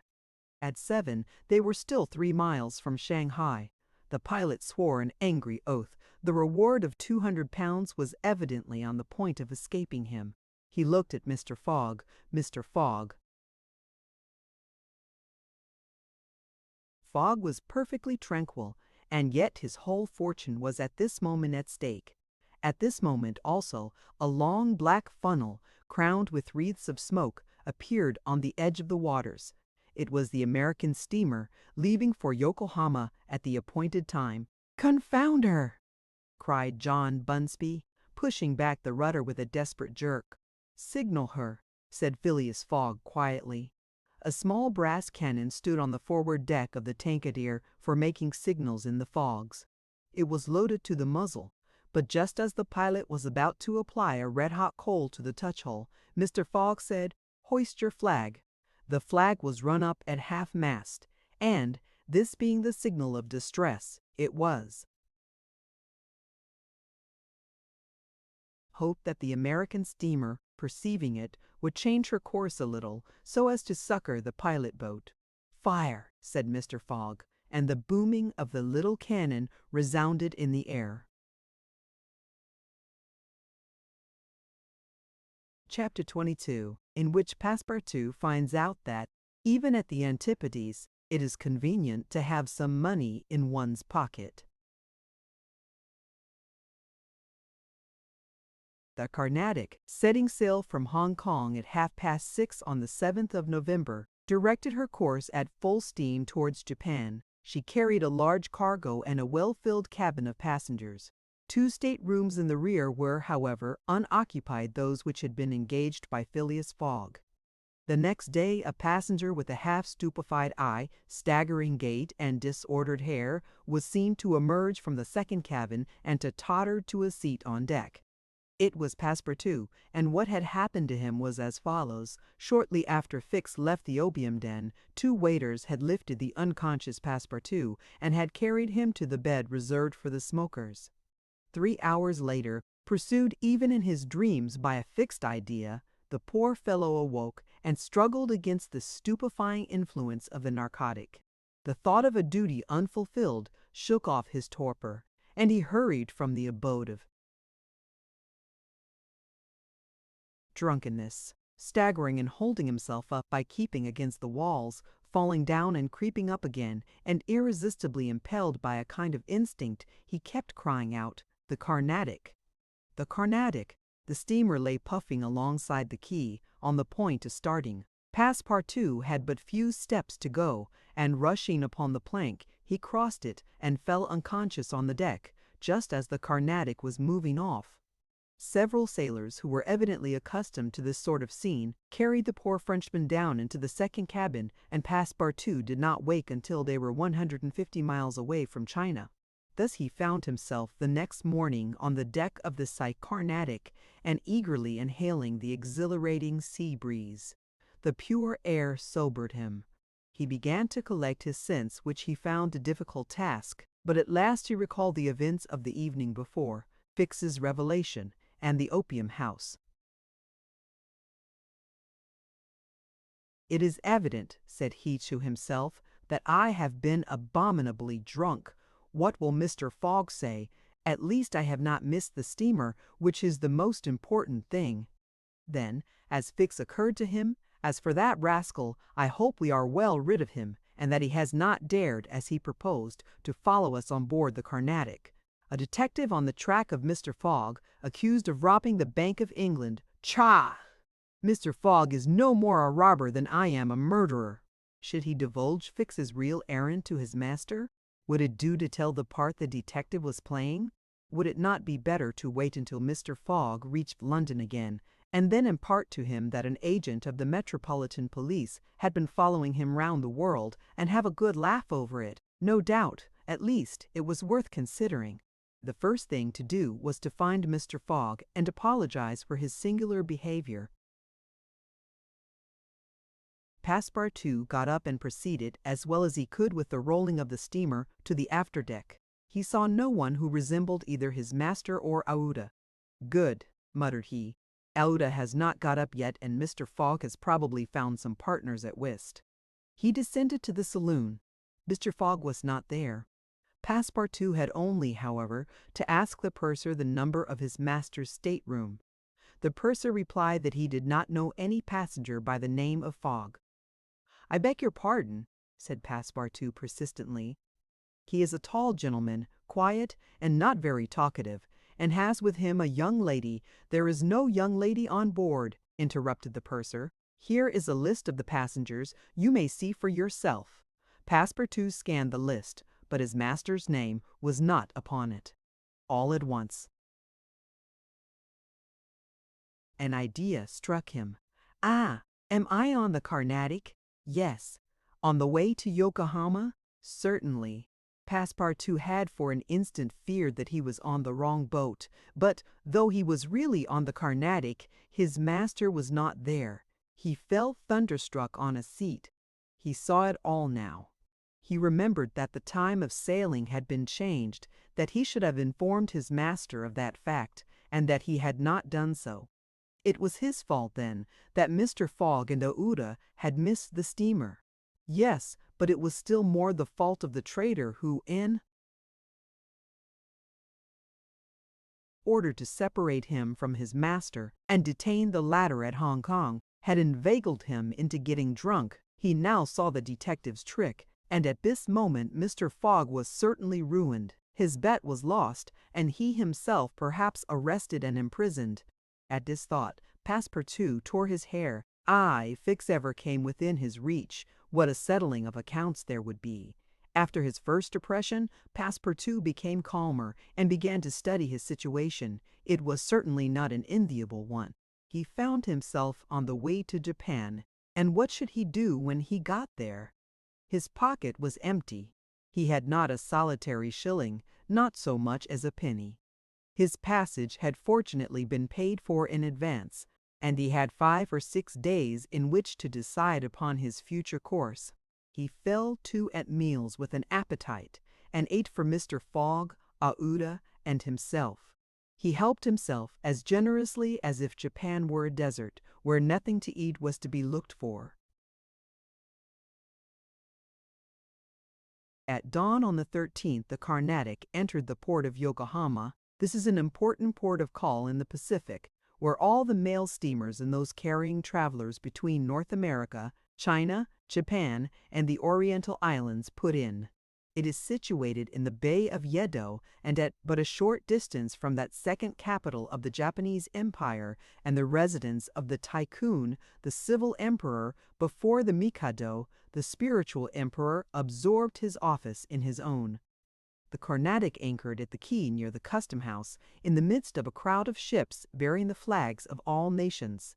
Passepartout went timidly ashore on this so curious territory of the Sons of the Sun. He had nothing better to do than, taking chance for his guide, to wander aimlessly through the streets of Yokohama.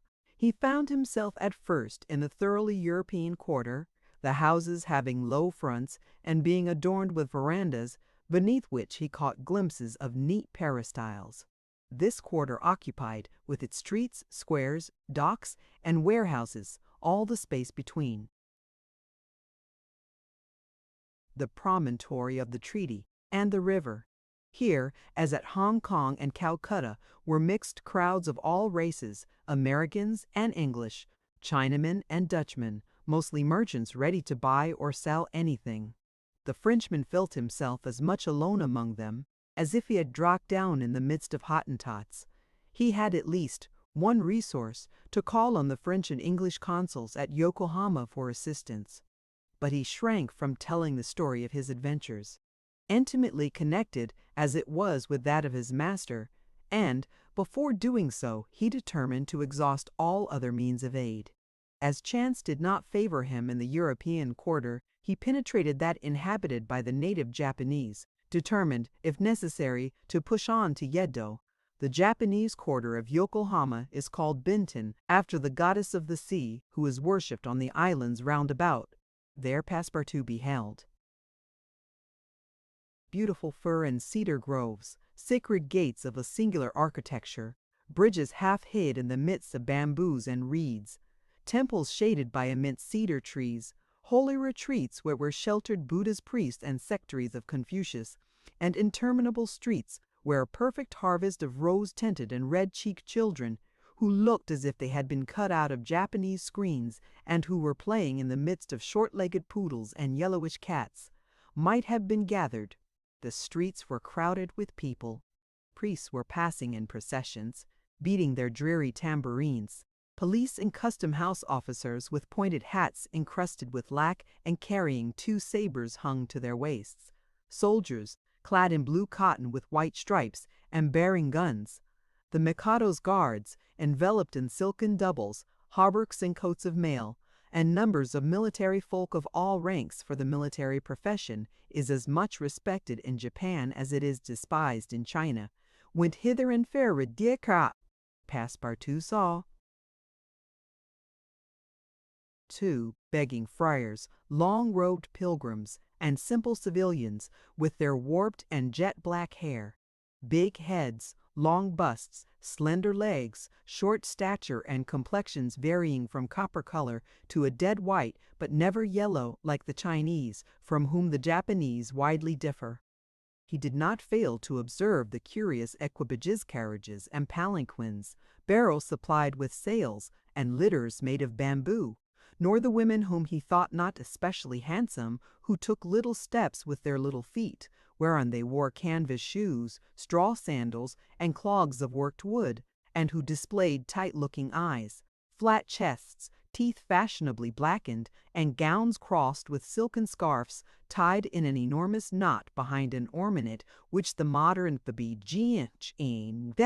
Passepartout wandered for several hours in the midst of this motley crowd, looking in at the windows of the rich and curious shops, the jewelry establishments, glittering with quaint Japanese ornaments, the restaurants decked with streamers and banners, the tea-houses, where the odorous beverage was being drunk with sake, a liquor concocted from the fermentation of rice, and the comfortable smoking-houses, where they were puffing, not opium, which is almost unknown in Japan, but a very fine, stringy tobacco. He went on till he found himself in the fields, in the midst of vast rice plantations. There he saw dazzling camellias expanding themselves, with flowers which were giving forth their last colors and perfumes, not on bushes, but on trees, and within bamboo enclosures, cherry, plum, and apple trees, which the Japanese cultivate rather for their blossoms than their fruit, and which queerly fashioned, grinning scarecrows protected from the sparrows, pigeons, ravens, and other voracious birds. On the branches of the cedars were perched large eagles. Amid the foliage of the weeping willows were herons, solemnly standing on one leg, and on every hand were crows, ducks, hawks, wild birds, and a multitude of cranes, which the Japanese consider sacred and which to their minds symbolize long life and prosperity. As he was strolling along, Passepartout espied some violets among the shrubs. "Good," said he, "I'll have some supper," but on smelling them he found that they were odorless. "No chance there," thought he. The worthy fellow had certainly taken good care to eat as hearty a breakfast as possible before leaving the Carnatic. But, as he had been walking about all day, the demands of hunger were becoming importunate. He observed that the butcher's stalls contained neither mutton, goat, nor pork, and knowing also that it is a sacrilege to kill cattle, which are preserved solely for farming, he made up his mind that meat was far from plentiful in Yokohama, nor was he mistaken, and in default of butcher's meat he could have wished for a quarter of wild boar, or deer, a partridge, or some quails, some game or fish, which, with rice, the Japanese eat almost exclusively. But he found it necessary to keep up a stout heart and to postpone the meal he craved till the following morning. Night came, and Passepartout re-entered the native quarter, where he wandered through the streets lit by vari-colored lanterns, looking on at the dancers who were executing skillful steps and boundings, and the astrologers who stood in the open air with their telescopes. Then he came to the harbor, which was lit up by the resin torches of the fishermen, who were fishing from their boats. The streets at last became quiet, and the patrol, the officers of which, in their splendid costumes and surrounded by their suites, Passepartout thought seemed like ambassadors, succeeded the bustling crowd. Each time a company passed, Passepartout chuckled and said to himself, "Good! Another Japanese embassy departing for Europe." Chapter 23. in which Passepartout's nose becomes outrageously long. The next morning, poor, jaded, famished Passepartout said to himself that he must get something to eat at all hazards, and the sooner he did so the better. He might indeed sell his watch, but he would have starved first. Now or never, he must use the strong, if not melodious voice which nature had bestowed upon him. He knew several French and English songs, and resolved to try them upon the Japanese, who must be lovers of music, since they were forever pounding on their cymbals, toms and tams and tambourines, and could not but appreciate European talent. It was, perhaps, rather early in the morning to get up a concert, and the audience, prematurely aroused from their slumbers, might not possibly pay their entertainer with coin bearing the Mikado's features. Passepartout therefore decided to wait several hours, and, as he was sauntering along, it occurred to him that he would seem rather too well dressed for a wandering artist. The idea struck him to change his garments for clothes more in harmony with his project, by which he might also get a little money to satisfy the immediate cravings of hunger. The resolution taken, it remained to carry it out. It was only after a long search that Passepartout discovered a native dealer in old clothes, to whom he applied for an exchange. The man liked the European costume, and ere long Passepartout issued from his shop accoutered in an old Japanese coat and a sort of one-sided turban, faded with long use. A few small pieces of silver, moreover, jingled in his pocket. "Good," thought he, "I will imagine I am at the Carnival."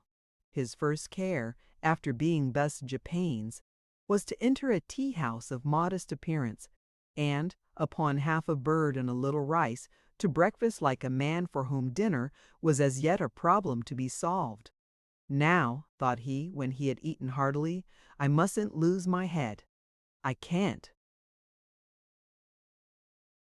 sell this costume again for one still more Japanese. I must consider how to leave this country of the sun, of which I shall not retain the most delightful of memories, as quickly as possible."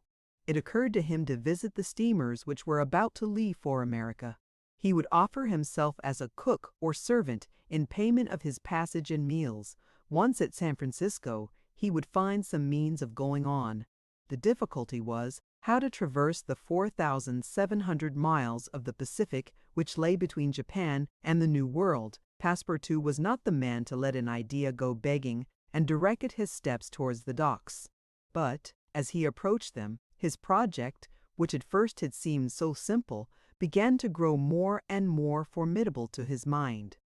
What need would they have of a cook or servant on an American steamer, and what confidence would they put in him, dressed as he was?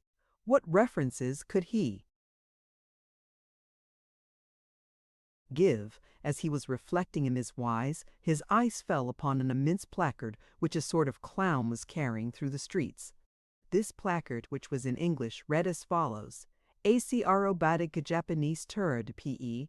Honorable William Badalokar, Proprietor." "The United States," said Passepartout. "That's just what I want." He followed the clown, and soon found himself once more in the Japanese quarter. A quarter of an hour later he stopped before a large cabin adorned with several clusters of streamers, the exterior walls of which were designed to represent, in violent colors and without perspective, a company of jugglers. This was the Honorable William Batulkar's establishment. That gentleman was a sort of Barnum, the director of a troupe of mountebanks, jugglers, clowns, acrobats, equilibrists, and gymnasts, who, according to the placard, was giving his last performances before leaving the Empire of the Sun for the States of the Union. Passepartout entered and asked for Mr. Batulkar, who straightway appeared in person. "What do you want?" said he to Passepartout, whom he at first took for a native. "Would you like a servant, sir?" asked Passepartout. "A servant!" cried Mr. Batulkar, caressing the thick gray beard which hung from his chin. "I already have two who are obedient and faithful, have never left me, and serve me for their nourishment. And here they are," added he, holding out his two robust arms, furrowed with veins as large as the strings of a bass viol. "So I can be of no use to you?" "None." "The devil!" I should so like to cross the Pacific with you." "Ah," said the Honorable Mr. Batulcar, "you are no more a Japanese than I am a monkey. Who are you dressed up in that way?" "A man dresses as he can. That's true. You are a Frenchman, aren't you?" "Yes, a Parisian of Paris." "Then you ought to know how to make grimaces." "Why," replied Passepartout, a little vexed that his nationality should cause this question, "we Frenchmen know how to make grimaces, it is true, but not any better than the Americans do." "True. Well, if I can't take you as a servant, I can as a clown. You see, my friend, in France they exhibit foreign clowns, and in foreign parts French clowns. Ah, you're pretty strong, eh? Especially after a good meal. And you can sing?" "Yes," returned Passepartout, who had formerly been wont to sing in the streets. "But can you sing standing on your head, with a top spinning on your left foot, and a saber balanced on your right?" "Humph! I think so," replied Passepartout, recalling the exercises of his younger days. "Well, that's enough," said the Honorable William Batulcar. The engagement was concluded there and then. Passepartout had at last found something to do. He was engaged to act in the celebrated Japanese troupe. It was not a very dignified position, but within a week he would be on his way to San Francisco. The performance, so noisily announced by the Honorable Mr. Batulcar, was to commence at 3 o'clock, and soon the deafening instruments of a Japanese orchestra resounded at the door.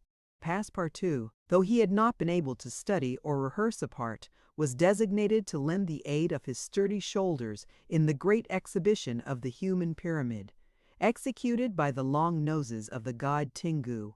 This great attraction was to close the performance. Before 3 o'clock the large shed was invaded by the spectators, comprising Europeans and natives, Chinese and Japanese, men, women, and children, who precipitated themselves upon the narrow benches and into the boxes opposite the stage. The musicians took up a position inside and were vigorously performing on their gongs, tam-tams, flutes, bones, tambourines, and immense drums. The performance was much like all acrobatic displays, but it must be confessed that the Japanese are the first equilibrists in the world. One, with a fan and some bits of paper, performed the graceful trick of the butterflies and the flowers. Another traced in the air, with the odorous smoke of his pipe, a series of blue words which composed a compliment to the audience, while a third juggled with some lighted candles, which he extinguished successively as they passed his lips, and relit again without interrupting for an instant his juggling. Another reproduced the most singular combinations with a spinning top. In his hands the revolving tops seemed to be animated with a life of their own in their interminable whirling. They ran over pipe stems, the edges of sabers, wires, and even hairs stretched across the stage. They turned around on the edges of large glasses, crossed bamboo ladders, dispersed into all the corners, and produced strange musical effects by the combination of their various pitches of tone. The jugglers tossed them in the air, threw them like shuttlecocks with wooden battledores, and yet they kept on spinning. They put them into their pockets and took them out still whirling as before. It is useless to describe the astonishing performances of the acrobats and gymnasts. The turning on ladders, poles, balls, barrels, etc., was executed with wonderful precision. But the principal attraction was the exhibition of the long noses, a show to which Europe is as yet a stranger. The long noses form a peculiar company, under the direct patronage of the god Tingo. Attired after the fashion of the Middle Ages, they bore upon their shoulders a splendid pair of wings.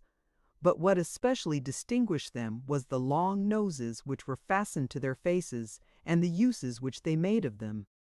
These noses were made of bamboo, and were 5, 6, and even 10 feet long, some straight, others curved, some ribboned, and some having imitation warts upon them. It was upon these appendages, fixed tightly on their real noses, that they performed their gymnastic exercises. A dozen of these sectaries of martingaux lay flat upon their backs, while others, dressed to represent lightning rods, came and frolicked on their noses, jumping from one to another and performing the most skillful leapings and somersaults. As a last scene, a human pyramid had been announced, in which 50 long noses were to represent the car of Juggernaut. But instead of forming a pyramid by mounting each other's shoulders, the artists were to group themselves on top of the noses. It happened that the performer who had hitherto formed the base of the car had quitted the troupe, and as to fill this part only strength and adroitness were necessary, Passepartout had been chosen to take his place. The poor fellow really felt sad when melancholy reminiscence of his youth. He donned his costume, adorned with vari-colored wings, and fastened to his natural feature a false nose 6 feet long. But he cheered up when he thought that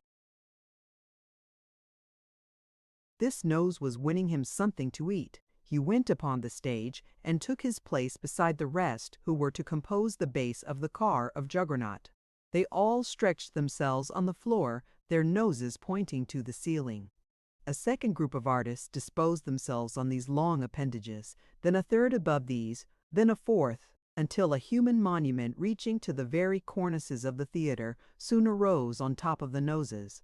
This elicited loud applause, in the midst of which the orchestra was just striking up a deafening air. When the pyramid tottered, the balance was lost. One of the lower noses vanished from the pyramid, and the human monument was shattered like a castle built of cards. It was Passepartout's fault. Abandoning his position, clearing the footlights without the aid of his wings, and, clambering up to the right-hand gallery, he fell at the feet of one of the spectators, crying, "Ah, my master, my master!" You hear? Myself. Very well, then let us go to the steamer, young man.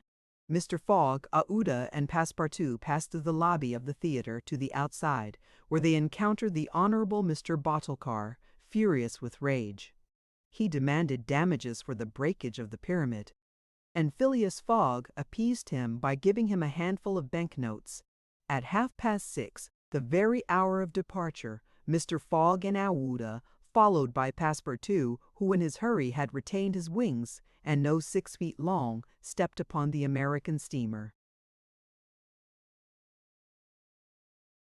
Chapter 24, during which Mr. Fogg and party crossed the Pacific Ocean. What happened when the pilot boat came in sight of Shanghai will be easily guessed. The signals made by the Tankadier had been seen by the captain of the Yokohama steamer, who, espying the flag at half-mast, had directed his course towards the little craft. Phileas Fogg, after paying the stipulated price of his passage to John Busby, and rewarding that worthy with the additional sum of £550, ascended the steamer with Aouda and Fix, and they started at once for Nagasaki and Yokohama. They reached their destination on the morning of the 14th of November. Phileas Fogg lost no time in going on board the Carnatic, where he learned, to Aouda's great delight, and perhaps to his own, though he betrayed no emotion, that Passepartout, a Frenchman, had really arrived on her the day before. The San Francisco steamer was announced to leave that very evening, and it became necessary to find Passepartout, if possible, without delay. Mr. Fogg applied in vain to the French and English consuls, and, after wandering through the streets a long time, began to despair of finding his missing servant. Chance, or perhaps a kind of presentiment, at last led him into the Honorable Mr. Batchelcar's theatre. He certainly would not have recognized Passepartout in the eccentric mountebank's costume, but the latter, lying on his back, perceived his master in the gallery. He could not help starting, which so changed the position of his nose as to bring the pyramid pell-mell upon the stage.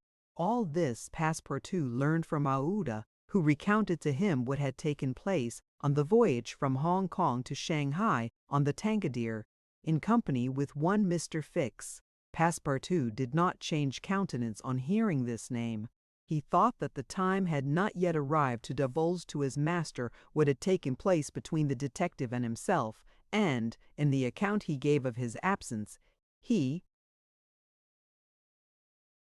simply excused himself for having been overtaken by drunkenness in smoking opium at a tavern in Hong Kong. Mr. Fogg heard this narrative coldly, without a word, and then furnished his man with funds necessary to obtain clothing more in harmony with his position.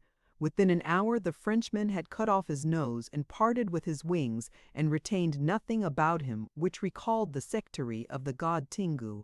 The steamer which was about to depart from Yokohama to San Francisco belonged to the Pacific Mail Steamship Company, and was named the General Grant. She was a large paddle-wheel steamer of 2,500 tons, well equipped and very fast. The massive walking beam rose and fell above the deck. At one end, a piston rod worked up and down, and at the other was a connecting rod which, in changing the rectilinear motion to a circular one, was directly connected with the shaft of the paddles. The General Grant was rigged with 3 masts, giving a large capacity for sails and thus materially aiding the steam power. By making 12 miles an hour, she would cross the ocean in 21 days. Phileas Fogg was therefore justified in hoping that he would reach San Francisco by the 2nd of December, New York by the 11th, and London on the 20th, thus gaining several hours on the fatal date of the 21st of December. There was a full complement of passengers on board, among them English, many Americans, a large number of coolies on their way to California, and several East Indian officers who were spending their vacation in making the tour of the world. Nothing of moment happened on the voyage. The steamer, sustained on its large paddles, rolled but little, and the Pacific almost justified its name.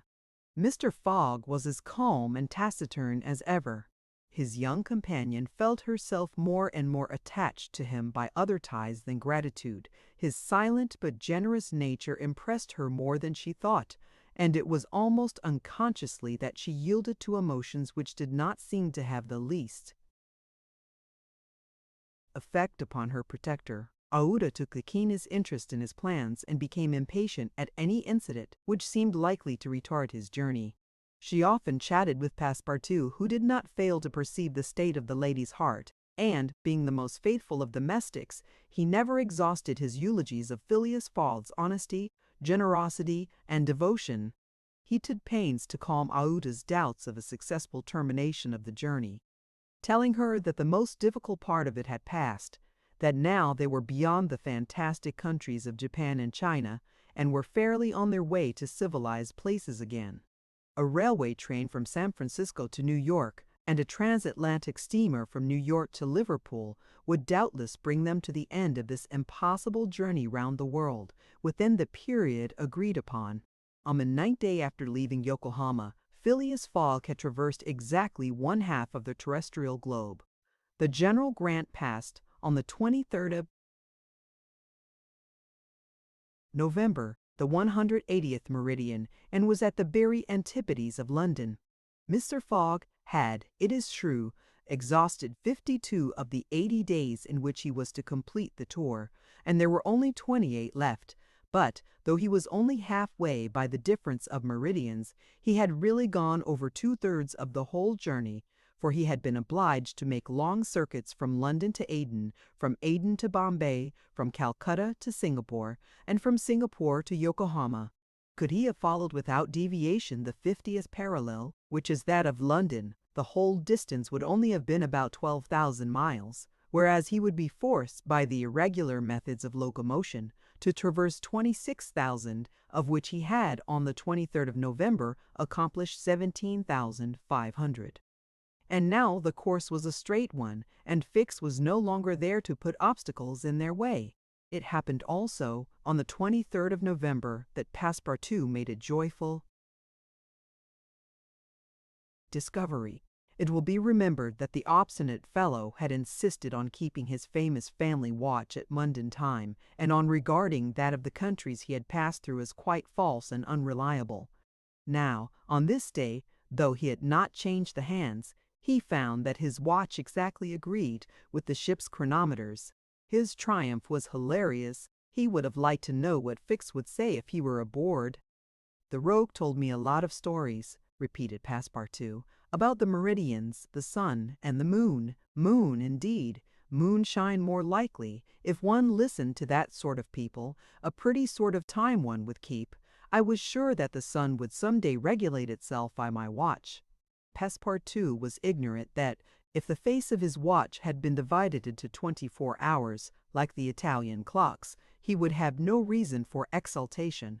For the hands of his watch would then, instead of as now indicating 9 o'clock in the morning, indicate 9 o'clock in the evening, that is, the 21st hour after midnight, precisely the difference between London time and that of the 1/180th meridian. But if Fix had been able to explain this purely physical effect, Passepartout would not have admitted, even if he had comprehended it. Moreover, if the detective had been on board at that moment, Passepartout would have joined issue with him on a quite different subject, and in an entirely different manner. Where was Fix at that moment? He was actually on board the General Grant. On reaching Yokohama, the detective, leaving Mr. Fogg, whom he expected to meet again during the day, had repaired at once to the English consulate, where he at last found the warrant of arrest.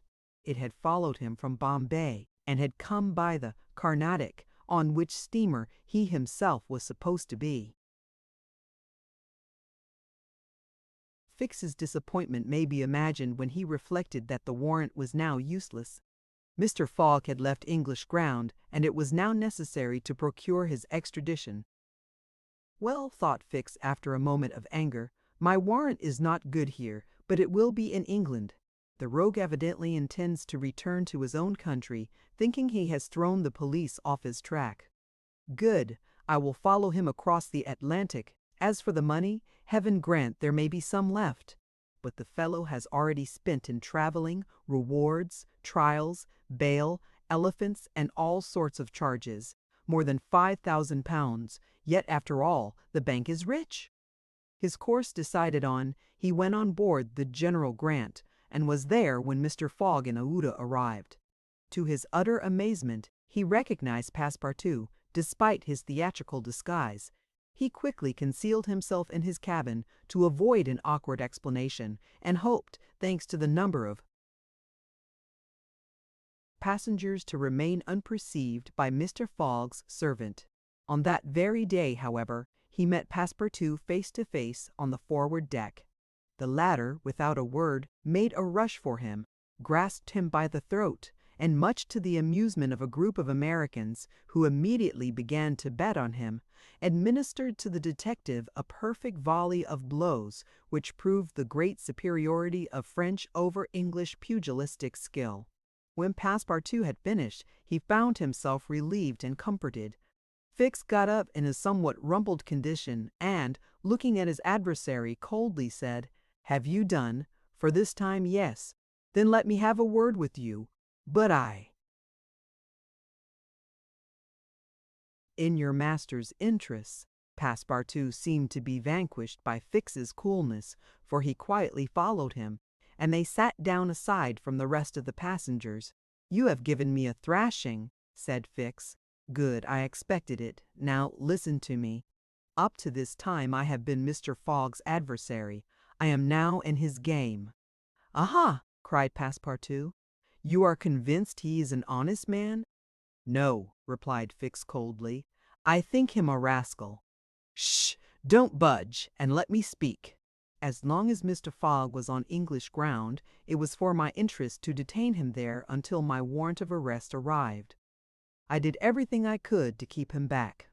I sent the Bombay priests after him. I got you intoxicated at Hong Kong. I separated you from him, and I made him miss the Yokohama steamer. Passepartout listened with closed fists. "Now," resumed Fix, "Mr. Fogg seems to be going back to England. Well, I will follow him there, but hereafter I will do as much to keep obstacles out of his way as I have done up to this time to put them in his path. I've changed my game, you see, and simply because it was for my interest to change it. Your interest is the same as mine, for it is only in England that you will ascertain whether you are in the service of a criminal or an honest man." Passepartout listened very attentively to Fix and was convinced that he spoke with entire good faith. "Are we friends?" asked the detective. "Friends? No," replied Passepartout. "But allies? Perhaps. At the least sign of treason, however, I'll twist your neck for you." "Agreed," said the detective quietly. 11 days later, on the 3rd of December, the General Grant entered the Bay of the Golden Gate and reached San Francisco. Mr. Fogg had neither gained nor lost a single day. Chapter 25, in which a slight glimpse is had of San Francisco. It was 7 in the morning when Mr. Fogg, Aouda, and Passepartout set foot upon the American continent, if this name can be given to the floating quay upon which they disembarked. These quays, rising and falling with the tide, thus facilitate the loading and unloading of vessels. Alongside them were clippers of all sizes, steamers of all nationalities, and the steamboats, with several decks rising one above the other, which ply on the Sacramento and its tributaries. There were also heaped up the products of a commerce which extends to Mexico, Chile, Peru, Brazil, Europe, Asia, and all the Pacific islands.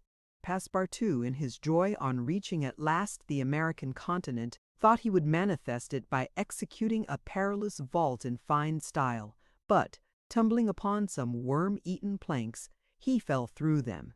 Put out of countenance by the manner in which he thus set foot upon the New World, he uttered a loud cry, which so frightened the innumerable cormorants and pelicans that are always perched upon these movable quays, that they flew noisily away. Mr. Fogg, on reaching shore, proceeded to find out at what hour the first train left for New York, and learned that this was at 6 o'clock p.m. He had, therefore, an entire day to spend in the Californian capital. Taking a carriage at a charge of $3, he and Aouda entered it, while Passepartout mounted the box beside the driver, and they set out for the International Hotel. From his exalted position, Passepartout observed with much curiosity the wide streets, the low, evenly ranged houses, the Anglo-Saxon Gothic churches, the great docks, the palatial wooden and brick warehouses, the numerous conveyances, omnibuses, horse cars, and upon the sidewalks, not only Americans and Europeans, but Chinese and Indians. Passepartout was surprised at all he saw. San Francisco was no longer the legendary city of 1849, a city of banditti, assassins, and incendiaries, who had flocked hither in crowds in pursuit of plunder, a paradise of outlaws, where they gambled with gold dust, a revolver in one hand and a bowie knife in the other. It was now a great commercial emporium. The lofty tower of its city hall overlooked the whole panorama of the streets and avenues, which cut each other at right angles, and in the midst of which appeared pleasant, verdant squares, while beyond appeared the Chinese quarter, seemingly imported from the Celestial Empire in a toy box. Sombreros and red shirts and plumed Indians were rarely to be seen, but there were silk hats and black coats everywhere worn by a multitude of nervously active, gentlemanly-looking men. Some of the streets, especially Montgomery Street, which is to San Francisco what Regent Street is to London, the Boulevard des Italiens to Paris, and Broadway to New York, were lined with splendid and spacious stores, which exposed in their windows the products of the entire world. When Passepartout reached the International Hotel, it did not seem to him as if he had left England at all. The ground floor of the hotel was occupied by a large bar, a sort of restaurant freely open to all passers-by, who might partake of dried beef, oyster soup, biscuits, and cheese without taking out their purses. Payment was made only for the ale, porter, or sherry which was drunk. This seemed very American to Passepartout. The hotel refreshment rooms were comfortable, and Mr. Fogg and Aouda, installing themselves at a table, were abundantly served on diminutive plates by Negroes of darkest hue. After breakfast, Mr. Fogg, accompanied by Aouda, started for the English consulate to have his passport beside. As he was going out, he met Passepartout, who asked him if it would not be well, before taking the train, to purchase some dozens of Enfield rifles and Colt's revolvers. He had been listening to stories of attacks upon the trains by the Sioux and Pawnees. Mr. Fogg thought it a useless precaution, but told him to do as he thought best, and went on to the consulate. He had not proceeded 200 steps, however, when, by the greatest chance in the world, he met Fix. The detective seemed wholly taken by surprise. What? Had Mr. Fogg and himself crossed the Pacific together and not met on the steamer? At least Fix felt honored to behold once more the gentleman to whom he owed so much, and, as his business recalled him to Europe, he should be delighted to continue the journey in such pleasant company. Mr. Fogg replied that the honor would be his, and the detective, who was determined not to lose sight of him, begged permission to accompany them in their walk about San Francisco, a request which Mr. Fogg readily granted. They soon found themselves in Montgomery Street, where a great crowd was collected. The sidewalks, street, horse-car rails, the shop doors, the windows of the houses, and even the roofs were full of people. Men were going about carrying large posters and flags, and streamers were floating in the wind, while loud cries were heard on every hand. "Hurrah for Camerfield! Hurrah for Mandaboy!" It was a political meeting. At least so Fix conjectured, who said to Mr. Fogg, "Perhaps we had better not mingle with the crowd. There may be danger in it." "Yes," returned Mr. Fogg, "and blows, even if they are political, are still blows." Fix smiled at this remark, and in order to be able to see without being jostled about, the party took up a position on the top of a flight of steps situated at the upper end of Montgomery Street. Opposite them, on the other side of the street, between a coal wharf and a petroleum warehouse, a large platform had been erected in the open air, towards which the current of the crowd seemed to be directed.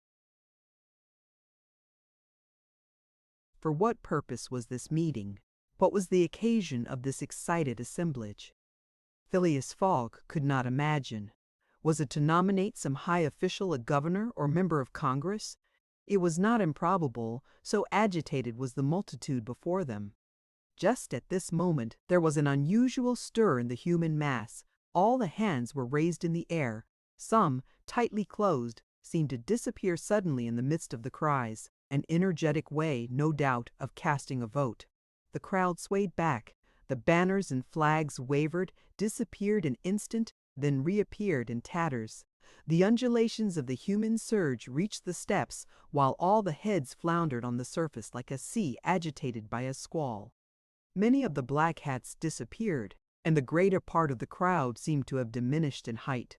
"It is evidently a meeting," said Fix, "and its object must be an exciting one. I should not wonder if it were about the Alabama, despite the fact that that question is settled." "Perhaps," replied Mr. Fogg simply. "At least there are two champions in presence of each other, the Honorable Mr. Camerfield and the Honorable Mr. Mandaboy." Aouda, leaning upon Mr. Fogg's arm, observed the tumultuous scene with surprise, while Fix asked a man near him what the cause of it all was. Before the man could reply, a fresh agitation arose. Hurrahs and excited shouts were heard. The staffs of the banners began to be used as offensive weapons, and fists flew about in every direction.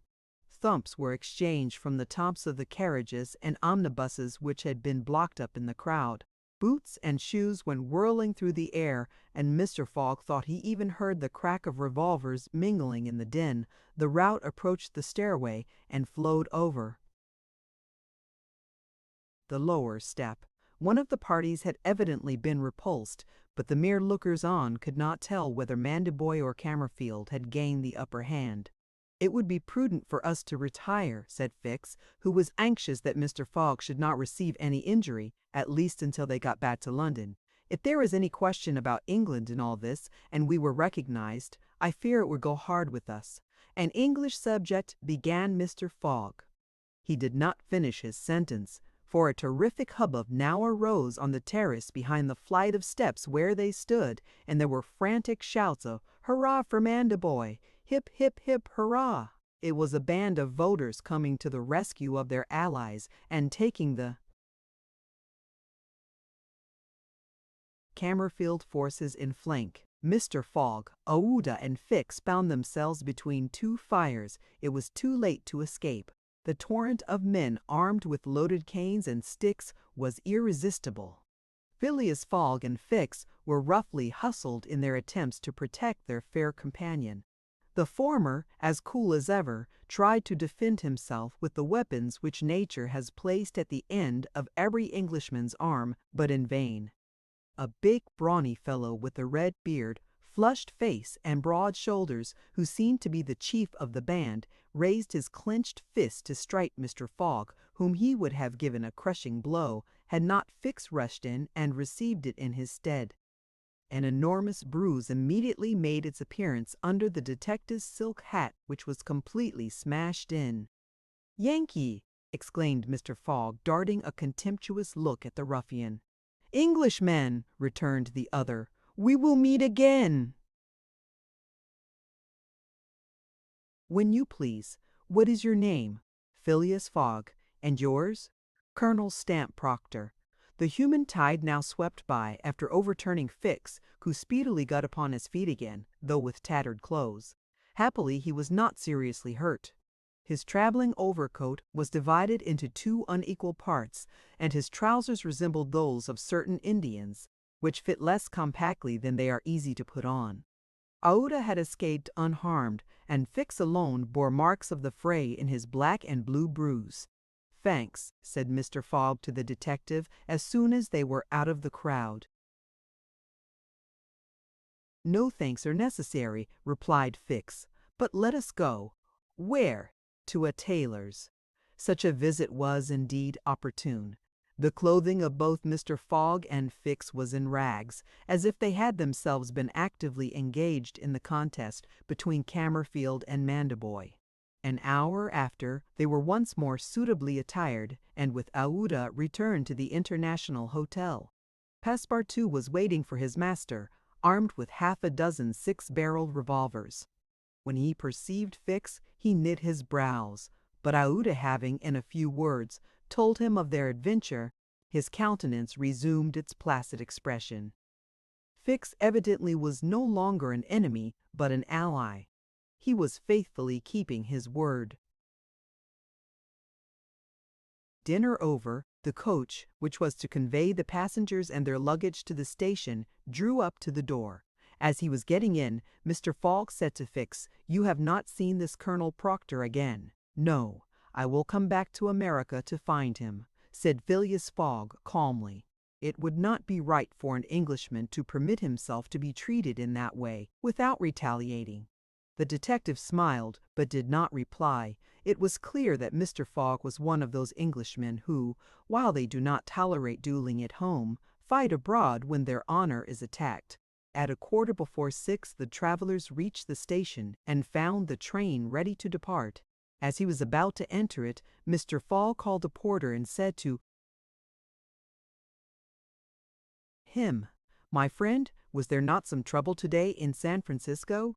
"It was a political meeting, sir," replied the porter, "but I thought there was a great deal of disturbance in the streets." "It was only a meeting assembled for an election." "The election of a general-in-chief, no doubt?" asked Mr. Fogg.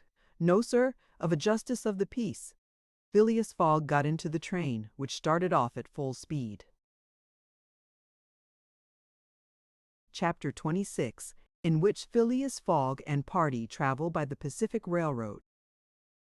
From ocean to ocean, so say the Americans, and these four words compose the general designation of the great trunk line which crosses the entire width of the United States.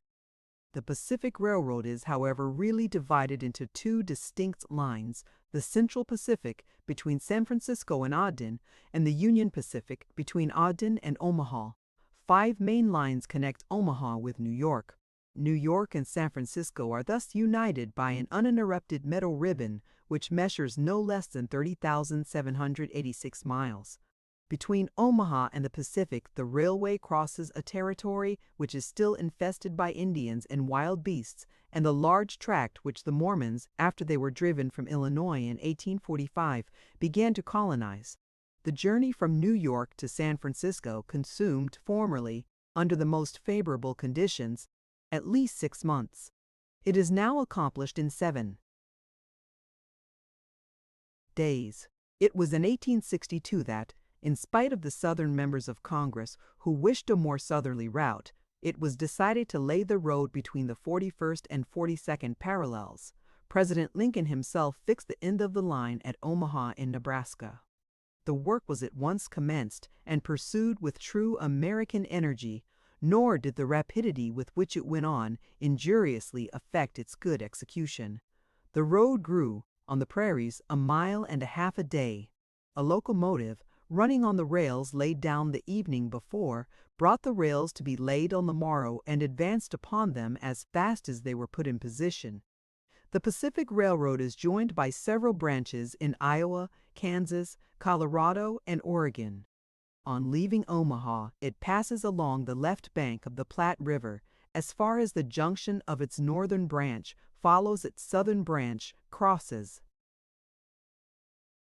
the Laramie Territory and the Wasatch Mountains, turns the Great Salt Lake and reaches Salt Lake City, the Mormon capital, plunges into the Tooele Valley, across the American desert, Cedar and Humboldt Mountains, the Sierra Nevada, and descends, via Sacramento, to the Pacific, its grade, even on the Rocky Mountains, never exceeding 112 feet to the mile.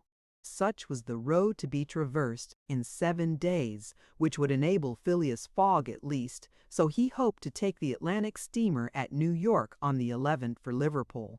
The car which he occupied was a sort of long omnibus on 8 wheels and with no compartments in the interior. It was supplied with 2 rows of seats, perpendicular to the direction of the train on either side of an aisle, which conducted to the front and rear platforms. These platforms were found throughout the train, and the passengers were able to pass from one end of the train to the other. It was supplied with saloon cars, balcony cars, restaurants, and smoking cars. Theater cars alone were wanting, and they will have these some day. Book and news dealers, sellers of edibles, drinkables, and cigars, who seemed to have plenty of customers, were continually circulating in the aisles. The train left Oakland Station at 6 o'clock. It was already night, cold and cheerless, the heavens being overcast with clouds which seemed to threaten snow. The train did not proceed rapidly. Counting the stoppages, it did not run more than 20 miles an hour, which was a sufficient speed, however, to enable it to reach Omaha within its designated time. There was but little conversation in the car, and soon many of the passengers were overcome with sleep.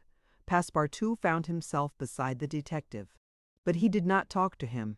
After recent events, their relations with each other had grown somewhat cold. There could no longer be mutual sympathy or intimacy between them. Fix's manner had not changed, but Passepartout was very reserved and ready to strangle his former friend on the slightest provocation. Snow began to fall an hour after they started. A fine snow, however, which happily could not obstruct the train. Nothing could be seen from the windows but a vast white sheet, against which the smoke of the locomotive had a grayish aspect. At 8 o'clock a steward entered the car and announced that the time for going to bed had arrived, and in a few minutes the car was transformed into a dormitory. The backs of the seats were thrown back. Bedsteads carefully packed were rolled out by an ingenious system, berths were suddenly improvised, and each traveler had soon at his disposition a comfortable bed, protected from curious eyes by thick curtains. The sheets were clean and the pillows soft. It only remained to go to bed and sleep, which everybody did while the train sped on.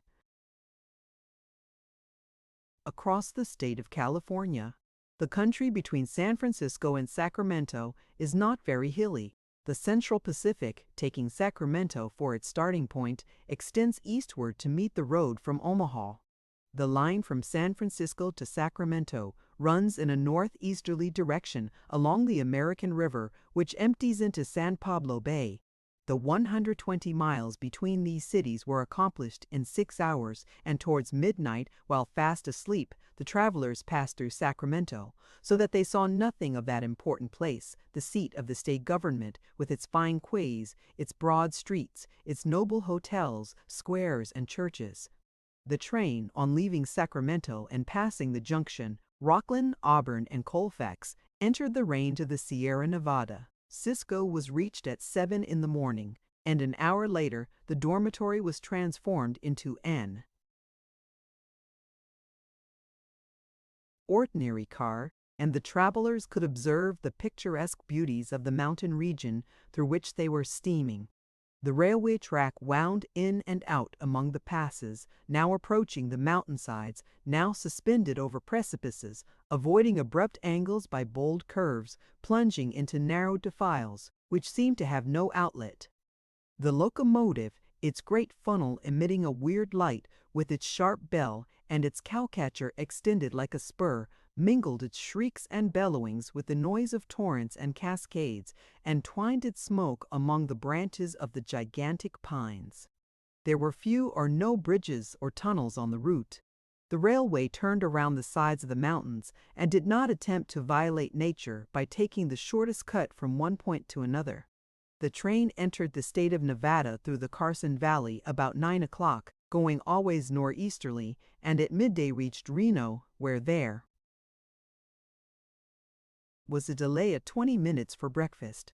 From this point the road, running along Humboldt River, passed northward for several miles by its banks. Then it turned eastward and kept by the river until it reached the Humboldt Range, nearly at the extreme eastern limit of Nevada. Having breakfasted, Mr. Fogg and his companions resumed their places in the car and observed the varied landscape which unfolded itself as they passed along the vast prairies, the mountains lining the horizon, and the creeks with their frothy, foaming streams. Sometimes a great herd of buffaloes, massing together in the distance, seemed like a movable dam. These innumerable multitudes of ruminating beasts often form an insurmountable obstacle to the passage of the trains. Thousands of them have been seen passing over the track for hours together in compact ranks. The locomotive is then forced to stop and wait till the road is once more clear. This happened, indeed, to the train in which Mr. Fogg was traveling. About 12 o'clock, a troop of 10 or 12,000 head of buffalo encumbered the track. The locomotive, slackening its speed, tried to clear the way with its cowcatcher, but the mass of animals was too great. The buffaloes marched along with a tranquil gait, uttering now and then deafening bellowings. There was no use of interrupting them, for, having taken a particular direction, nothing can moderate and change their course. It is a torrent of living flesh which no dam could contain. The travelers gazed on this curious spectacle from the platforms, but Phileas Fogg, who had the most reason of all to be in a hurry, remained in his seat and waited philosophically until it should please the buffaloes to get out of the way. Passepartout was furious at the delay they occasioned, and longed to discharge his arsenal of revolvers upon them. "What a country!" cried he. "Mere cattle stop the trains and go by in a procession, just as if they were not impeding travel. Parbleu! I should like to know if Mr. Fogg foresaw this mishap in his program, and here's an engineer who doesn't dare to run the locomotive into this herd of beasts." The engineer did not try to overcome the obstacle, and he was wise. He would have crushed the first buffaloes, no doubt, with the cowcatcher, but the locomotive, however powerful, would soon have been checked. The train would inevitably have been thrown off the track and would then have been helpless. The best course was to wait patiently and regain the lost time by greater speed when the obstacle was removed. The procession of buffaloes lasted 3 full hours, and it was night before the track was clear. The last ranks of the herd were now passing over the rails, while the first had already disappeared below the southern horizon. It was 8 o'clock when the train passed through the defiles of the Humboldt Range, and 9:30 when it penetrated Utah, the region of the Great Salt Lake, the singular colony of the Mormons. Chapter 27, in which Passepartout undergoes, at a speed of 20 miles an hour, a course of Mormon history. During the night of the 5th of December, the train ran southeasterly for about 50 miles, then rose in equal distance in a northeasterly direction towards the Great Salt Lake. Passepartout, about 9 o'clock, went out upon the platform to take the air. The weather was cold, the heavens gray, but it was not snowing. The sun's disk, enlarged by the mist, seemed an enormous ring of gold, and Passepartout was amusing himself by calculating its value in pounds sterling, when he was diverted from this interesting study by a strange-looking personage who made his appearance on the platform. This personage, who had taken the train at Elko, was tall and dark, with black mustache, black stockings, a black silk hat, a black waistcoat, black trousers, a white cravat, and dogskin gloves. He might have been taken for a clergyman. He went from one end of the train to the other, and affixed to the door of each car a notice written in manuscript.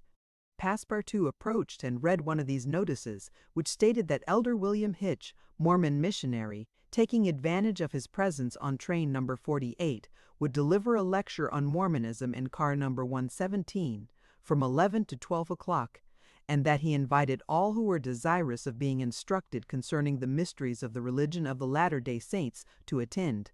"I'll go," said Passepartout to himself. He knew nothing of Mormonism except the custom of polygamy, which is its foundation.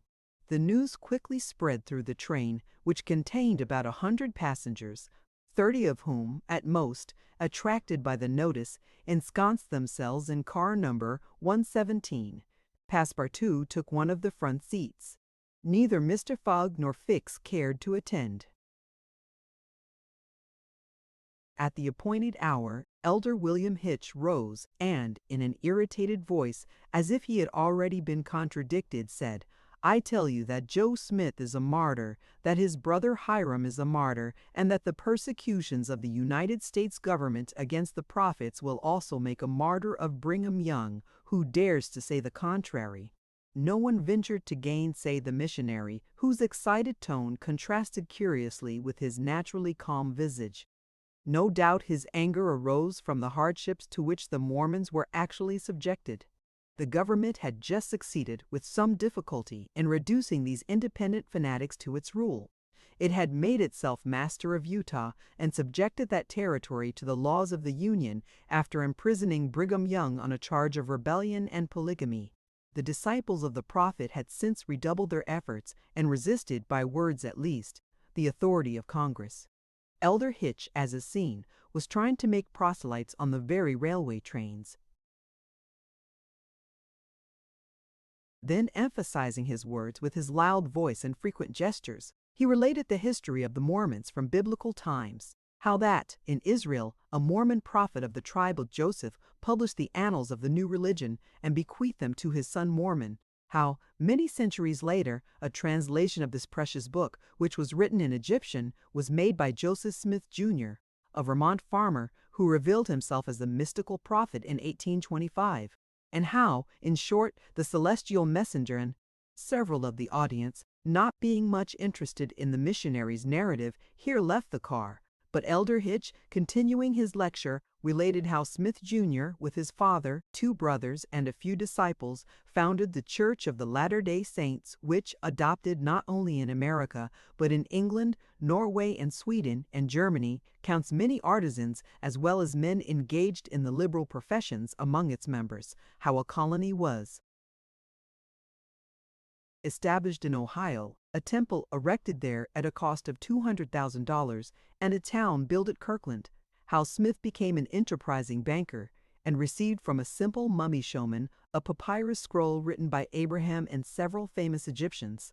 The elder's story became somewhat wearisome, and his audience grew gradually less until it was reduced to 20 passengers.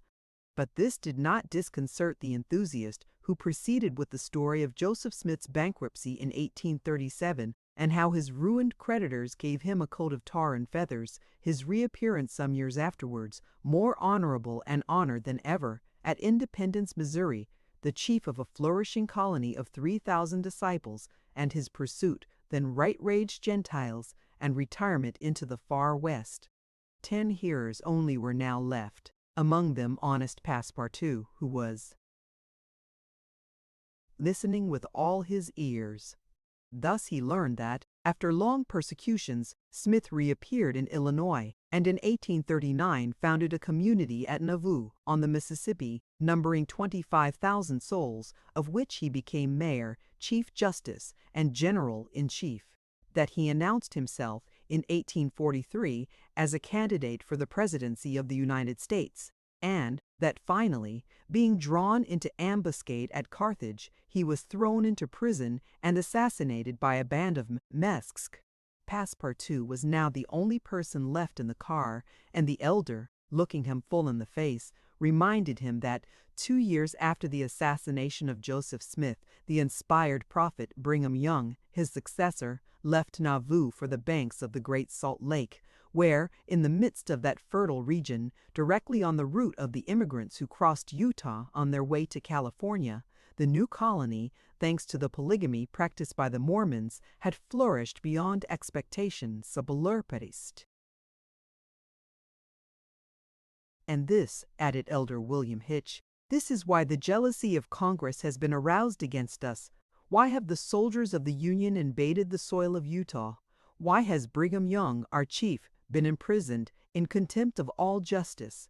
Shall we yield to force? Never. Driven from Vermont, driven from Illinois, driven from Ohio, driven from Missouri, driven from Utah, we shall yet find some independent territory on which to plant our tents. And you, my brother, continued the elder, fixing his angry eyes upon his single auditor, will you not plant yours there too, under the shadow of our flag? No, replied Passepartout courageously, in his turn retiring from the car and leaving the elder to preach to vacancy. During the lecture the train had been making good progress, and towards 12:30 it reached the northwest border of the Great Salt Lake. Thence the passengers could observe the vast extent of this interior sea, which is also called the Dead Sea, and into which flows an American Jordan. It is a picturesque expanse, framed in lofty crags in large strata, encrusted with white salt, a superb sheet of water, which was formerly of larger extent than now, its shores having encroached with the lapse of time, and thus at once reduced its breadth and increased its depth. The Salt Lake, 70 miles long and 35 wide, is situated 3 miles 800 feet above the sea. Quite different from Lake Asphaltite, whose depression is 1,200 feet below the sea, it contains considerable salt, and 1/4 of the weight of its water is solid matter, its specific weight being 1,170, and, after being distilled, 1,000. Fishes are, of course, unable to live in it, and those which descend through the Jordan, the Weber, and other streams soon perish. The country around the lake was well cultivated, for the Mormons are mostly farmers, while ranches and pens for domesticated animals, fields of wheat, corn, and other cereals, luxuriant prairies, hedges of wild rose, clumps of acacias and milkwort would have been seen 6 months later. Now the ground was covered with a thin powdering of snow. The train reached Ogden at 2 o'clock, where it rested for 6 hours. Mr. Fogg and his party had time to pay a visit to Salt Lake City, connected with Ogden by a branch road, and they spent 2 hours in this strikingly American town, built on the pattern of other cities of the Union, like a checkerboard, with the somber sadness of right angles, as Victor Hugo expresses it. The founder of the City of the Saints could not escape from the taste for symmetry which distinguishes the Anglo-Saxons. In this strange country, where the people are certainly not up to the level of their institutions, everything is done squarely: cities, houses, and follies. The travelers, then, were promenading at 3 o'clock about the streets of the town built between the banks of the Jordan and the spurs of the Wasatch Range. They saw few or no churches, but the prophet's mansion, the courthouse, and the arsenal, blue brick houses with verandas and porches, surrounded by gardens bordered with acacias, palms, and locusts. A clay and pebble wall, built in 1853, surrounded the town, and in the principal street were the market and several hotels adorned with pavilions. The place did not seem thickly populated. The streets were almost deserted, except in the vicinity of the temple, which they only reached after having traversed several quarters, surrounded by palisades. There were many women, which was easily accounted for by the peculiar institution of the Mormons. But it must not be supposed that all the Mormons are polygamists. They are free to marry or not as they please, but it is worth noting that it is mainly the female citizens of Utah who are anxious to marry, as, according to the Mormon religion, maiden ladies are not admitted to. The possession of its highest joys. These poor creatures seemed to be neither well off nor happy. Some, the more well-to-do, no doubt wore short, open black silk dresses, under a hood or modest shawl. Others were habited in Indian fashion. Passepartout could not behold without a certain fright these women charged in groups with conferring happiness on a single Mormon. His common sense pitied above all the husband. It seemed to him a terrible thing to have to guide so many wives at once across the vicissitudes of life, and to conduct them, as it were, in a body to the Mormon paradise, with the prospect of seeing them in the company of the glorious Smith, who doubtless was the chief ornament of that delightful place to all eternity. He felt decidedly repelled from such a vocation, and he imagined perhaps he was mistaken, that the fair ones of Salt Lake City cast rather alarming glances on his person. Happily, his stay there was but brief. At 4, the party found themselves again at the station, took their places in the train, and the whistle sounded for starting, just at the moment, however, that the locomotive wheels began to move. Cries of "Stop! Stop!" were heard. Trains, like time and tide, stopped for no one. The gentleman who uttered the cries was evidently a belated Mormon. He was breathless with running. Happily for him, the station had neither gates nor barriers. He rushed along the track, jumped on the rear platform of the train, and fell, exhausted, into one of the seats. Passepartout, who had been anxiously watching this amateur gymnast, approached him with lively interest and learned that he had taken flight after an unpleasant domestic scene. When the Mormon had recovered his breath, Passepartout ventured to ask him politely how many wives he had, for, from the manner in which he had decamped, it might be thought that he had 20 at least. "One, sir," replied the Mormon, raising his arms heavenward. "One, and that was enough." Chapter 28, in which Passepartout does not succeed in making anybody listen to reason. The train, on leaving Great Salt Lake at Ogden, passed northward for an hour as far as Weber River, having completed nearly 900 miles from San Francisco. From this point, it took an easterly direction towards the jagged Wasatch Mountains. It was in the section included between this range and the Rocky Mountains that the American engineers found the most formidable difficulties in laying the road, and that the government granted a subsidy of $48,000 per mile instead of $16,000 allowed for the work done on the plains. But the engineers, instead of violating nature, avoided its difficulties by winding around instead of penetrating the rocks. One tunnel only, 14,000 feet in length, was pierced in order to arrive at the Great Basin. The trek up to this time had reached its highest elevation at the Great Salt Lake. From this point, it described a long curve, descending towards Bitter Creek Valley, to rise again to the dividing ridge of the waters between the Atlantic and the Pacific. There were many creeks in this mountainous region, and it was necessary to cross Muddy Creek, Green Creek, and others, upon culverts. Passepartout grew more and more impatient as they went on, while Fix longed to get out of this difficult region, and was more anxious than Phileas Fogg himself to be beyond the danger of delays and accidents and set foot on English soil. At 10 o'clock at night, the train stopped at Fort Bridger Station, and 20 minutes later entered Wyoming territory, following the valley of Bitter Creek throughout. The next day, 7th December, they stopped for a quarter of an hour at Green River Station.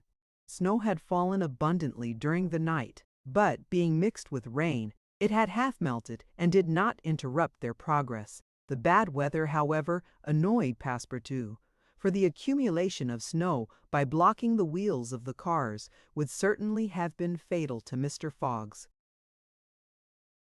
tour. What an idea, he said to himself. Why did my master make this journey in winter? Couldn't he have waited for the good season to increase his chances?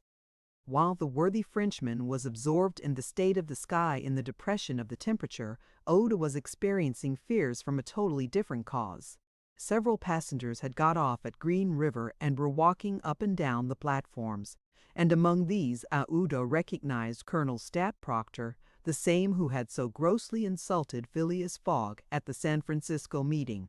Not wishing to be recognized, the young woman drew back from the window, feeling much alarm at her discovery. She was attached to the man who, however coldly, gave her daily evidences of the most absolute devotion. She did not comprehend, perhaps, the depth of the sentiment with which her protector inspired her, which she called gratitude, but which, though she was unconscious of it, was really more than that. Her heart sank within her when she recognized the man whom Mr. Fogg desired, sooner or later, to call to account for his conduct. Chance alone, it was clear, had brought Colonel Proctor on this train. But there he was, and it was necessary at all hazards that Phileas Fogg should not perceive his adversary. Aouda seized a moment when Mr. Fogg was asleep to tell Fix and Passepartout whom she had seen. "That Proctor on this train," cried Fix, "will reassure yourself, madam, before he settles with Mr. Fogg. He has got to deal with me. It seems to me that I was the more insulted of the two. And, besides," added Passepartout, "I'll take charge of him, Colonel, as he is." "Mr. Fix," resumed Aouda, "Mr. Fogg will allow no one to avenge him. He said that he would come back to America to find this man. Should he perceive Colonel Proctor, we could not prevent a collision which might have terrible results. He must not see him." "You are right, madam," replied Fix. "A meeting between them might ruin all. Whether he were victorious or beaten, Mr. Fogg would be delayed. And, added Passepartout, that would play the game of the gentlemen of the Reform Club. In 4 days we shall be in New York. Well, if my master does not leave this car during those 4 days, we may hope that chance will not bring him face to face with this confounded American. We must, if possible, prevent his stirring out of it." The conversation dropped. Mr. Fogg had just woke up and was looking out of the window. Soon after Passepartout, without being heard by his master or Aouda, whispered to the detective, "Would you really fight for him?" "I would do anything," replied Fix, in a tone which betrayed determined will, "to get him back living to Europe." Passepartout felt something like a shudder shoot through his frame, but his confidence in his master remained unbroken. Was there any means of detaining Mr. Fogg in the car to avoid a meeting between him and the Colonel? It ought not to be a difficult task, since that gentleman was naturally sedentary and little curious. The detective, at least, seemed to have found a way, for, after a few moments, he said to Mr. Fogg, "These are long and slow hours, sir, that we are passing on the railway." "Yes," replied Mr. Fogg, "but they pass. You were in the habit of playing whist," resumed Fix, "on the steamers." "Yes, but it would be difficult to do so here. I have neither cards nor partners." "Oh, but we can easily buy some cards, for they are sold on all the American trains. And as for partners, if Madam plays, certainly, sir," Aouda quickly replied. "I understand whist. It is part of an English education. I myself have some pretensions to playing a good game. Well, Here are 3 of us and a dummy." "As you please, sir," replied Phileas Fogg, heartily glad to resume his favorite pastime even on the railway. Passepartout was dispatched in search of the steward, and soon returned with 2 packs of cards, some pins, counters, and a shelf covered with cloth. The game commenced. Aouda understood whist sufficiently well, and even received some compliments on her playing from Mr. Fogg. As for the detective, he was simply an adept, and worthy of being matched against his present opponent. "Now," thought Passepartout, "we've got him. He won't budge." At 11 in the morning the train had reached the dividing ridge of the waters at Bridger Pass, 7,524 feet above the level of the sea, one of the highest points attained by the track in crossing the Rocky Mountains. After going about 200 miles, the travelers at last found themselves on one of those vast plains which extend to the Atlantic, and which nature has made so propitious for laying the iron road. On the declivity of the Atlantic basin, the first streams, branches of the North Platte River, already appeared. The whole northern and eastern horizon was bounded by the immense semicircular curtain which is formed by the southern portion of the Rocky Mountains, the highest being Laramie Peak. Between this and the railway extended vast plains, plentifully irrigated. On the right rose the lower spurs of the mountainous mass which extends southward to the sources of the Arkansas River, one of the great tributaries of the Missouri. At 12:30 the travelers caught sight for an instant of Fort Halleck, which commands that section, and in a few more hours the Rocky Mountains were crossed. There was reason to hope, then, that no accident would mark the journey through this difficult country. The snow had ceased falling and the air became crisp and cold. Large birds, frightened by the locomotive, rose and flew off in the distance. No wild beast appeared on the plain. It was a desert in its vast nakedness. After a comfortable breakfast, served in the car, Mr. Fogg and his partners had just resumed whist, when a violent whistling was heard and the train stopped. Passepartout put his head out of the door, but saw nothing to cause the delay. No station was in view. Aouda and Fix feared that Mr. Fogg might take it into his head to get out, but that gentleman contented himself with saying to his servant, "See what is the matter." Passepartout rushed out of the car. 30 or 40 passengers had already descended, amongst them Colonel Stamp Proctor. The train had stopped before a red signal which blocked the way. The engineer and conductor were talking excitedly with the signalman, whom the station master at Medicine Bow, the next stopping place, had sent on before. The passengers drew around and took part in the discussion, in which Colonel Proctor, with his insolent manner, was conspicuous. Passepartout, joining the group, heard the signalman say, "No, you can't pass. The bridge at Medicine Bow is shaky and would not bear the weight of the train." This was a suspension bridge thrown over some rapids, about a mile from the place where they now were. According to the signalman, it was in a ruinous condition, several of the iron wires being broken, and it was impossible to risk the passage. He did not in any way exaggerate the condition of the bridge. It may be taken for granted that, rash as the Americans usually are, when they are prudent there is good reason for it. Passepartout, not daring to apprise his master of what he heard, listened with set teeth, immovable as a statue. "Hmm," cried Colonel Proctor. "But we are not going to stay here, I imagine, and take root in the snow." "Colonel," replied the conductor, "we have telegraphed to Omaha for a train, but it is not likely that it will reach Medicine Bow in less than 6 hours." "6 hours!" cried Passepartout. "Certainly," returned the conductor. "Besides, it will take us as long as that to reach Medicine Bow on foot." "But it is only a mile from here," said one of the passengers. "Yes, but it's on the other side of the river." "And can't we cross that in a boat?" asked the colonel. "That's impossible. The creek is swelled by the rains. It is a rapid, and we shall have to make a circuit of 10 miles to the north to find a ford." The colonel launched a volley of oaths, denouncing the railway company and the conductor, and Passepartout, who was furious, was not disinclined to make common cause with him. Here was an obstacle, indeed, which all his master's banknotes could not remove. There was a general disappointment among the passengers, who, without reckoning the delay, saw themselves compelled to trudge 15 miles over a plain covered with snow. They grumbled and protested, and would certainly have thus attracted Phileas Fogg's attention if he had not been completely absorbed in his game. Passepartout found that he could not avoid telling his master what had occurred, and with hanging head, he was turning towards the car when the engineer, a true Yankee named Forster, called out, "Gentlemen, perhaps there is a way after all to get over." "On the bridge?" asked a passenger. "On the bridge."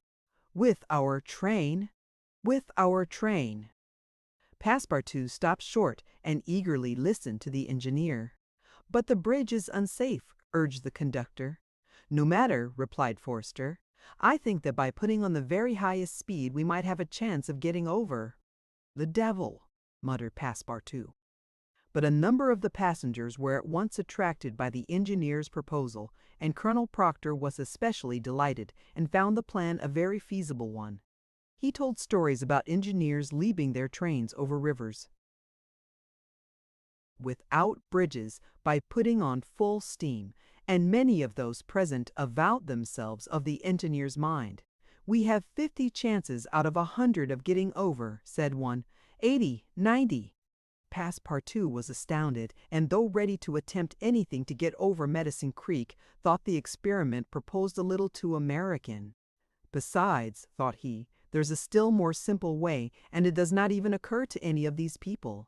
"Sir," said he aloud to one of the passengers, "the engineer's plan seems to me a little dangerous, but 80 chances," replied the passenger, turning his back on him. "I know it," said Passepartout, turning to another passenger, "but a simple idea." "Ideas are no use," returned the American, shrugging his shoulders, "as the engineer assures us that we can pass." "Doubtless," urged Passepartout, "we can pass, but perhaps it would be more prudent." "What prudent?" cried Colonel Proctor, whom this word seemed to excite prodigiously. "At full speed, don't you see? At full speed." "I know I see," repeated Passepartout, "but it would be, if not more prudent, since that word displeases you, at least more natural." "Who? What's the matter with this fellow?" cried several. The poor fellow did not know to whom to address himself. "Are you afraid?" asked Colonel Proctor. "I afraid? Very well. I will show these people that a Frenchman can be as American as they." "All aboard!" cried the conductor. "Yes, all aboard!" repeated Passepartout, and immediately, "But they can't prevent me from thinking that it would be more natural for us to cross the bridge on foot and let the train come after." But no one heard this sage reflection, nor would anyone have acknowledged its justice. The passengers resumed their places in the cars. Passepartout took his seat without telling what had passed. The whist players were quite absorbed in their game. The locomotive whistled vigorously. The engineer, reversing the steam, backed the train for nearly a mile, retiring, like a jumper, in order to take a longer leap. Then, with another whistle, he began to move forward. The train increased its speed, and soon its rapidity became frightful. A prolonged screech issued from the locomotive. The piston worked up and down 20 strokes to the second. They perceived that the whole train, rushing on at the rate of 100 miles an hour, hardly bore upon the rails at all. And they passed over. It was like a flash. No one saw the bridge. The train leaped, so to speak, from one bank to the other, and the engineer could not stop it until it had gone 5 miles beyond the station. But scarcely had the train passed the river when the bridge, completely ruined, fell with a crash into the rapids of Medicine Bow. Chapter 29, in which certain incidents are narrated which are only to be met with on American railroads. The train pursued its course that evening without interruption, passing Fort Saunders, crossing China Pass, and reaching Evans Pass. The road here attained the highest elevation of the journey, 8,092 feet above the level of the sea. The travelers had now only to descend to the Atlantic by limitless plains, leveled by nature. A branch of the Grand Trunk led off southward to Denver, the capital of Colorado. The country round about is rich in gold and silver, and more than 50,000 inhabitants are already settled there. 1,382 miles had been passed over from San Francisco in 3 days and 3 nights. 4 days and nights more would probably bring them to New York. Phileas Fogg was not as yet behindhand. During the night Camp Walbach was passed on the left. Lodgepole Creek ran parallel with the road, marking the boundary between the territories of Wyoming and Colorado. They entered Nebraska at 11, passed near Sedgwick, and touched at Julesburg on the southern branch of the Platte River. It was here that the Union Pacific Railroad was inaugurated on the 23rd of October, 1867, by the chief engineer, General Dodge. 2 powerful locomotives, carrying 9 cars of invited guests, amongst whom was Thomas E. Durant, vice president of the road, stopped at this point. Cheers were given. The Sioux and Pawnees performed an imitation Indian battle, fireworks were let off, and the first number of the Railway Pioneer was printed by a press brought on the train. Thus was celebrated the inauguration of this great railroad, a mighty instrument of progress and civilization, thrown across the desert and destined to link together cities and towns which do not yet exist. The whistle of the locomotive, more powerful than Amphion's lyre, was about to bid them rise from American soil. Fort McPherson was left behind at 8 in the morning, and 357 miles had yet to be traversed before reaching Omaha. The road followed the capricious windings of the southern branch of the Platte River on its left bank. At 9 the train stopped at the important town of North Platte, built between the 2 arms of the river, which rejoin each other around it and form a single artery, a large tributary, whose waters empty into the Missouri a little above Omaha. The 101st meridian was passed. Mr. Fogg and his partners had resumed their game. No one, not even the dummy, complained of the length of the trip. Fix had begun by winning several guineas, which he seemed likely to lose, but he showed himself a not less eager whist player than Mr. Fogg. During the morning, chance distinctly favored that gentleman. Trumps and honors were showered upon his hands. Once, having resolved on a bold stroke, he was on the point of playing a spade, when a voice behind him said, "I should play a diamond." Mr. Fogg, Awuda, and Fix raised their heads and beheld Colonel Proctor. Stamp Proctor and Phileas Fogg recognized each other at once. "Ah, it's you, is it, Englishman?" cried the colonel. "It's you who are going to play a spade." "And who plays it?" replied Phileas Fogg coolly, throwing down the 10 of spades. "Well, it pleases me to have it diamonds," replied Colonel Proctor in an insolent tone. He made a movement as if to seize the card which had just been played, adding, "You don't understand anything about whist." "Perhaps I do, as well as another," said Phileas Fogg, rising. "You have only to try, son of John Bull," replied the colonel. Oda turned pale, and her blood ran cold. She seized Mr. Fogg's arm and gently pulled him back. Passepartout was ready to pounce upon the American, who was staring insolently at his opponent. But Fix got up, and, going to Colonel Proctor, said, "You forget that it is I with whom you have to deal, sir, for it was I whom you not only insulted but struck." "Mr. Mile."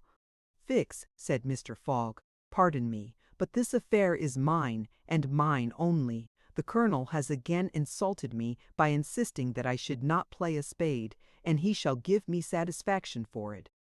"When and where you will," replied the American, "and with whatever weapon you choose." Aouda in vain attempted to retain Mr. Fogg. As vainly did the detective endeavor to make the quarrel his. Passepartout wished to throw the colonel out of the window, but a sign from his master checked him. Phileas Fogg left the car, and the American followed him upon the platform. "Sir," said Mr. Fogg to his adversary, "I am in a great hurry to get back to Europe, and any delay whatever will be greatly to my disadvantage." "Well, what's that to me?" replied Colonel Proctor. "Sir," said Mr. Fogg very politely, "after our meeting at San Francisco, I determined to return to America and find you as soon as I had completed the business which called me to England." "Really? Will you appoint a meeting for 6 months hence? Why not 10 years hence?" "I say 6 months," returned Phileas Fogg, "and I shall be at the place of meeting promptly." "All this is an evasion," cried Stamp Proctor. "Now or never." "Very good. You are going to New York?" "No." "To Chicago?" "No." "To Omaha?" "What difference is it to you? Do you know Plum Creek?" "No," replied Mr. Fogg.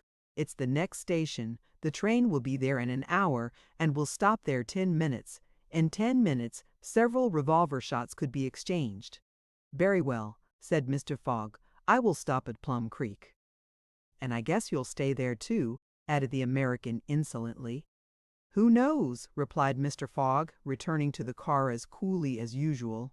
He began to reassure Aouda, telling her that blusterers were never to be feared, and begged Fix to be his second at the approaching duel, a request which the detective could not refuse.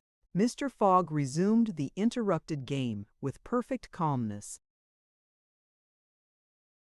At 11 o'clock, the locomotive's whistle announced that they were approaching Plum Creek Station. Mr. Fogg rose and, followed by Fix, went out upon the platform. Passepartout accompanied him, carrying a pair of revolvers. Aouda remained in the car, as pale as death. The door of the next car opened, and Colonel Proctor appeared on the platform, attended by a Yankee of his own stamp as his second. But just as the combatants were about to step from the train, the conductor hurried up and shouted, "You can't get off, gentlemen." "Why not?" asked the colonel. "We are 20 minutes late, and we shall not stop." "But I am going to fight a duel with this gentleman." "I am sorry," said the conductor, "but we shall be off at once. There's the bell." Ringing now. The train started. "I'm really very sorry, gentlemen," said the conductor. "Under any other circumstances I should have been happy to oblige you. But after all, as you have not had time to fight here, why not fight as we go along?"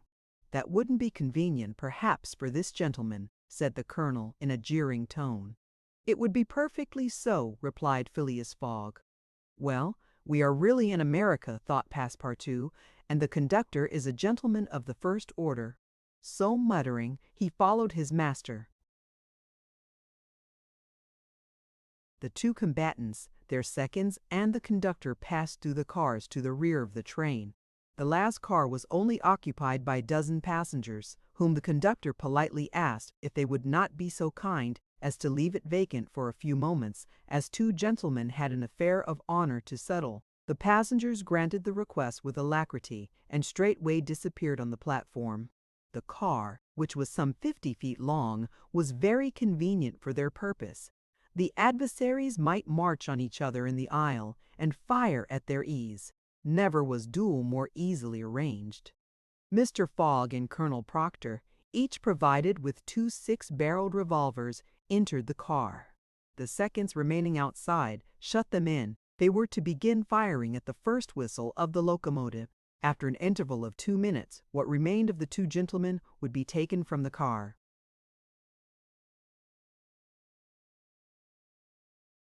Nothing could be more simple. Indeed, it was all so simple that Fix and Passepartout felt their hearts beating as if they would crack. They were listening for the whistle agreed upon, when suddenly savage cries resounded in the air, accompanied by reports which certainly did not issue from the car where the duelists were. The reports continued in front and the whole length of the train. Cries of terror proceeded from the interior of the cars. Colonel Proctor and Mr. Fogg, revolvers in hand, hastily quitted their prison and rushed forward where the noise was most clamorous. They then perceived that the train was attacked by a band of Sioux. This was not the first attempt of these daring Indians, for more than once they had waylaid trains on the road. 100 of them had, according to their habit, jumped upon the steps without stopping the train, with the ease of a clown mounting a horse at full gallop. The Sioux were armed with guns, from which came the reports, to which the passengers, who were almost all armed, responded by revolver shots. The Indians had first mounted the engine and half-stunned the engineer and stoker with blows from their muskets.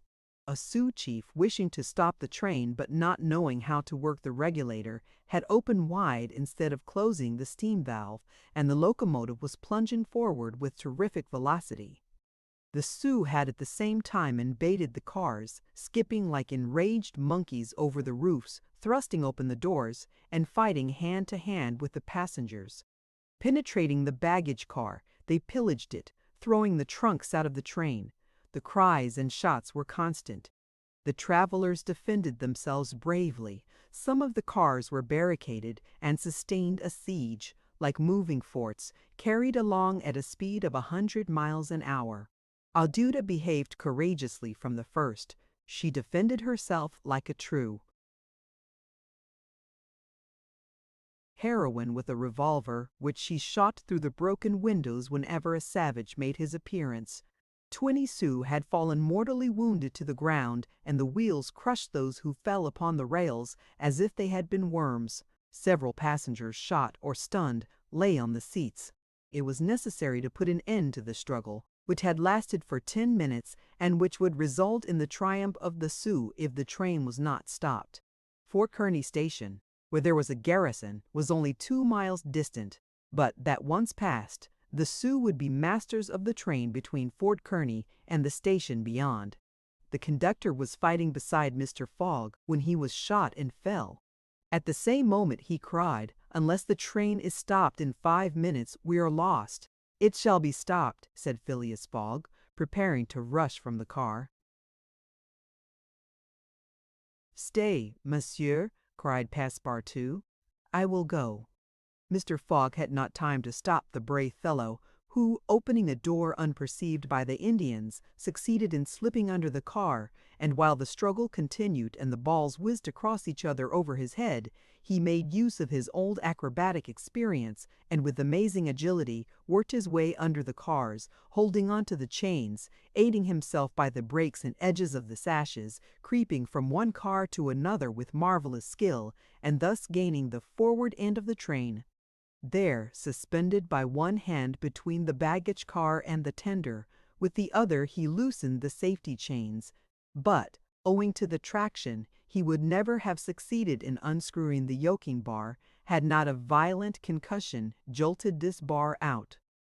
The train, now detached from the engine, remained a little behind, whilst the locomotive rushed forward with increased speed. Carried on by the force already acquired, the train still moved for several minutes, but the brakes were worked, and at last they stopped, less than 100 feet from Kearny Station. The soldiers of the fort, attracted by the shots, hurried up. The Sioux had not expected them, and decamped in a body before the train entirely stopped. But when the passengers counted each other on the station platform, several were found missing, among others the courageous Frenchman, whose devotion had just saved them. Chapter 30, in which Phileas Fogg simply does his duty. 3 passengers, including Passepartout, had disappeared. Had they been killed in the struggle? Were they taken prisoners by the Sioux? It was impossible to tell. There were many wounded, but none mortally. Colonel Proctor was one of the most seriously hurt. He had fought bravely, and a ball had entered his groin. He was carried into the station with the other wounded passengers to receive such attention as could be of avail. Aouda was safe, and Phileas Fogg, who had been in the thickest of the fight, had not received a scratch. Fix was slightly wounded in the arm, but Passepartout was not to be found, and tears coursed down Aouda's cheeks. All the passengers had got out of the train, the wheels of which were stained with blood. From the tires and spokes hung ragged pieces of flesh. As far as the eye could reach on the white plain behind, red trails were visible. The last Sioux were disappearing in the south, along the banks of Republican River. Mr. Fogg, with folded arms, remained motionless. He had a serious decision to make. Aouda, standing near him, looked at him without speaking, and he understood her look. If his servant was a prisoner, ought he not to risk everything to rescue him from the Indians? "I will find him, living or dead," said he quietly to Aouda. "Ah, Mr. Fogg!" cried she, clasping his hands and covering them with tears. "Living," added Mr. Fogg, "if we do not lose a moment. Phileas Fogg, if we do not lose a moment." Phileas Fogg, by this resolution, inevitably sacrificed himself. He pronounced his own doom. The delay of a single day would make him lose the steamer at New York, and his bet would be certainly lost. But as he thought, "It is my duty," he did not hesitate. The commanding officer of Fort Kearny was there. 100 of his soldiers had placed themselves in a position to defend the station, should the Sioux attack it. "Sir," said Mr. Fogg to the captain, "3 passengers have disappeared." "Dead?" asked the captain. "Dead or prisoners. That is the uncertainty which must be solved. Do you propose to pursue the Sioux?" "That's a serious thing to do, sir," returned the captain. "These Indians may retreat beyond the Arkansas, and I cannot leave the fort unprotected." "The lives of 3 men are in question, sir," said Phileas Fogg. "Doubtless, but can I risk the lives of 50 men to save 3? "I don't know whether you can, sir, but you ought to do so." "Nobody here," returned the other, "has a right to teach me my duty." "Very well," said Mr. Fogg coldly, "I will go alone." "You, sir?" cried Fix, coming up. "You go alone in pursuit of the Indians? Would you have me leave this poor fellow to perish, him to whom everyone present owes his life?" "I shall go." "No, sir, you shall not go alone," cried the captain, touched in spite of himself. "No, you are a brave man. 30 volunteers," he added, turning to the soldiers. The whole company started forward at once. The captain had only to pick his men. 30 were chosen, and an old sergeant placed at their head. "Thanks, Captain," said Mr. Fogg. "Will you let me go with you?" asked Fix. "Do as you please, sir, but if you wish to do me a favor, you will remain with Aouda in case anything should happen to me." A sudden pallor overspread the detective's face. Separate himself from the man whom he had so persistently followed, step by step, leave him to wander about in this desert. Fix gazed attentively at Mr. Fogg, and despite his suspicions and of the struggle which was going on within him, he lowered his eyes before that calm and frank look. "I will stay," said he. A few moments after, Mr. Fogg pressed the young woman's hand, and, having confided to her his precious carpet-bag, went off with the sergeant and his little squad. But, before going, he had said to the soldiers, "My friends, I will divide $5,000 among you, if we save the prisoners." It was then a little past noon. Aouda retired to a waiting room, and there she waited alone, thinking of the simple and noble generosity, the tranquil courage of Phileas Fogg. He had sacrificed his fortune, and was now risking his life, all without hesitation, from duty, in silence. Fix did not have the same thoughts, and could scarcely conceal his agitation. He walked feverishly up and down the platform, but soon resumed his outward composure. He now saw the folly of which he had been guilty in letting Fogg go alone. What?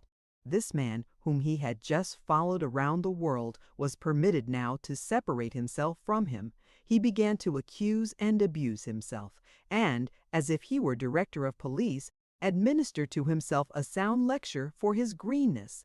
"I have been an idiot," he thought, "and this man will see it. He has gone, and won't come back.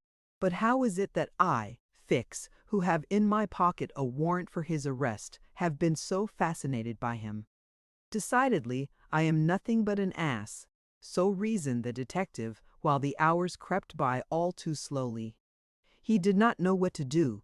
Sometimes he was tempted to tell Aouda all, but he could not doubt how the young woman would receive his confidences. What course should he take? He thought of pursuing Fogg across the vast white plains. It did not seem impossible that he might overtake him. Footsteps were easily printed on the snow, but soon, under a new sheet, every imprint would be effaced. Fix became discouraged. He felt a sort of insurmountable longing to abandon the game altogether. He could now leave Fort Kearny Station and pursue his journey homeward in peace. Towards 2 o'clock in the afternoon, while it was snowing hard, long whistles were heard approaching from the east. A great shadow preceded by a wild light slowly advanced, appearing still larger through the mist, which gave it a fantastic aspect. No train was expected from the east, neither had there been time for the succor asked for by telegraph to arrive. The train from Omaha to San Francisco was not due till the next day. The mystery was soon explained. The locomotive, which was slowly approaching with deafening whistles, was that which, having been detached from the train, had continued its route with such terrific rapidity, carrying off the unconscious engineer and stoker. It had run several miles when, the fire becoming low for want of fuel, the steam had slackened, and it had finally stopped an hour after, some 20 miles beyond Fort Kearny. Neither the engineer nor the stoker was dead, and, after remaining for some time in their swoon, had come to themselves. The train had then stopped. The engineer, when he found himself in the desert and the locomotive without cars, understood what had happened. He could not imagine how the locomotive had become separated from the train, but he did not doubt that the gray that train left behind was in distress. He did not hesitate what to do. It would be prudent to continue on to Omaha, for it would be dangerous to return to the train, which the Indians might still be engaged in pillaging. Nevertheless, he began to rebuild the fire in the furnace. The pressure again mounted, and the locomotive returned, running backwards to Fort Kearny. This it was which was whistling in the mist. The travelers were glad to see the locomotive resume its place at the head of the train. They could now continue the journey so terribly interrupted. Aouda, on seeing the locomotive come up, hurried out of the station and asked the conductor, "Are you going to start at once, madam?" But the prisoners, our unfortunate fellow travelers. "I cannot interrupt the trip," replied the conductor. "We are already 3 hours behind time." "And when will another train pass here from San Francisco?" "Tomorrow evening, madam." "Tomorrow evening, but then it will be too late." "We must wait. It is impossible," responded the conductor. "If you wish to go, please get in." "I will not go," said Aouda. Fix had heard this conversation. A little while before, when there was no prospect of proceeding on the journey, he had made up his mind to leave Fort Kearny. But now that the train was there, ready to start, and he had only to take his seat in the car, an irresistible influence held him back. The station platform burned his feet, and he could not stir. The conflict in his mind again began.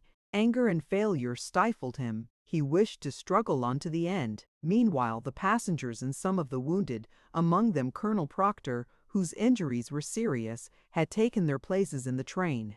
The buzzing of the overheated boiler was heard, and the steam was escaping from the valves. The engineer whistled, the train started and soon disappeared, mingling its white smoke with the eddies of the densely falling snow. The detective had remained behind. Several hours passed. The weather was dismal, and it was very cold. Fix sat motionless on a bench in the station. He might have been thought asleep.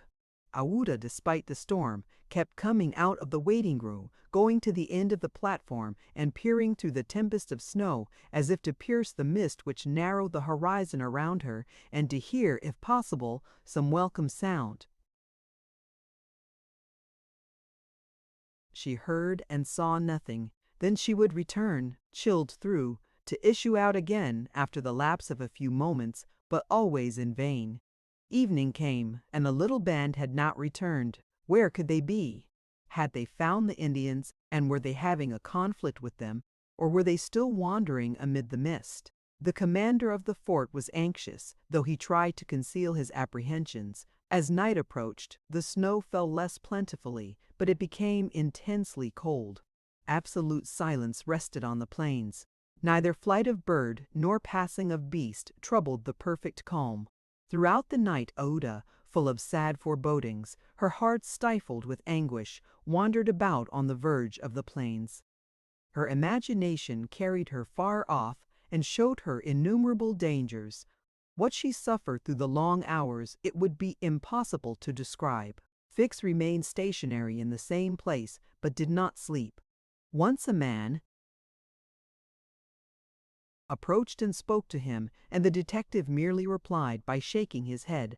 Thus the night passed.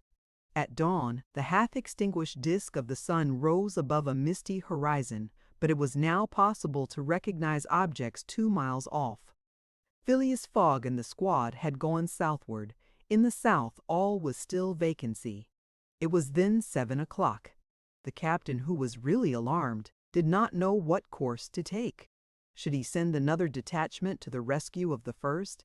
Should he sacrifice more men with so few chances of saving those already sacrificed? His hesitation did not last long, however. Calling one of his lieutenants, he was on the point of ordering a reconnaissance when gunshots were heard. Was it a signal? The soldiers rushed out of the fort, and 1/2 mile off they perceived a little band returning in good order. Mr. Fogg was marching at their head, and just behind him were Passepartout and the other 2 travelers rescued from the Sioux. They had met and fought the Indians 10 miles south of Fort Kearny. Shortly before the detachment arrived, Passepartout and his companions had begun to struggle with their captors, 3 of whom the Frenchman had felled with his fists when his master and the soldiers hastened up to their relief. All were welcomed with joyful cries. Phileas Fogg distributed the reward he had promised to the soldiers, while Passepartout, not without reason, muttered to himself, "It must certainly be confessed that I cost my master dear." Fix, without saying a word, looked at Mr. Fogg, and it would have been difficult to analyze the thoughts which struggled within him. As for Aouda, she took her protector's hand and pressed it in her own, too much moved to speak. Meanwhile, Passepartout was looking about for the train. He thought he should find it there, ready to start for Omaha, and he hoped that the time lost might be regained. "The train! The train!" cried he. "Gone," replied Fix. "And when does the next train pass here?" said Phileas Fogg. "Not till this evening." "Ah," returned the impassible gentleman quietly. Chapter 31, in which Fix, the detective, considerably furthers the interests of Phileas Fogg. Phileas Fogg found himself 20 hours behind time. Passepartout, the involuntary cause of this delay, was desperate. He had ruined his master. At this moment the detective approached Mr. Fogg and, looking him intently in the face, said, "Seriously, sir, are you in great haste?" "Quite seriously." "I have a purpose in asking," resumed Fix. "Is it absolutely necessary that you should be in New York on the 11th, before 9 o'clock in the evening, the time that the steamer leaves for Liverpool?" "It is absolutely necessary. And, if your journey had not been interrupted by these Indians, you would have reached New York on the morning of the 11th? "Yes, with 11 hours to spare before the steamer left." "Good. You are therefore 20 hours behind. 12 from 20 leaves 8. You must regain 8 hours. Do you wish to try to do so?" "On foot?" asked Mr. Fogg. "No, on a sledge," replied Fix. "On a sledge with sails. A man has proposed such a method to me." It was the man who had spoken to Fix during the night and whose offer he had refused. Phileas Fogg did not reply at once, but Fix, having pointed out the man who was walking up and down in front of the station, Mr. Fogg went up to him. An instant after, Mr. Fogg and the American, whose name was Mudge, entered a hut built just below the fort. There Mr. Fogg examined a curious vehicle, a kind of frame on two long beams, a little raised in front like the runners of a sledge, and upon which there was room for 5 or 6 persons. A high mast was fixed on the frame, held firmly by metallic lashings, to which was attached a large brigantine sail. This mast held an iron stay, upon which to hoist a jib sail. Behind, a sort of rudder served to guide the vehicle. It was, in short, a sledge rigged like a sloop. During the winter, when the trains are blocked up by the snow, these sledges make extremely rapid journeys across the frozen plains from one station to another. Provided with more sails than a cutter, and with the wind behind them, they slip over the surface of the prairies with a speed equal if not superior to that of the express trains. Mr. Fogg readily made a bargain with the owner of this land craft. The wind was favorable, being fresh and blowing from the west. The snow had hardened, and Mudge was very confident of being able to transport Mr. Fogg in a few hours to Omaha. Thence the trains eastward run frequently to Chicago and New York. It was not impossible that the lost time might yet be recovered, and such an opportunity was not to be rejected. Not wishing to expose Aouda to the discomforts of traveling in the open air, Mr. Fogg proposed to leave her with Passepartout at Fort Kearny, the servant taking upon himself to escort her to Europe by a better route and under more favorable conditions. But Aouda refused to separate from Mr. Fogg, and Passepartout was delighted with her decision, for nothing could induce him to leave his master while Fix was with him. It would be difficult to guess the detective's thoughts. Was this conviction shaken by Phileas Fogg's return, or did he still regard him as an exceedingly shrewd rascal who, his journey round the world completed, would think himself absolutely safe in England? Perhaps Fix's opinion of Phileas Fogg was somewhat modified, but he was nevertheless resolved to do his duty and to hasten the return of the whole party to England as much as possible. At 8 o'clock the sledge was ready to start. The passengers took their places on it and wrapped themselves up closely in their traveling cloaks. The 2 great sails were hoisted, and under the pressure of the wind the sledge slid over the hardened snow with a velocity of 40 miles an hour. The distance between Fort Kearny and Omaha, as the birds fly, is at most 200 miles. If the wind held good, the distance might be traversed in 5 hours. If no accident happened, the sledge might reach Omaha by 1 o'clock. What a journey! The travelers, huddled close together, could not speak for the cold, intensified by the rapidity at which they were going. The sledge sped on as lightly as a boat over the waves. When the breeze came skimming the earth, the sledge seemed to be lifted off the ground by its sails. Mudge, who was at the rudder, kept in a straight line and, by a turn of his hand, checked the lurches which the vehicle had a tendency to make. All the sails were up, and the jib was so arranged as not to screen the brigantine. A topmast was hoisted, and another jib, held out to the wind, added its force to the other sails. Although the speed could not be exactly estimated, the sledge could not be going at less than 40 miles an hour. "If nothing breaks," said Mudge, "we shall get there." Mr. Fogg had made it for Mudge's interest to reach Omaha within the time agreed on by the offer of a handsome reward. The prairie, across which the sledge was moving in a straight line, was as flat as a sea. It seemed like a vast frozen lake. The railroad which ran through this section ascended from the southwest to the northwest by Great Island, Columbus, an important Nebraska town, Schuyler, and Fremont, to Omaha. It followed throughout the right bank of the Platte River. The sledge, shortening this route, took a chord of the arc described by the railway. Mudge was not afraid of being stopped by the Platte River because it was frozen. The road, then, was quite clear of obstacles, and Phileas Fogg had but 2 things to fear: an accident to the sledge and a change or calm in the wind. But the breeze, far from lessening its force, blew as if to bend the mast, which, however, the metallic lashings held firmly. These lashings, like the chords of a stringed instrument, resounded as if vibrated by a violin bow. The sledge slid along in the midst of a plaintively intense melody. "Those chords give the fifth and the octave," said Mr. Fogg.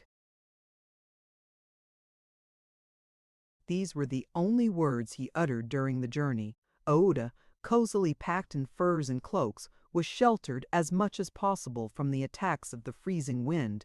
As for Passepartout, his face was as red as the sun's disk when it sets in the mist, and he laboriously inhaled the biting air.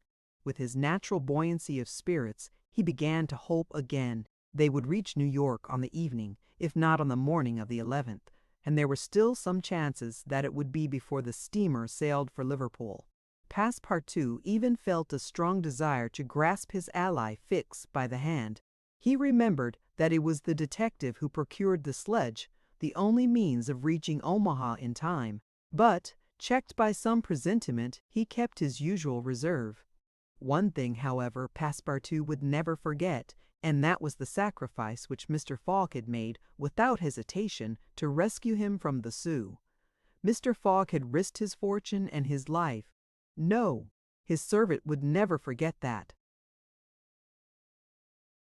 While each of the party was absorbed in reflections so different, the sledge flew past over the vast carpet of snow. The creeks it passed over were not perceived. Fields and streams disappeared under the uniform whiteness. The plain was absolutely deserted. Between the Union Pacific Road and the branch which unites Kearney with St. Joseph, it formed a great uninhabited island. Neither village, station, nor fort appeared. From time to time they sped by some phantom-like tree, whose white skeleton twisted and rattled in the wind. Sometimes flocks of wild birds rose, or bands of gaunt, famished, ferocious prairie wolves ran howling after the sledge. Passepartout, revolver in hand, held himself ready to fire on those which came too near. Had an accident then happened to the sledge, the travelers, attacked by these beasts, would have been in the most terrible danger, but it held on its even course, soon gained on the wolves, and ere long left the howling band at a safe distance behind. About noon, Mudge perceived by certain landmarks that he was crossing the Platte River. He said nothing, but he felt certain that he was now within 20 miles of Omaha. In less than an hour he left the rudder and furled his sails, whilst the sledge, carried forward by the great impetus the wind had given it, went on half a mile further with its sails unspread. It stopped at last, and Mudge, pointing to a mass of roofs white with snow, said, "We have got there. Arrived at the station which is in daily communication by numerous trains with the Atlantic seaboard." Passepartout and Fix jumped off, stretched their stiffened limbs, and aided Mr. Fogg and the young woman to descend from the sledge. Phileas Fogg generously rewarded Mudge, whose hand Passepartout warmly grasped, and the party directed their steps to the Omaha railway station. The Pacific Railroad proper finds its terminus at this important Nebraska town. Omaha is connected with Chicago by the Chicago and Rock Island Railroad, which runs directly east and passes 50 stations. A train was ready to start when Mr. Fogg and his party reached the station, and they only had time to get into the cars. They had seen nothing of Omaha, but Passepartout confessed to himself that this was not to be regretted, as they were not traveling to see the sights. The train passed rapidly across the state of Iowa by Council Bluffs, Des Moines, and Iowa City. During the night it crossed the Mississippi at Davenport, and by Rock Island entered Illinois.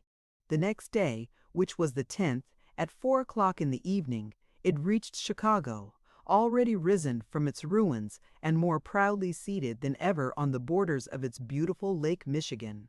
900 miles separated Chicago from New York, but trains are not wanting at Chicago. Mr. Fogg passed at once from one to the other, and the locomotive of the Pittsburgh, Fort Wayne, and Chicago Railway left at full speed, as if it fully comprehended that that gentleman had no time to lose. It traversed Indiana, Ohio, Pennsylvania, and New Jersey like a flash, rushing through towns with antique names, some of which had streets and car tracks, but as yet no houses. At last, the Hudson came into view, and, at 11:15 in the evening of the 11th, the train stopped in the station on the right bank of the river before the very pier of the Cunard line. The China, for Liverpool, had started 3/4 of an hour before. Chapter 32, in which Phileas Fogg engages in a direct struggle with bad fortune. The China, in leaving, seemed to have carried off Phileas Fogg's last hope. None of the other steamers were able to serve his projects. The Parier, of the French Transatlantic Company, whose admirable steamers are equal to any in speed and comfort, did not leave until the 14th. The Hamburg boats did not go directly to Liverpool or London, but to Havre, and the additional trip from Havre to Southampton would render Phileas Fogg's last efforts of no avail. The Inman steamer did not depart till the next day, and could not cross the Atlantic in time to save the wager. Mr. Fogg learned all this in consulting his Bradshaw, which gave him the daily movements of the transatlantic steamers. Passepartout was crushed. It overwhelmed him to lose the boat by 3/4 of an hour. It was his fault, for, instead of helping his master, he had not ceased putting obstacles in his path. And when he recalled all the incidents of the tour, when he counted up the sums expended in pure loss, and on his own account, when he thought that the immense stake added to the heavy charges of this useless journey would completely ruin Mr. Fogg, he overwhelmed himself with bitter self-accusations. Mr. Fogg, however, did not reproach him, and on leaving the Cunard pier only said, "We will consult about what is best tomorrow. Come." The party crossed the Hudson in the Jersey City ferryboat and drove in a carriage to the St. Nicholas Hotel on Broadway. Rooms were engaged, and the night passed, briefly to Phileas Fogg, who slept profoundly, but very long to Aouda and the others, whose agitation did not permit them to rest. The next day was the 12th of December. From 7 in the morning of the 12th to 9:15 in the evening of the 21st, there were 9 days, 13 hours, and 45 minutes. If Phileas Fogg had left in the China, one of the fastest steamers on the Atlantic, he would have reached Liverpool, and then London, within the period agreed upon. Mr. Fogg left the hotel alone, after giving Passepartout instructions to await his return and inform Aouda to be ready at an instant's notice. He proceeded to the banks of the Hudson and looked about among the vessels moored or anchored in the river for any that were about to depart.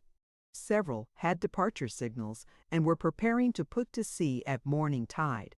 For in this immense and admirable port there is not one day in 100 that vessels do not set out for every quarter of the globe. But they were mostly sailing vessels, of which, of course, Phileas Fogg could make no use. He seemed about to give up all hope when he espied, anchored at the battery, a cable's length off at most, a trading vessel, with a screw, well shaped, whose funnel, puffing a cloud of smoke, indicated that she was getting ready for departure.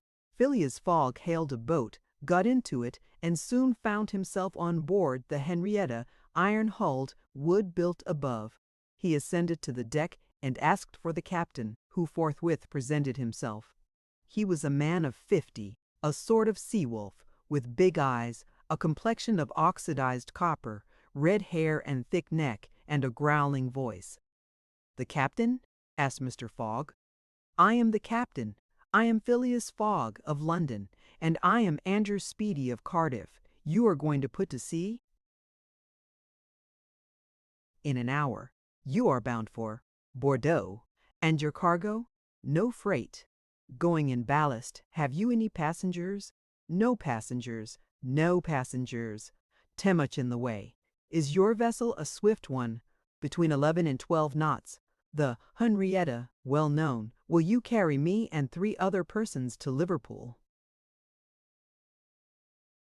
"To Liverpool? Why not to China?" I said Liverpool. No, no, no. I am setting out for Bordeaux, and shall go to Bordeaux. Money is no object. None. The captain spoke in a tone which did not admit of a reply. But the owners of the Henrietta, resumed Phileas Fogg. The owners are myself, replied the captain. The vessel belongs to me. I will freight it for you. No, I will buy it of you. No. Phileas Fogg did not betray the least disappointment, but the situation was a grave one. It was not at New York as at Hong Kong, nor with the captain of the Henrietta as with the captain of the Tankadere. Up to this time money had smoothed away every obstacle. Now money failed. Still, some means must be found to cross the Atlantic on a boat, unless by balloon, which would have been venturesome, besides not being capable of being put in practice.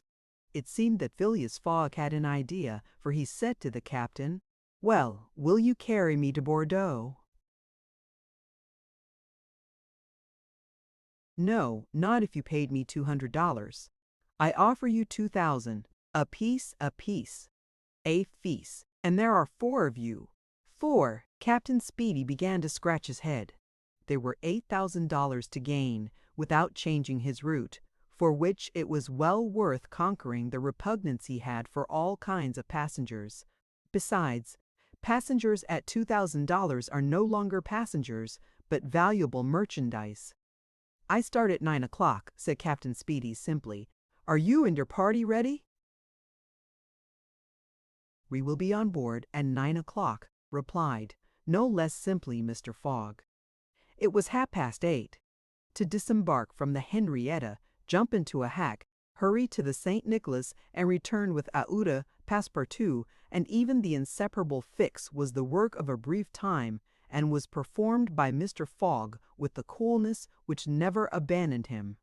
They were on board when the Henrietta made ready to weigh anchor. When Passepartout heard what this last voyage was going to cost, he uttered a prolonged "oh," which extended throughout his vocal gamut. As for Fix, he said to himself that the Bank of England would certainly not come out of this affair well indemnified. When they reached England, even if Mr. Fogg did not throw some handfuls of bank bills into the sea, more than £7,000 would have been spent. Chapter 33, in which Phileas Fogg shows himself equal to the occasion. An hour after the Henrietta passed the lighthouse which marks the entrance of the Hudson, turned the point of Sandy Hook, and put to sea. During the day she skirted Long Island, passed Fire Island, and directed her course rapidly eastward. At noon the next day, a man mounted the bridge to ascertain the vessel's position. It might be thought that this was Captain Speedy. Not the least in the world. It was Phileas Fogg, Esquire.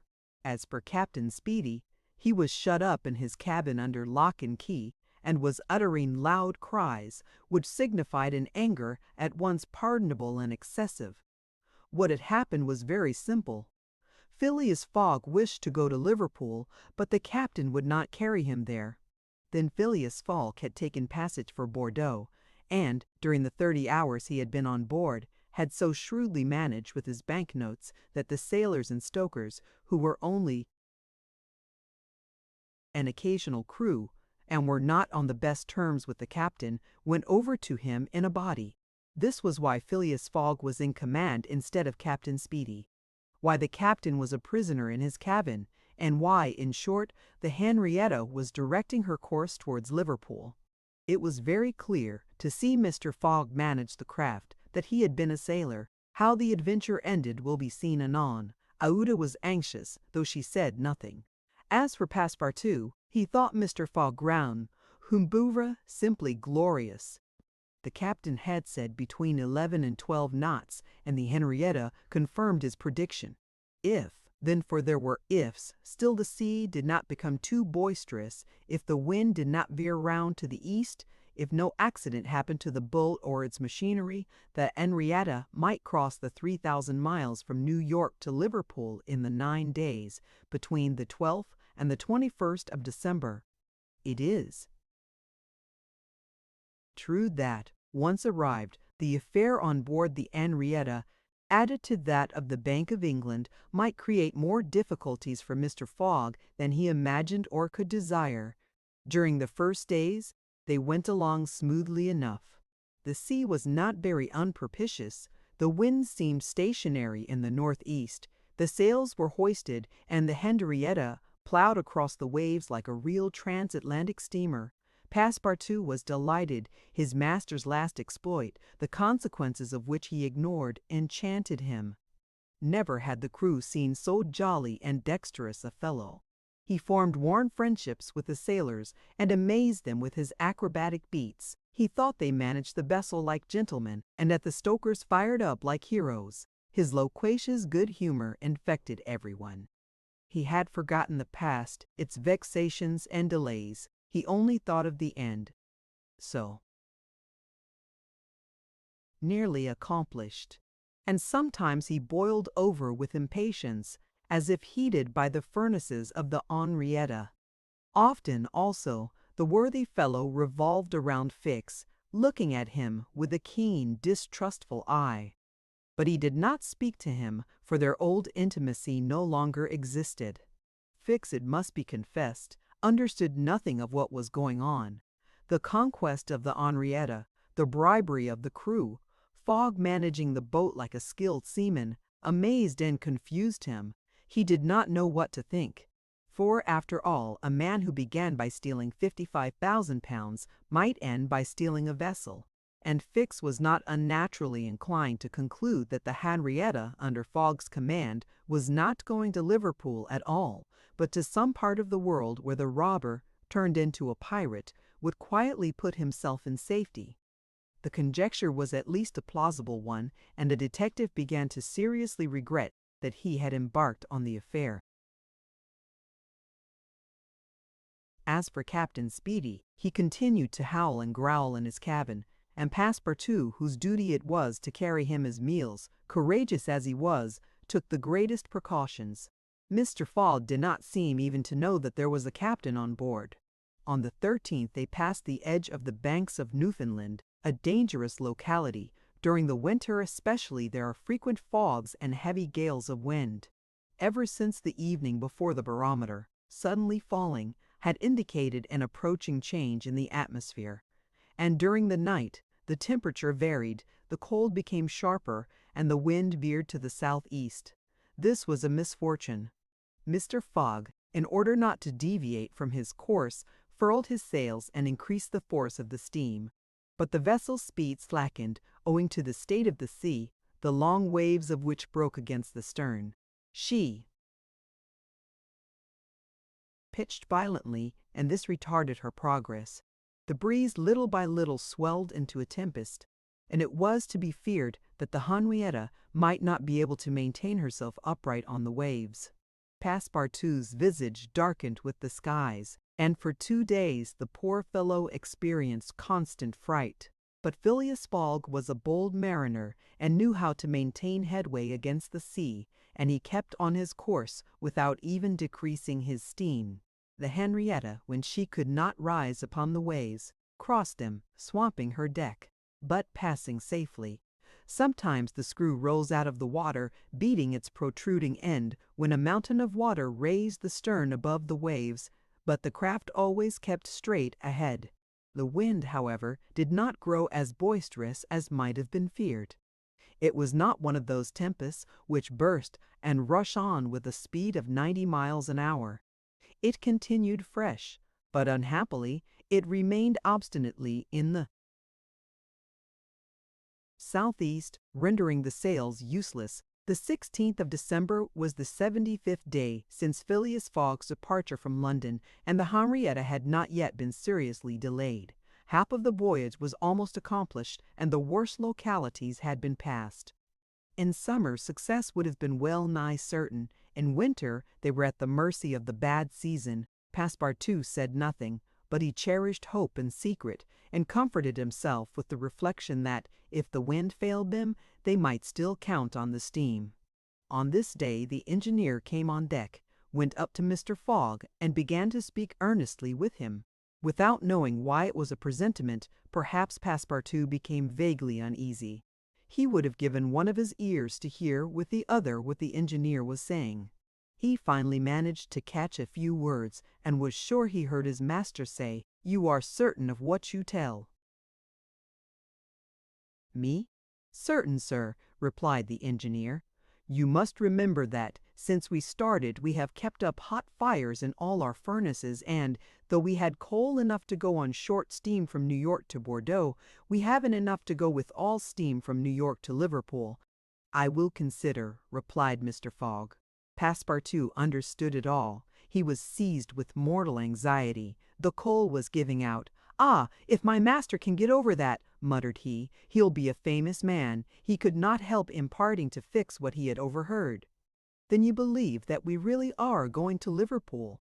"Of course, ass," replied the detective, shrugging his shoulders and turning on his heel.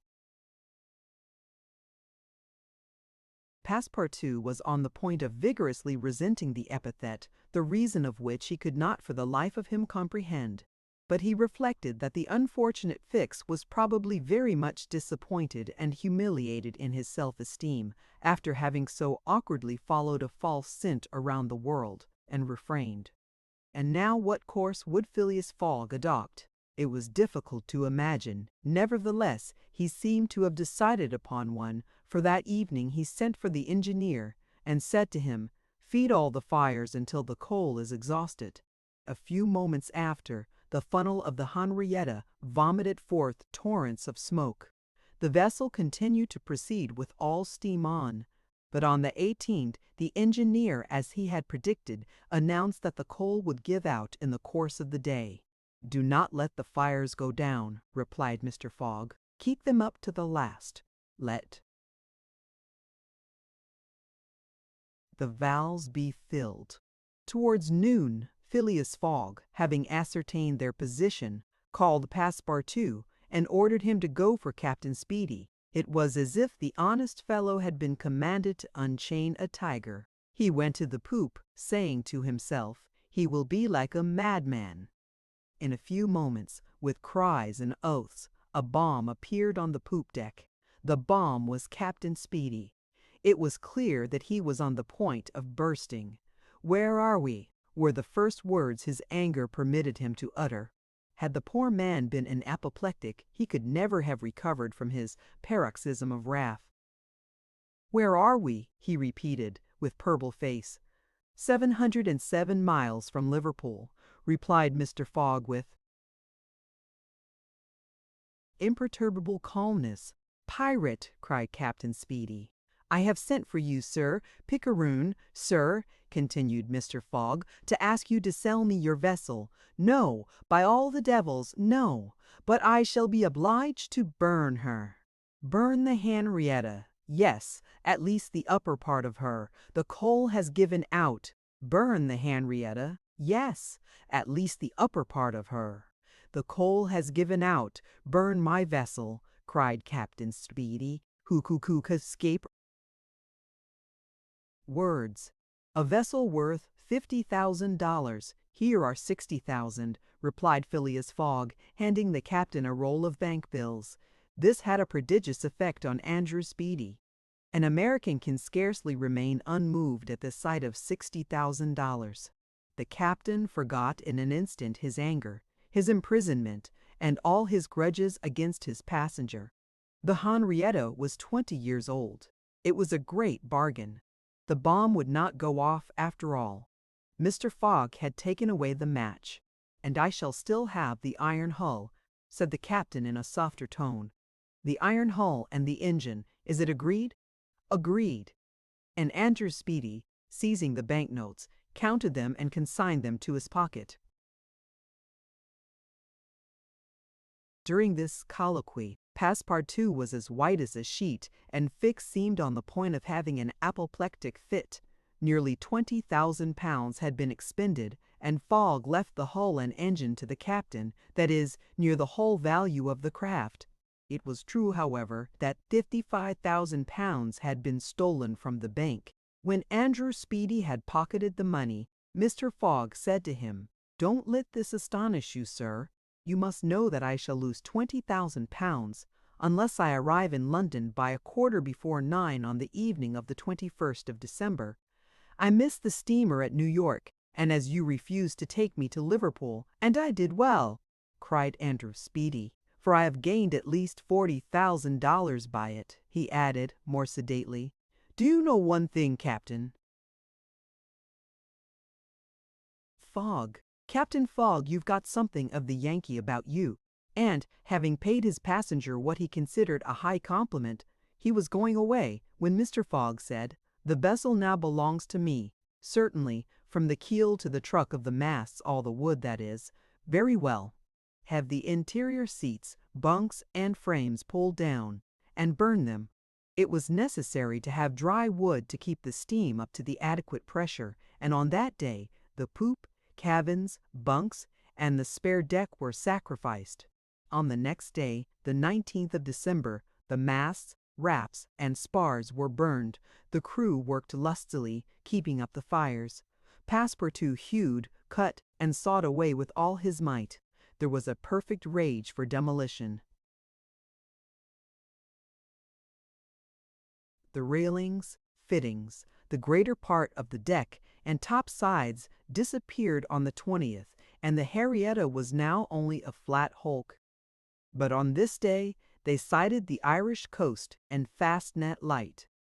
By 10 in the evening they were passing Queenstown. Phileas Fogg had only 24 hours more in which to get to London. That length of time was necessary to reach Liverpool with all steam on, and the steam was about to give out altogether. "Sir," said Captain Speedy, who was now deeply interested in Mr. Fogg's project, "I really commiserate you. Everything is against you. We are only opposite Queenstown." "Ah," said Mr. Fogg, "is that place where we see the lights Queenstown?" "Yes. Can we enter the harbor?" "Not under 3 hours, only at high tide." "Stay," replied Mr. Fogg calmly, without betraying in his features that by a supreme inspiration he was about to attempt once more to conquer ill fortune. "Queenstown is the Irish port at which the transatlantic steamers stop to put off the mails. These mails are carried to Dublin by express trains always held in readiness to start. From Dublin they are sent on to Liverpool by the most rapid boats, and thus gain 12 hours on the Atlantic steamers." Phileas Fogg counted on gaining 12 hours in the same way. Instead of arriving at Liverpool the next evening by the Henrietta, he would be there by noon, and would therefore have time to reach London before 9:15 in the evening. The Henrietta entered Queenstown Harbor at 1 o'clock in the morning, it then being high tide, and Phileas Fogg, after being grasped heartily by the hand by Captain Speedy, left that gentleman on the levelled hulk of his craft, which was still worth half what he had sold it for. The party went on shore at once. Bakes was greatly tempted to arrest Mr. Fogg on the spot, but he did not. Why? What struggle was going on within him? Had he changed his mind about his man? Did he understand that he had made a grave mistake? He did not, however, abandon Mr. Fogg. They all got upon the train, which was just ready to start, at 1:30. At dawn of day they were in Dublin, and they lost no time in embarking on a steamer which, disdaining to rise upon the waves, invariably cut through them. Phileas Fogg at last disembarked on the Liverpool quay at 20 minutes before 12, 21st December. He was only 6 hours distant from London, but at this moment Fix came up, put his hand upon Mr. Fogg's shoulder, and, showing his warrant, said, "You are really Phileas Fogg?" "I am. I arrest you in the Queen's name." Chapter 34, in which Phileas Fogg at last reaches London. Phileas Fogg was in prison. He had been shut up in the custom house, and he was to be transferred to London the next day. Passepartout, when he saw his master arrested, would have fallen upon Fix had he not been held back by some policemen. Aouda was thunderstruck at the suddenness of an event which she could not understand. Passepartout explained to her how it was that the honest and courageous Fogg was arrested as a robber. The young woman's heart revolted against so heinous a charge, and when she saw that she could attempt to do nothing to save her protector, she wept bitterly. As for Fix, he had arrested Mr. Fogg because it was his duty, whether Mr. Fogg were guilty or not. The thought then struck Passepartout that he was the cause of this new misfortune.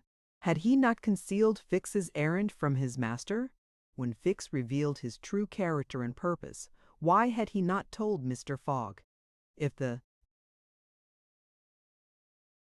latter had been warned, he would no doubt have given Fix proof of his innocence and satisfied him of his mistake. At least, Fix would not have continued his journey at the expense and on the heels of his master, only to arrest him the moment he set foot on English soil. Passepartout wept till he was blind and felt like blowing his brains out. Aouda and he had remained, despite the cold, under the portico of the custom house. Neither wished to leave the place. Both were anxious to see Mr. Fogg again. That gentleman was really ruined, and that at the moment when he was about to attain his end. This arrest was fatal. Having arrived at Liverpool at 20 minutes before 12 on the 21st of December, he had till 9:15 that evening to reach the Reform Club, that is, 9 hours and a quarter. The journey from Liverpool to London was 6 hours. If anyone at this moment had entered the custom house, he would have found Mr. Fogg seated, motionless, calm, and without apparent anger, upon a wooden bench. He was not, it is true, resigned, but this last blow failed to force him into an outward betrayal of any emotion. Was he being devoured by one of those secret rages, all the more terrible because contained, and which only burst forth with an irresistible force at the last moment? No one could tell. There he sat calmly waiting for what? Did he still cherish hope? Did he still believe, now that the door of this prison was closed upon him, that he would succeed? However that may have been, Mr. Fogg carefully put his watch upon the table and observed its advancing hands. Not a word escaped his lips, but his look was singularly set and stern. The situation, in any event, was a terrible one, and might be thus stated: if Phileas Fogg was honest, he was ruined; if he was a knave, he was caught. Did escape occur to him? Did he examine to see if there were any practicable outlet from his prison? Did he think of escaping from it? Possibly. For once he walked slowly around the room, but the door was locked and the window heavily barred with iron rods. He sat down again and drew his journal from his pocket. On the line where these words were written, 21st December, Saturday, Liverpool, he added, 80th day, 11:40 a.m., and waited. The custom-house clock struck 1. Mr. Fogg observed that his watch was 2 hours too fast. 2 hours! Admitting that he was at this moment taking an express train, he could reach London and the Reform Club by 9:15 p.m. His forehead slightly wrinkled. At 33 minutes past 2 he heard a singular noise outside, then a hasty opening of doors. Passepartout's voice was audible, and immediately after that of Fix. Phileas Fogg's eyes brightened for an instant. The door swung open, and he saw Passepartout, Aouda, and Fix, who hurried towards him. Fix was out of breath, and his hair was in disorder. He could not speak. "Sir," he stammered. "Sir, forgive me most unfortunate resemblance. Robber, arrested 3 days ago, you are free." Phileas Fogg was free. He walked to the detective, looked him steadily in the face, and with the only rapid motion he had ever made in his life, or which he ever would make, drew back his arms, and with the precision of a machine knocked Fix down. "Well hit!" cried Passepartout. "Parbleu! That's what you might call a good application of English fists." Fix, who found himself on the floor, did not utter a word. He had only received his deserts. Mr. Fogg, Aouda, and Passepartout left the custom-house without delay, got into a cab, and in a few moments descended at the station. Phileas Fogg asked if there was an express train about to leave for London. It was 40 minutes past 2. The express train had left 35 minutes before. Phileas Fogg then ordered a special train. There were several rapid locomotives on hand, but the railway arrangements did not permit the special train to leave until 3 o'clock. At that hour, Phileas Fogg, having stimulated the engineer by the offer of a generous reward, at last set out towards London with Aouda and his faithful servant. It was necessary to make the journey in 5 hours and a half, and this would have been easy on a clear road throughout. But there were forced delays, and when Mr. Fogg stepped from the train at the terminus, all the clocks in London were striking 10 minutes before 9:1. Having made the tour of the world, he was behindhand 5 minutes. He had lost the wager. 1. A somewhat remarkable eccentricity on the part of the London clocks. Translator. Chapter 35, in which Phileas Fogg does not have to repeat his orders to Passepartout twice. The dwellers in Savile Row would have been surprised the next day if they had been told that Phileas Fogg had returned home.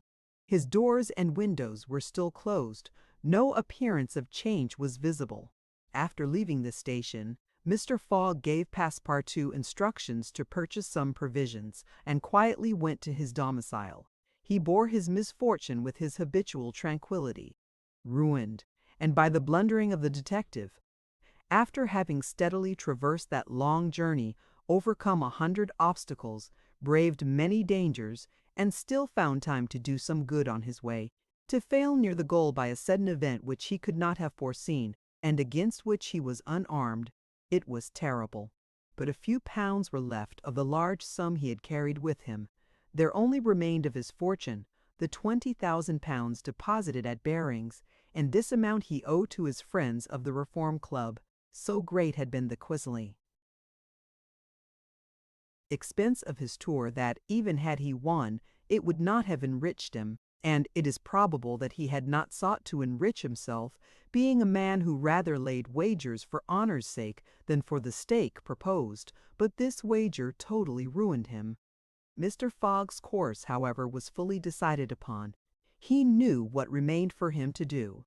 A room in the house in Savile Row was set apart for Aouda, who was overwhelmed with grief at her protector's misfortune. From the words which Mr. Fogg dropped, she saw that he was meditating some serious project.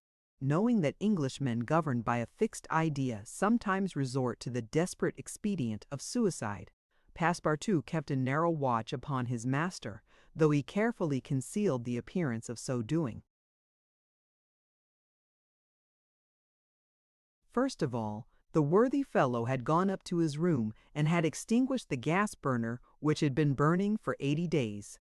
He had found in the letter-box a bill from the gas company, and he thought it more than time to put a stop to this expense, which he had been doomed to bear. The night passed. Mr. Fogg went to bed, but did he sleep? Aouda did not once close her eyes. Passepartout watched all night, like a faithful dog, at his master's door. Mr. Fogg called him in the morning, and told him to get Aouda's breakfast, and a cup of tea and a chop for himself. He desired Aouda to excuse him from breakfast and dinner, as his time would be absorbed all day in putting his affairs to rights. In the evening he would ask permission to have a few moments' conversation with the young lady. Passepartout, having received his orders, had nothing to do but obey them. He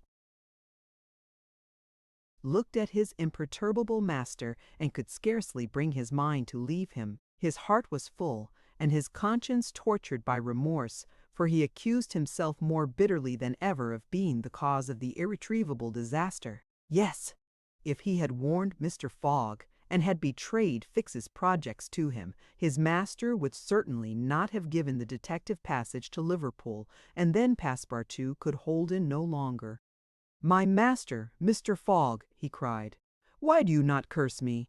"It was my fault that I blame no one," returned Phileas Fogg with perfect calmness. "Go." Passepartout left the room, and went to find Aouda, to whom he delivered his master's message. "Madam," he added, "I can do nothing myself, nothing. I have no influence over my master. But you, perhaps, what influence could I have? Replied Aouda. Mr. Fogg is influenced by no one. Has he ever understood that my gratitude to him is overflowing? Has he ever read my heart? My friend, he must not be left alone an instant. You say he is going to speak with me this evening? Yes, madam. Probably to arrange for your protection and comfort in England. We shall see, replied Aouda, becoming suddenly pensive. Throughout this day Sunday, the house in Savile Row was as if uninhabited, and Phileas Fogg, for the first time since he had lived in that house, did not set out for his club when Westminster clock struck 11:30. Why should he present himself at the Reform? His friends no longer expected him there. As Phileas Fogg had not appeared in the saloon on the evening before Saturday, the 21st of December, at 9:15, he had lost his wager. It was not even necessary that he should go to his bankers for the £20,000, for his antagonists already had his cheque in their hands, and they had only to fill it out and send it to the Barings to have the amount transferred to their credit. Mr. Fogg therefore had no reason for going out, and so he remained at home. He shut himself up in his room and busied himself putting his affairs in order. Passepartout continually ascended and descended the stairs. The hours were long for him. He listened at his master's door and looked through the keyhole, as if he had a perfect right so to do, and as if he feared that something terrible might happen at any moment. Sometimes he thought of Fix, but no longer in anger. Fix, like all the world, had been mistaken in Phileas Fogg, and had only done his duty in tracking and arresting him, while he, Passepartout, this thought haunted him, and he never ceased cursing his miserable folly. Finding himself too wretched to remain alone, he knocked at Aouda's door, went into her room, seated himself, without speaking, in a corner, and looked ruefully at the young woman. Aouda was still pensive. About 7:30 in the evening Mr. Fogg sent to know if Aouda would receive him, and in a few moments he found himself alone with her. Phileas Fogg took a chair and sat down near the fireplace, opposite Aouda. No emotion was visible on his face. Fogg returned was exactly the Fogg who had gone away. There was the same calm, the same impassibility. He sat several minutes without speaking. Then, bending his eyes on Aouda, "Madam," said he, "will you pardon me for bringing you to England?" "Aye, Mr. Fogg," replied Aouda, checking the pulsations of her heart. "Please let me finish," returned Mr. Fogg. "When I decided to bring you far away from the country which was so unsafe for you, I was rich and counted on putting a portion of my fortune at your disposal. Then your existence would have been free and happy. But now I am ruined." "I know it, Mr. Fogg," replied Aouda, "and I ask you in my turn, will you forgive me for having followed you, and who knows, for having, perhaps, delayed you, and thus contributed to your ruin? Madam, you could not remain in India, and your safety could only be assured by bringing you to such a distance that your persecutors could not take you."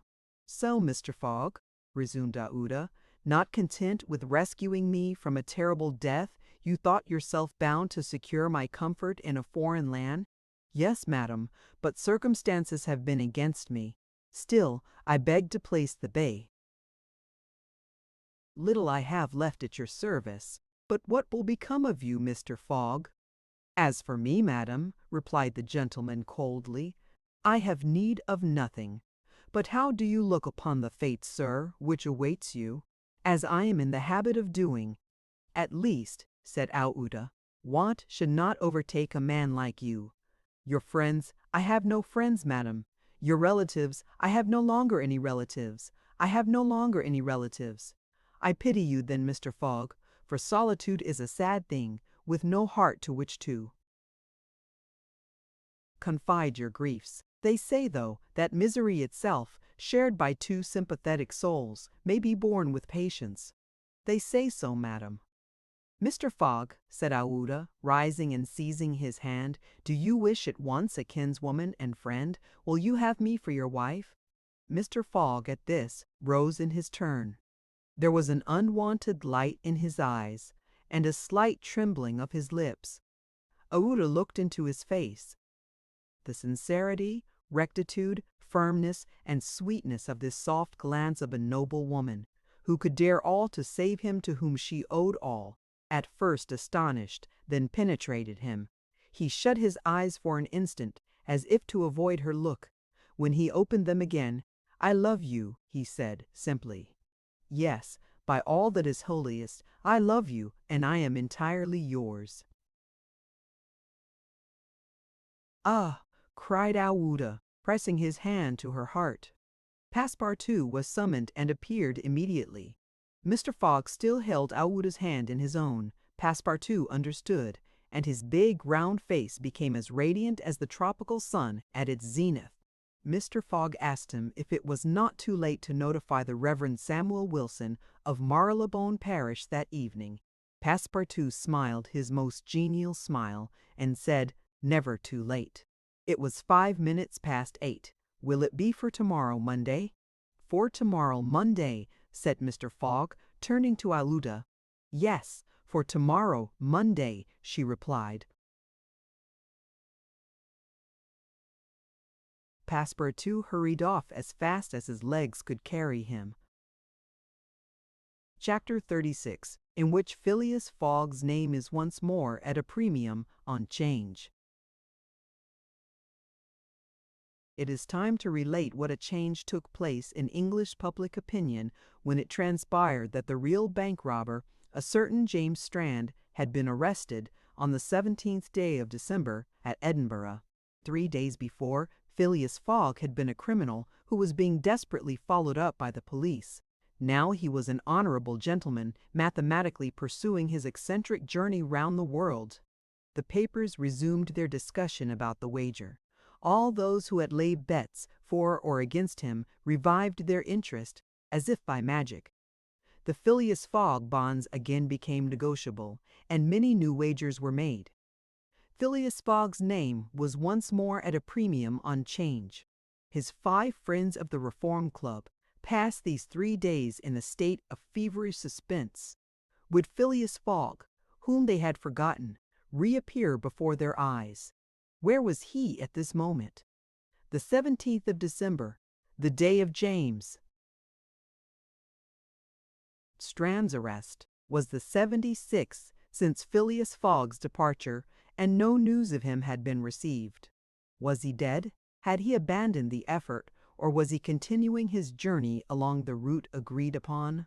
And would he appear on Saturday, the 21st of December, at 9:15 in the evening, on the threshold of the Reform Club saloon? The anxiety in which for 3 days London society existed cannot be described. Telegrams were sent to America and Asia for news of Phileas Fogg. Messengers were dispatched to the house in Savile Row morning and evening. No news. The police were ignorant what had become of the detective Fix, who had so unfortunately followed up a false scent. Bets increased, nevertheless, in number and value. Phileas Fogg, like a racehorse, was drawing near his last turning point. The bonds were quoted no longer at 100 below par, but at 20, at 10, and at 5. And paralytic old Lord Albemarle bet even in his favor. A great crowd was collected in Pall Mall and the neighboring streets on Saturday evening. It seemed like a multitude of brokers permanently established around the Reform Club. Circulation was impeded, and everywhere disputes, discussions, and financial transactions were going on. The police had great difficulty in keeping back the crowd, and as the hour when Phileas Fogg was due approached, the excitement rose to its highest pitch. The 5 antagonists of Phileas Fogg had met in the great saloon of the club: John Sullivan and Samuel Fallentin, the bankers, Andrew Stuart the engineer, Gauthier Ralph, the director of the Bank of England, and Thomas Flanagan the brewer. One and all waited anxiously. When the clock indicated 20 minutes past 8, Andrew Stuart got up, saying, "Gentlemen, in 20 minutes the time agreed upon between Mr. Fogg and ourselves will have expired." "What time did the last train arrive from Liverpool?" asked Thomas Flanagan. "At 23 minutes past 7, replied Gauthier Ralph. and the next does not arrive till 10 minutes after 12. Well, gentlemen, resumed Andrew Stuart, if Phileas Fogg had come in the 7:23 train, he would have got here by this time. We can, therefore, regard the bet as won. Wait, don't let us be too hasty, replied Samuel Fallentin. You know that Mr. Fogg is very eccentric. His punctuality is well known. He never arrives too soon or too late, and I should not be surprised if he appeared before us at the last minute. Why, said Andrew Stuart nervously, if I should see him, I should not believe it was he. The fact is, resumed Thomas Flanagan, Mr. Fogg's project was absurdly foolish. Whatever his punctuality, he could not prevent the delays which were certain to occur, and a delay of only 2 or 3 days would be fatal to his tour. Observe, too, added John Sullivan, that we have received no intelligence from him, though there are telegraphic lines all along his route. He has lost, gentlemen, said Andrew Stuart. He has 100 times lost. You know, besides, that the China, the only steamer he could have taken from New York to get here in time, arrived yesterday. I have seen a list of the passengers, and the name of Phileas Fogg is not among them. Even if we admit that fortune has favored him, he can scarcely have reached America. I think he will be at least 20 days behindhand, and that Lord Albemarle will lose a cool 5,000. It is clear, replied Gauthier Ralph, and we have nothing to do but to present Mr. Fogg's check at Bering's tomorrow. At this moment the hands of the club clock pointed to 20 minutes to 9. 5 minutes more, said Andrew Stuart. The 5 gentlemen looked at each other. Their anxiety was becoming intense, but, not wishing to betray it, they readily assented to Mr. Fallentin's proposal of a rubber. I wouldn't give up my 4,000 of the bet, said Andrew Stuart as he took his seat, for 3,999. The clock indicated 18 minutes to 9. The players took up their cards, but could not keep their eyes off the clock. Certainly, however secure they felt, minutes had never seemed so long to them. 17 minutes to 9, said Thomas Flanagan, as he cut the cards which Ralph handed to him. Then there was a moment of silence. The great saloon was perfectly quiet, but the murmurs of the crowd outside were heard, with now and then a shrill cry. The pendulum beat the seconds which each player eagerly counted as he listened with mathematical regularity. 16 minutes to 9, said John Sullivan, in a voice which betrayed his emotion. 1 minute more, and the wager would be won. Andrew Stuart and his partners suspended their game. They left their cards and counted the seconds. At the 40th second, nothing. At the 50th, still nothing. At the 50th, still nothing. At the 55th, a loud cry was heard in the street, followed by applause, hurrahs, and some fierce growls. The players rose from their seats. At the 57th second, the door of the saloon opened, and the pendulum had not beat the 60th second when Phileas Fogg appeared, followed by an excited crowd who had forced their way through the club doors, and in his calm voice said, "Here I am, gentlemen." Chapter 37, in which it is shown that Phileas Fogg gained nothing by his tour around the world, unless it were happiness. Yes, Phileas Fogg in person. The reader will remember that at 5 minutes past 8 in the evening, about 25 hours after the arrival of the travellers in London, Passepartout had been sent by his master to engage the services of the Reverend Samuel Wilson in a certain marriage ceremony, which was to take place the next day. Passepartout went on his errand enchanted. He soon reached the clergyman's house, but found him not at home. Passepartout waited a good 20 minutes, and when he left the reverend gentleman, it was 35 minutes past 8. But in what a state he was! With his hair in disorder, and without his hat, he ran along the street as never man was seen to run before, overturning passers-by, rushing over the sidewalk like a waterspout. In 3 minutes he was in Savile Row again, and staggered back into Mr. Fogg's room. He could not speak. "What is the matter?" asked Mr. Fogg. "My master," gasped Passepartout. "Marriage impossible? Impossible, impossible for tomorrow. Why so? Because tomorrow is Sunday, Monday, replied Mr. Fogg. No, today is Saturday, Saturday? Impossible.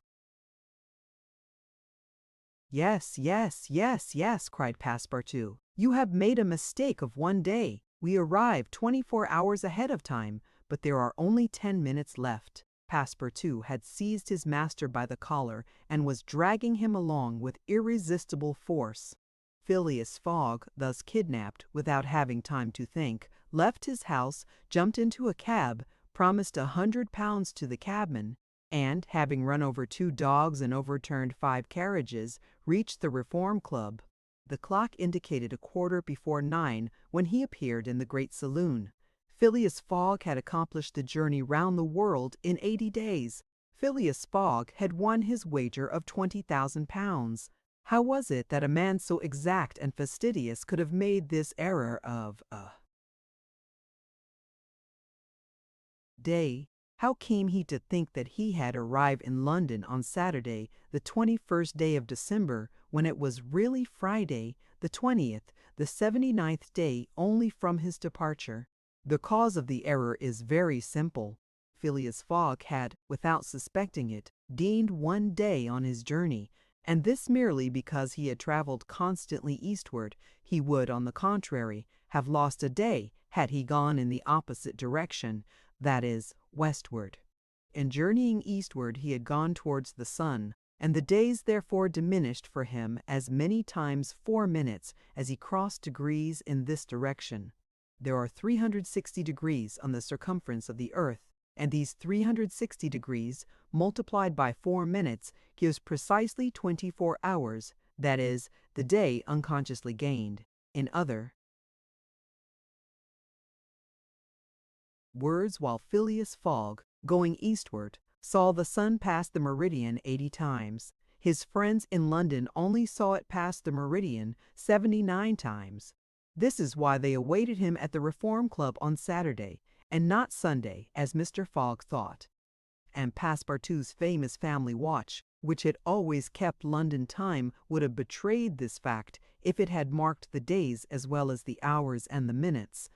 Phileas Fogg, then, had won the £20,000, but, as he had spent nearly 19,000 on the way, the pecuniary gain was small. His object was, however, to be victorious, and not to win money. He divided the £1,000 that remained between Passepartout and the unfortunate Fix, against whom he cherished no grudge. He deducted, however, from Passepartout's share the cost of the gas which had burned in his room for 1920 hours, for the sake of regularity. That evening, Mr. Fogg, as tranquil and phlegmatic as ever, said to Aouda, "Is our marriage still agreeable to you?" "Mr. Fogg," replied she, "it is for me to ask that question. You were ruined, but now you are rich again."